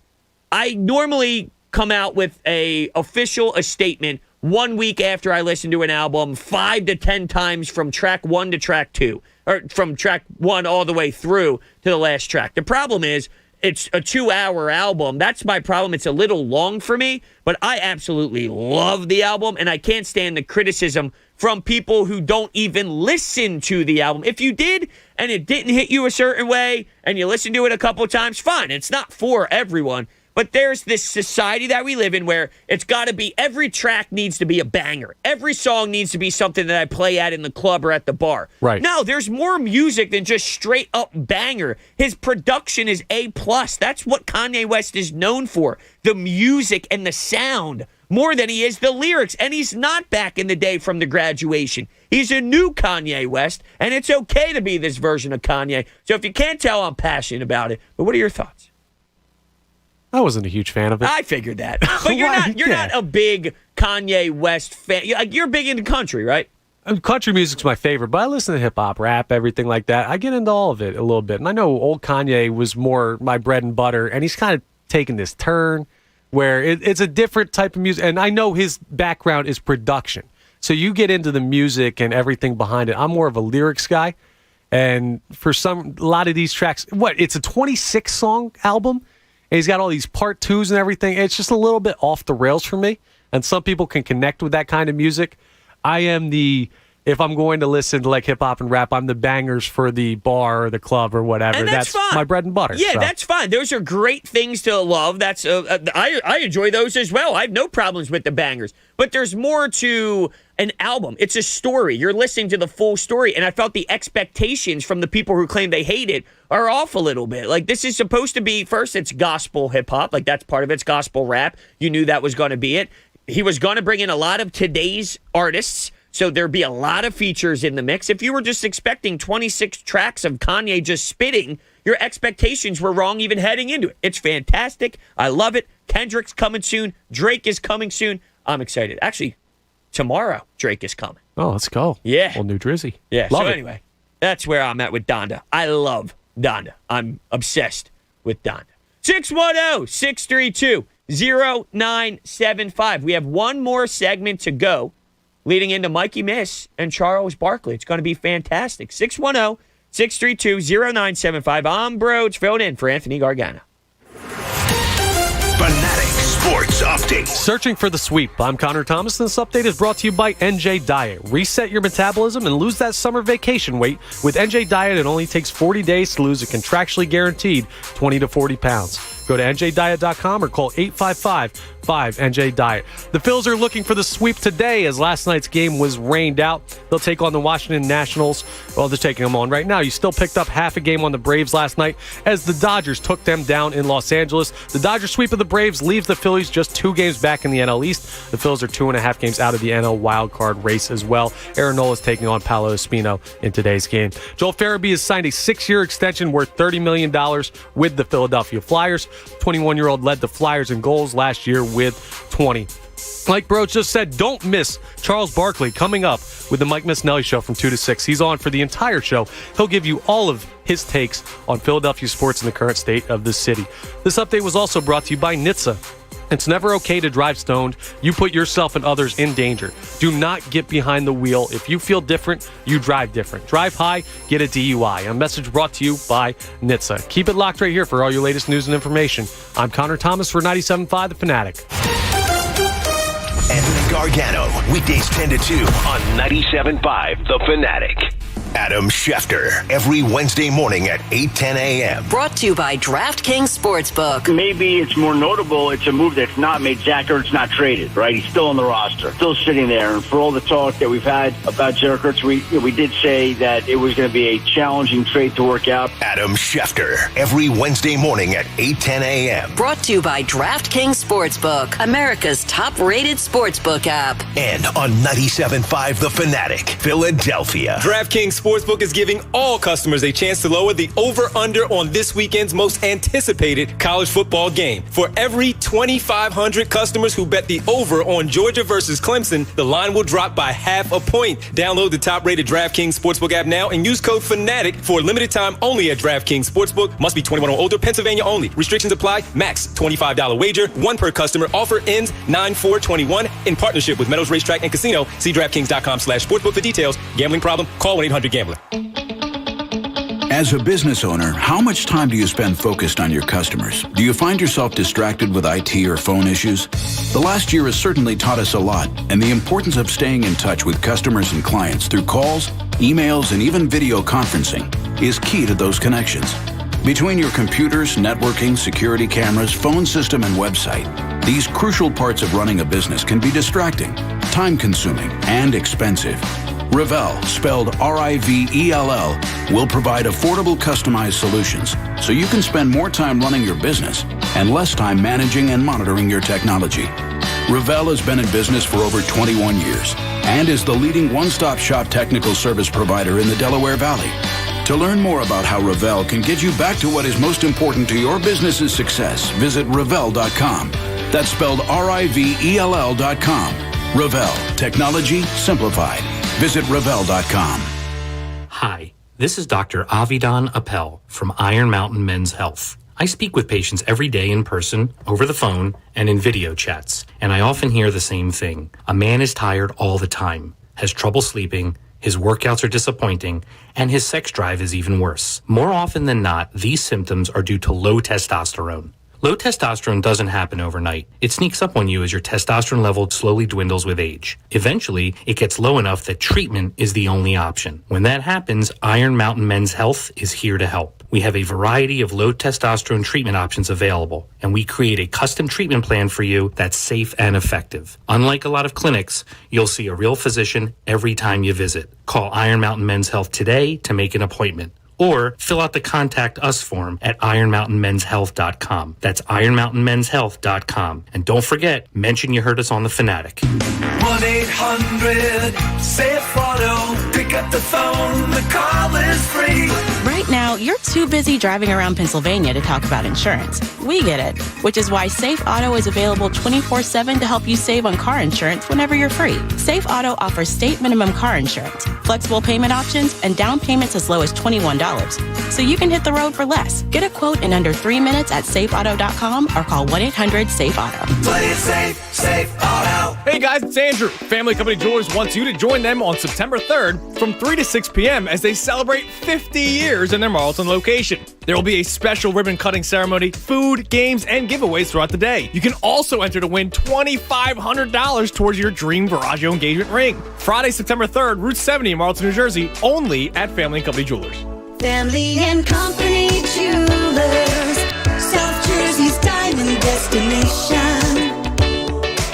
Philadelphia's hometown sportsbook is ready to make this football season one to remember. All season long, you can score at Bet Rivers Sportsbook with free bets, odds boosts, and more. With player props, thousands of game lines, and live in-game betting, Bet Rivers Sportsbook delivers a best-in-class sports betting experience and has an experienced customer service team to back it up. Visit Bet Rivers Sportsbook today and bet this football season with a local trusted team that puts you first. Go to BetRivers.com and be a winner. Presented by Rivers Casino Pittsburgh. Must be 21 or over to play. Gambling problem? Call 1-800-GAMBLER. T-Mobile for Business is helping small businesses unlock more opportunity. Introducing unlimited plans built for business on America's largest 5G network, starting at $25 per line.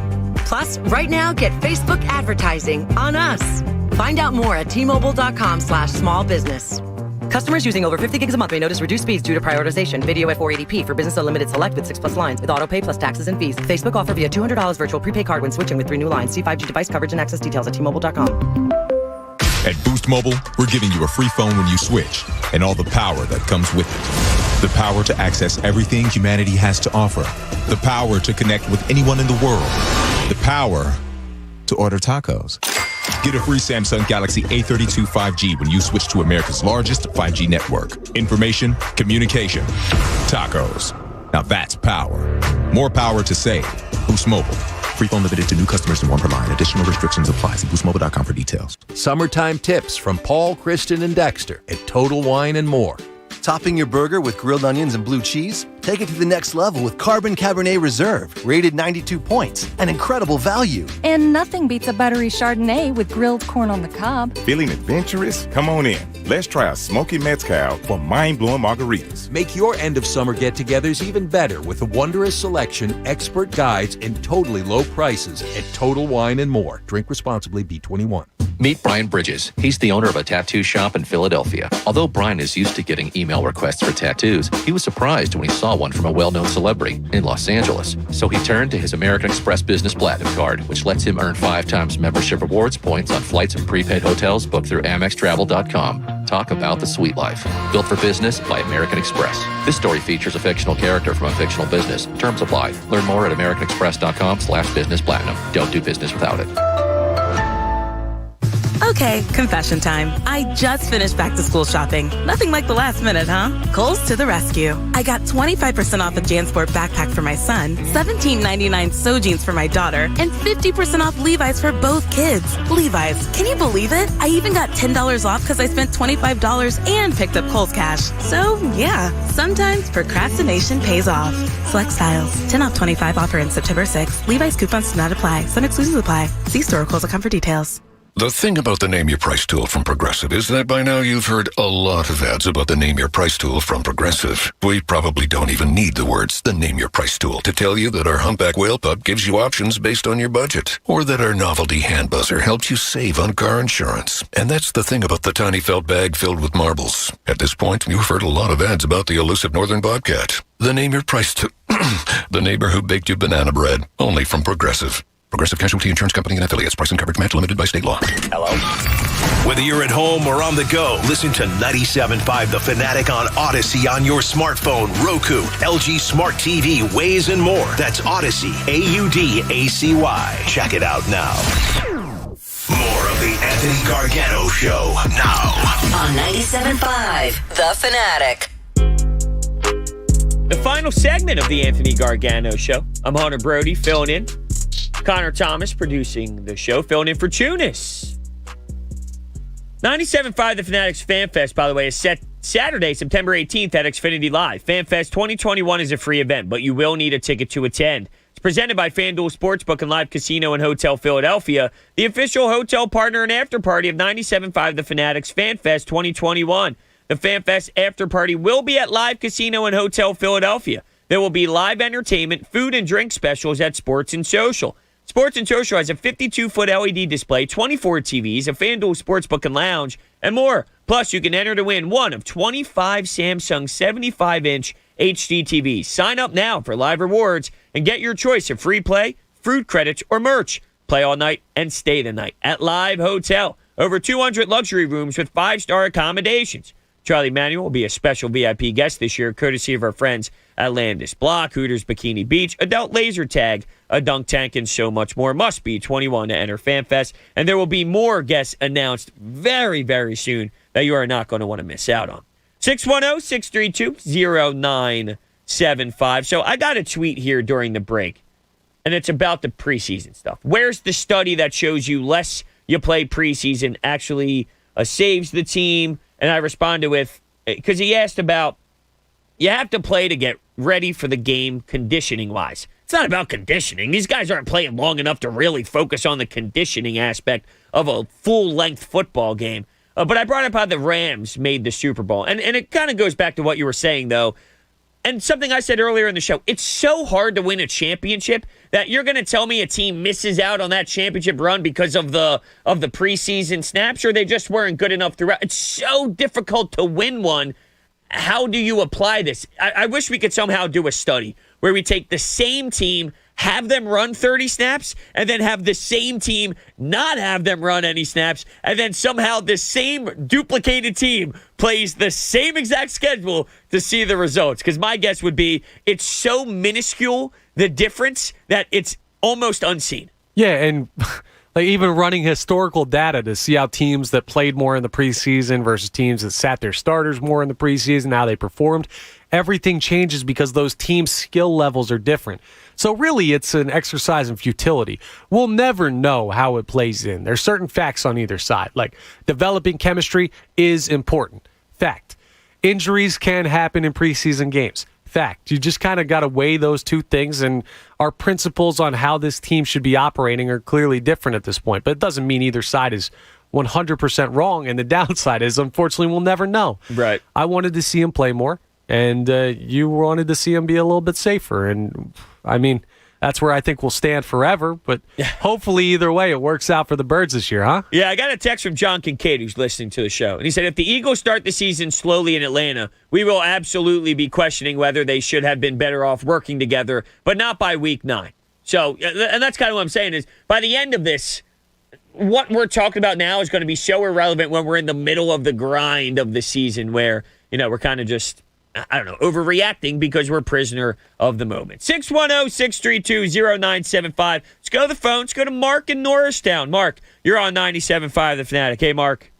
Hello. Thank you for taking my call. Thank you for calling in, Mark. I'm a 4-for-4 guy. I watched Wilt Chamberlain win the NBA championship when I was 11 years old on TV when he was there in San Francisco. I've been a Sixers fan forever. But I believe in principles. And I'm 65 years old. A contract is a contract. Ben Simmons, I was 100% behind until now. Now he wants to walk away. He does not want to honor his contract. Therefore, I would play hardball. I know you say, just part ways, take what you can get, but I don't believe in getting less for what you should get. Get equal value or more. Or let him sit. Let him sit out all 4 years if it's.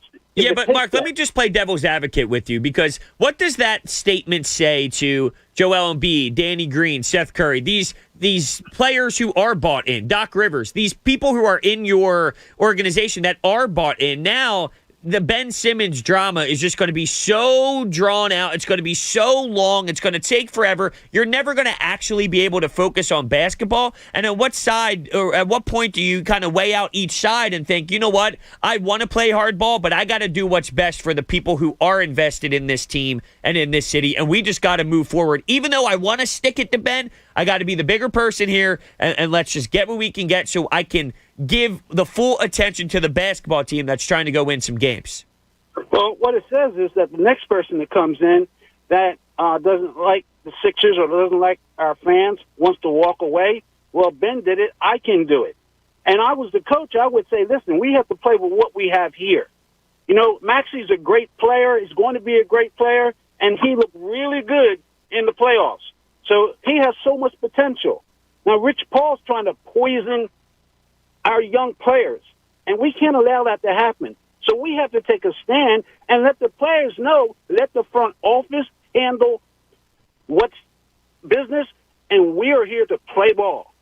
So I believe in principles, and Ben Simmons, he will do it again if he doesn't like something. But that's just the nature of... Unfortunately, we have gotten to a point in sports where there's no way to change this. It's sort of stuck in this way where, this isn't just a Ben Simmons thing. James Harden did it. We were questioning if Damian Lillard was going to do it. You can go down the list of athletes. Anthony Davis did it. So it's not because Ben did it, now everybody else in the world is going to do it. This is just how professional sports have unfortunately gotten to, and I don't like it. I wish you were correct where principle actually was in place and you signed the contract, you signed the dotted line, and you stayed true to that contract.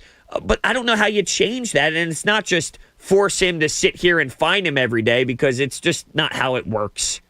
We'll probably have to change our contracts, shorter contracts, more commitment perhaps to our city, to our communities, something that means something to the players, and something that means something to the city. But there's possible ways. It's the sign of the times. Yeah, no, and thank you, Mark. I'll put you on hold to get your FanFest tickets.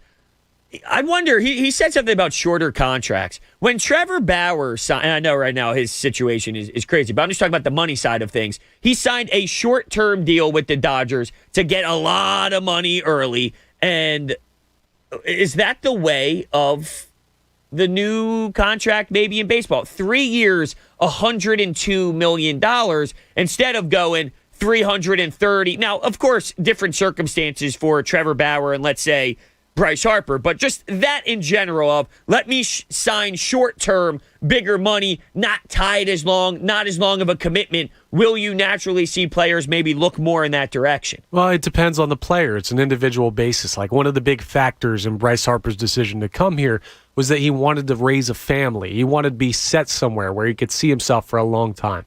by nature, being a professional athlete, a lot of stuff is unsteady. You can be cut, traded, injuries, this, that, and the other thing. Your life is not a very set thing. And while you make a lot of money, you can be moving around the country from year to year. So while financially it may be attractive to take those short contracts and then be able to move on and make your money even more somewhere else, that long-term deal I think will always still exist because of the appeal of like settling down, building, like intertwining your roots with a city and becoming a part of the fabric of like a community, as opposed to bouncing around and traveling from city to city as like a mercenary athlete. Definitely. You see the Claude Giroux's, the Sean Couturiers of the world. They clearly love living here. They want to be here forever. Joel Farabee, of course, now is going to be here for quite some time. So you do see that avenue. But, yeah, you're right. I'm looking at it from, because does Ben Simmons care enough to want to be tied down? It is professional athlete by professional athlete. Yeah, right. He doesn't, because he's running around dating girls out of the Hollywood scene and everything like this. Dealing with the Kardashian crew and all that. I never understood the hate of this guy only wants to chase around females and date the Jenners. Yeah, you know what I'd be doing if I was playing basketball like Ben Simmons? Chasing around females and dating the Jenners. Yes. Right, but it's, like I said, it's an individual basis. He's not the Bryce Harper family man settled down yet. Maybe he'll be that guy one day. I'm not here to speculate on Ben Simmons' dating life like that, but it's a different type of perspective, and he wants to be where the party life is. So it's different. I'm sure it plays a factor in him wanting out. Yeah, I'm with you. All right, let's go to Lee in South Philly. He wants to talk Kanye West and Ben Simmons. I'm curious his thoughts on Donda. Lee, you're on 97.5 The Fanatic. Hey, how you doing, fellas? Good afternoon. Doing well. Good afternoon to you as well. With the Kanye, remember, he's a rap culture guy, so he's more into pop right now. I mean, I haven't listened to him since graduation. Well, that's where I think that's where I think it's lost. Is there's like this Ye album, as a Ye fan myself, is Ye. Like, this is nothing other than what Ye has been, what Ye has told us this is going to be, and what Change the album ain't is. always good, though. Change definitely is not always good. Sure, but I don't think that this is a bad version of Kanye West. It's just not the old, it's not the pink polo anymore, but that's okay. The culture needs the old Kanye West back. Look, if you told me today I got old Kanye, I'm not complaining whatsoever. I'm here to tell you that this version of Kanye, though, is still pretty special, because what he grew up on was that production, and when you listen to this album, the production is still A-plus phenomenal. Yeah, but he's running also into more problems than going outside the culture also. Sure. But to the Ben Simmons thing, yes. Whether he's here or not, we're only going to the first or second round of the playoffs, because we're not going to get Dame Lillard. We're not going to get Bill. So to me, that's as far as it's going to go. Everything is basically a wash now, because he came out and said what he said. And he's going to be, basically he's looked at now as more of a disgruntled player.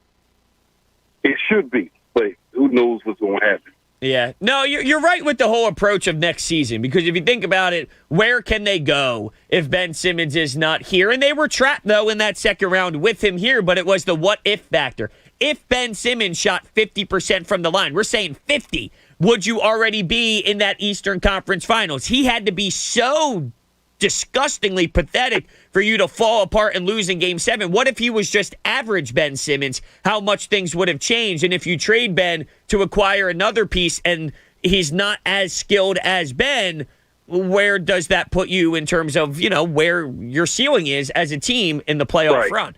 Right, and all he had to do was literally score 15 to 20 points, and, we probably would have been moving on to the next round. We already know about the defense aspect of things, but to me, he lost track of what the whole goal was. He stayed in touch with himself, and that was it. I'll never forget this, Lee. In the middle of the season, there was an opportunity one-on-one to go up against Grayson Allen with Ben Simmons at the top of the perimeter. And instead of targeting Grayson Allen in a mismatch, which is basketball 101, get your mismatch and attack your mismatch, Ben Simmons on Grayson Allen, and he did your standard basic, I'll dribble drive, I'll pick my dribble up, I'll leave my feet, and I'll look to go kick out. And he ended up kicking it out to a swarmed Seth Curry in the corner with two defenders ready to go towards him. It's like, exactly. Ben, you had Grayson Allen on you. Why are you not attacking? I don't get his mindset. He didn't want that problem. He didn't want that so-called quote-unquote problem. I would attack Grayson Allen, Lee. It's unbelievable. Right. Yeah. All right, I'll put you on hold, man. You can get your tickets. But, woo, come on. Come on, Ben. That's basketball 101. Recognize you have an opponent. And by the way, at 6'10", you're going to have a lot of players at the point guard position when you go up on the floor and you start dribbling up the floor that you're going to see a mismatch. Why does he not expose? Because he doesn't feel confident in his touch. He doesn't feel confident in a lot of different areas, but that's a huge issue. I don't know, man. Grayson Allen, though, you got to be a little bit careful. Those trips, we've seen him before. I don't know if I completely blame him on that one. You kick an ankle out and dude's season's over. No, you're absolutely right. You should attack that. We saw it in the final play of what will be his tenure here in Philadelphia, where he had Trae Young in front of him. It was the only thing, and Trae wasn't even like under the basket. He was kind of past the basket, and he gives up the dunk for a pass to Matisse Thybulle. He gives this weak-ass excuse post-game.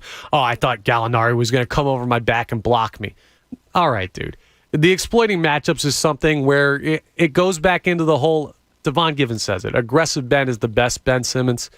And we didn't see enough aggressive Ben during his time here. It's hard for me to understand that because if you, and I'm sure everyone feels this way, right? If you put me in his body, I would attack every single time.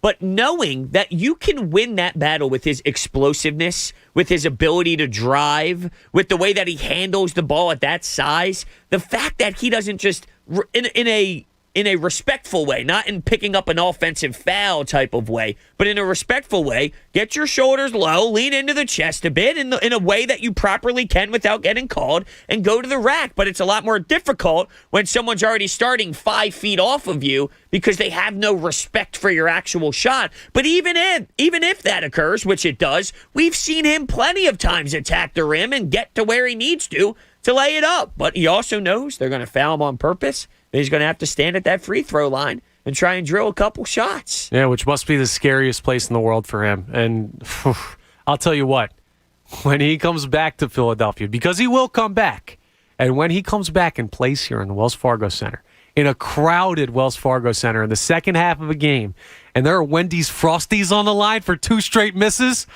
that is going to be must-see TV. So I hope in that instance he's aggressive, and he does get the foul call, and we get to see a Ben Simmons with Frosties on the line have to make 2. That building will be electric. Oh, no doubt it would. I never went and picked up a Frosty when I was at a game where that happened. Yeah, I've never done it. No, you got to. Yeah. The Wendy's Frosty is a great item. It's a phenomenal. It's actually really, really good. And to be fair, I made that seem like I was at 75,000 games where it happened and I didn't go to any of them. I think it happened 2. No, you don't have to be at the game. You don't need a ticket. You can just go. You go and you mention the Wendy's Frosty Freeze Out and you can get the free Frosty. Well, now I feel really low. Come on, man. Now I feel really low. Wow. You're missing out on so many free things. No, you don't even need the ticket stub. You just show up, Wendy's Frosty Freeze Out, let me get that free Frosty, and it's done.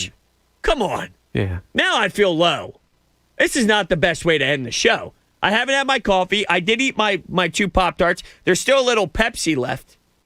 And I'm feeling low today. It was a hard drive in. I'm not looking forward to this drive back. No, not going to be fun for either of us. You got to go a little bit further than me, so stay safe on the roads and everybody else out there. It's not getting any better. Stay safe out there on the roads because this water is still an issue. Yeah, absolutely. No, it's a good point. It's scary. You see a lot of those videos that's happening now with the water, and you saw a lot of the videos last night, especially towards my end. I don't know about too many towns in this direction, but I know Mullica Hill in the South Jersey area got bombarded pretty good and some really scary scenes. So, yeah, absolutely. Make sure everyone stays as safe as possible throughout these times.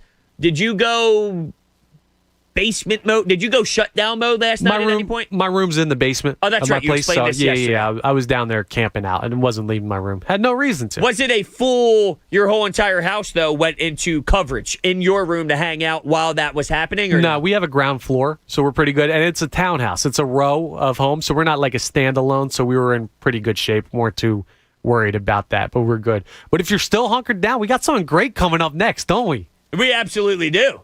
It's the Mike Missinelli Show with Charles Barkley here, and he's going to, I'm sure, share his knowledge on this Ben Simmons situation and everything else going on. What a time for him to step into the studio, huh? I mean, this is perfect scheduling. It could not be done any better if we, I guess we did schedule it. So it's going to be great timing. It's going to be great to get Charles' input on everything. I can't wait to listen. It's going to be the only thing I have on the way home. Dude, I can't wait. And of course, the one thing you hear about Charles, how great of a guy he is, how awesome of a personality he is, it's going to be must-listen radio. Absolutely. Everything here on 97.5 The Fanatic is must-listen radio, of course, but you're absolutely right. This adds another layer to it for sure. So I want to thank everybody so much for another fantastic day, for calling into the show, for listening into the show. We got a lot of Sixers conversation out there, and we were very emotional considering what happened yesterday as we entered our show. Joel Embiid was tweeting at the time, so we were able to digest it a little bit. We'll continue it all on top of the Eagles tomorrow for our last day, filling in for Anthony Gargano and Andrew Salchunas before they come back from vacation. Enjoy the rest of your day, everyone. Fanatic Sports Update. Pennant race resumes. I'm Connor Thomas. This update is brought to you by Safe Auto Insurance. Safe Auto Insurance offers low down payments and flexible payment options to help our customers stay on the road.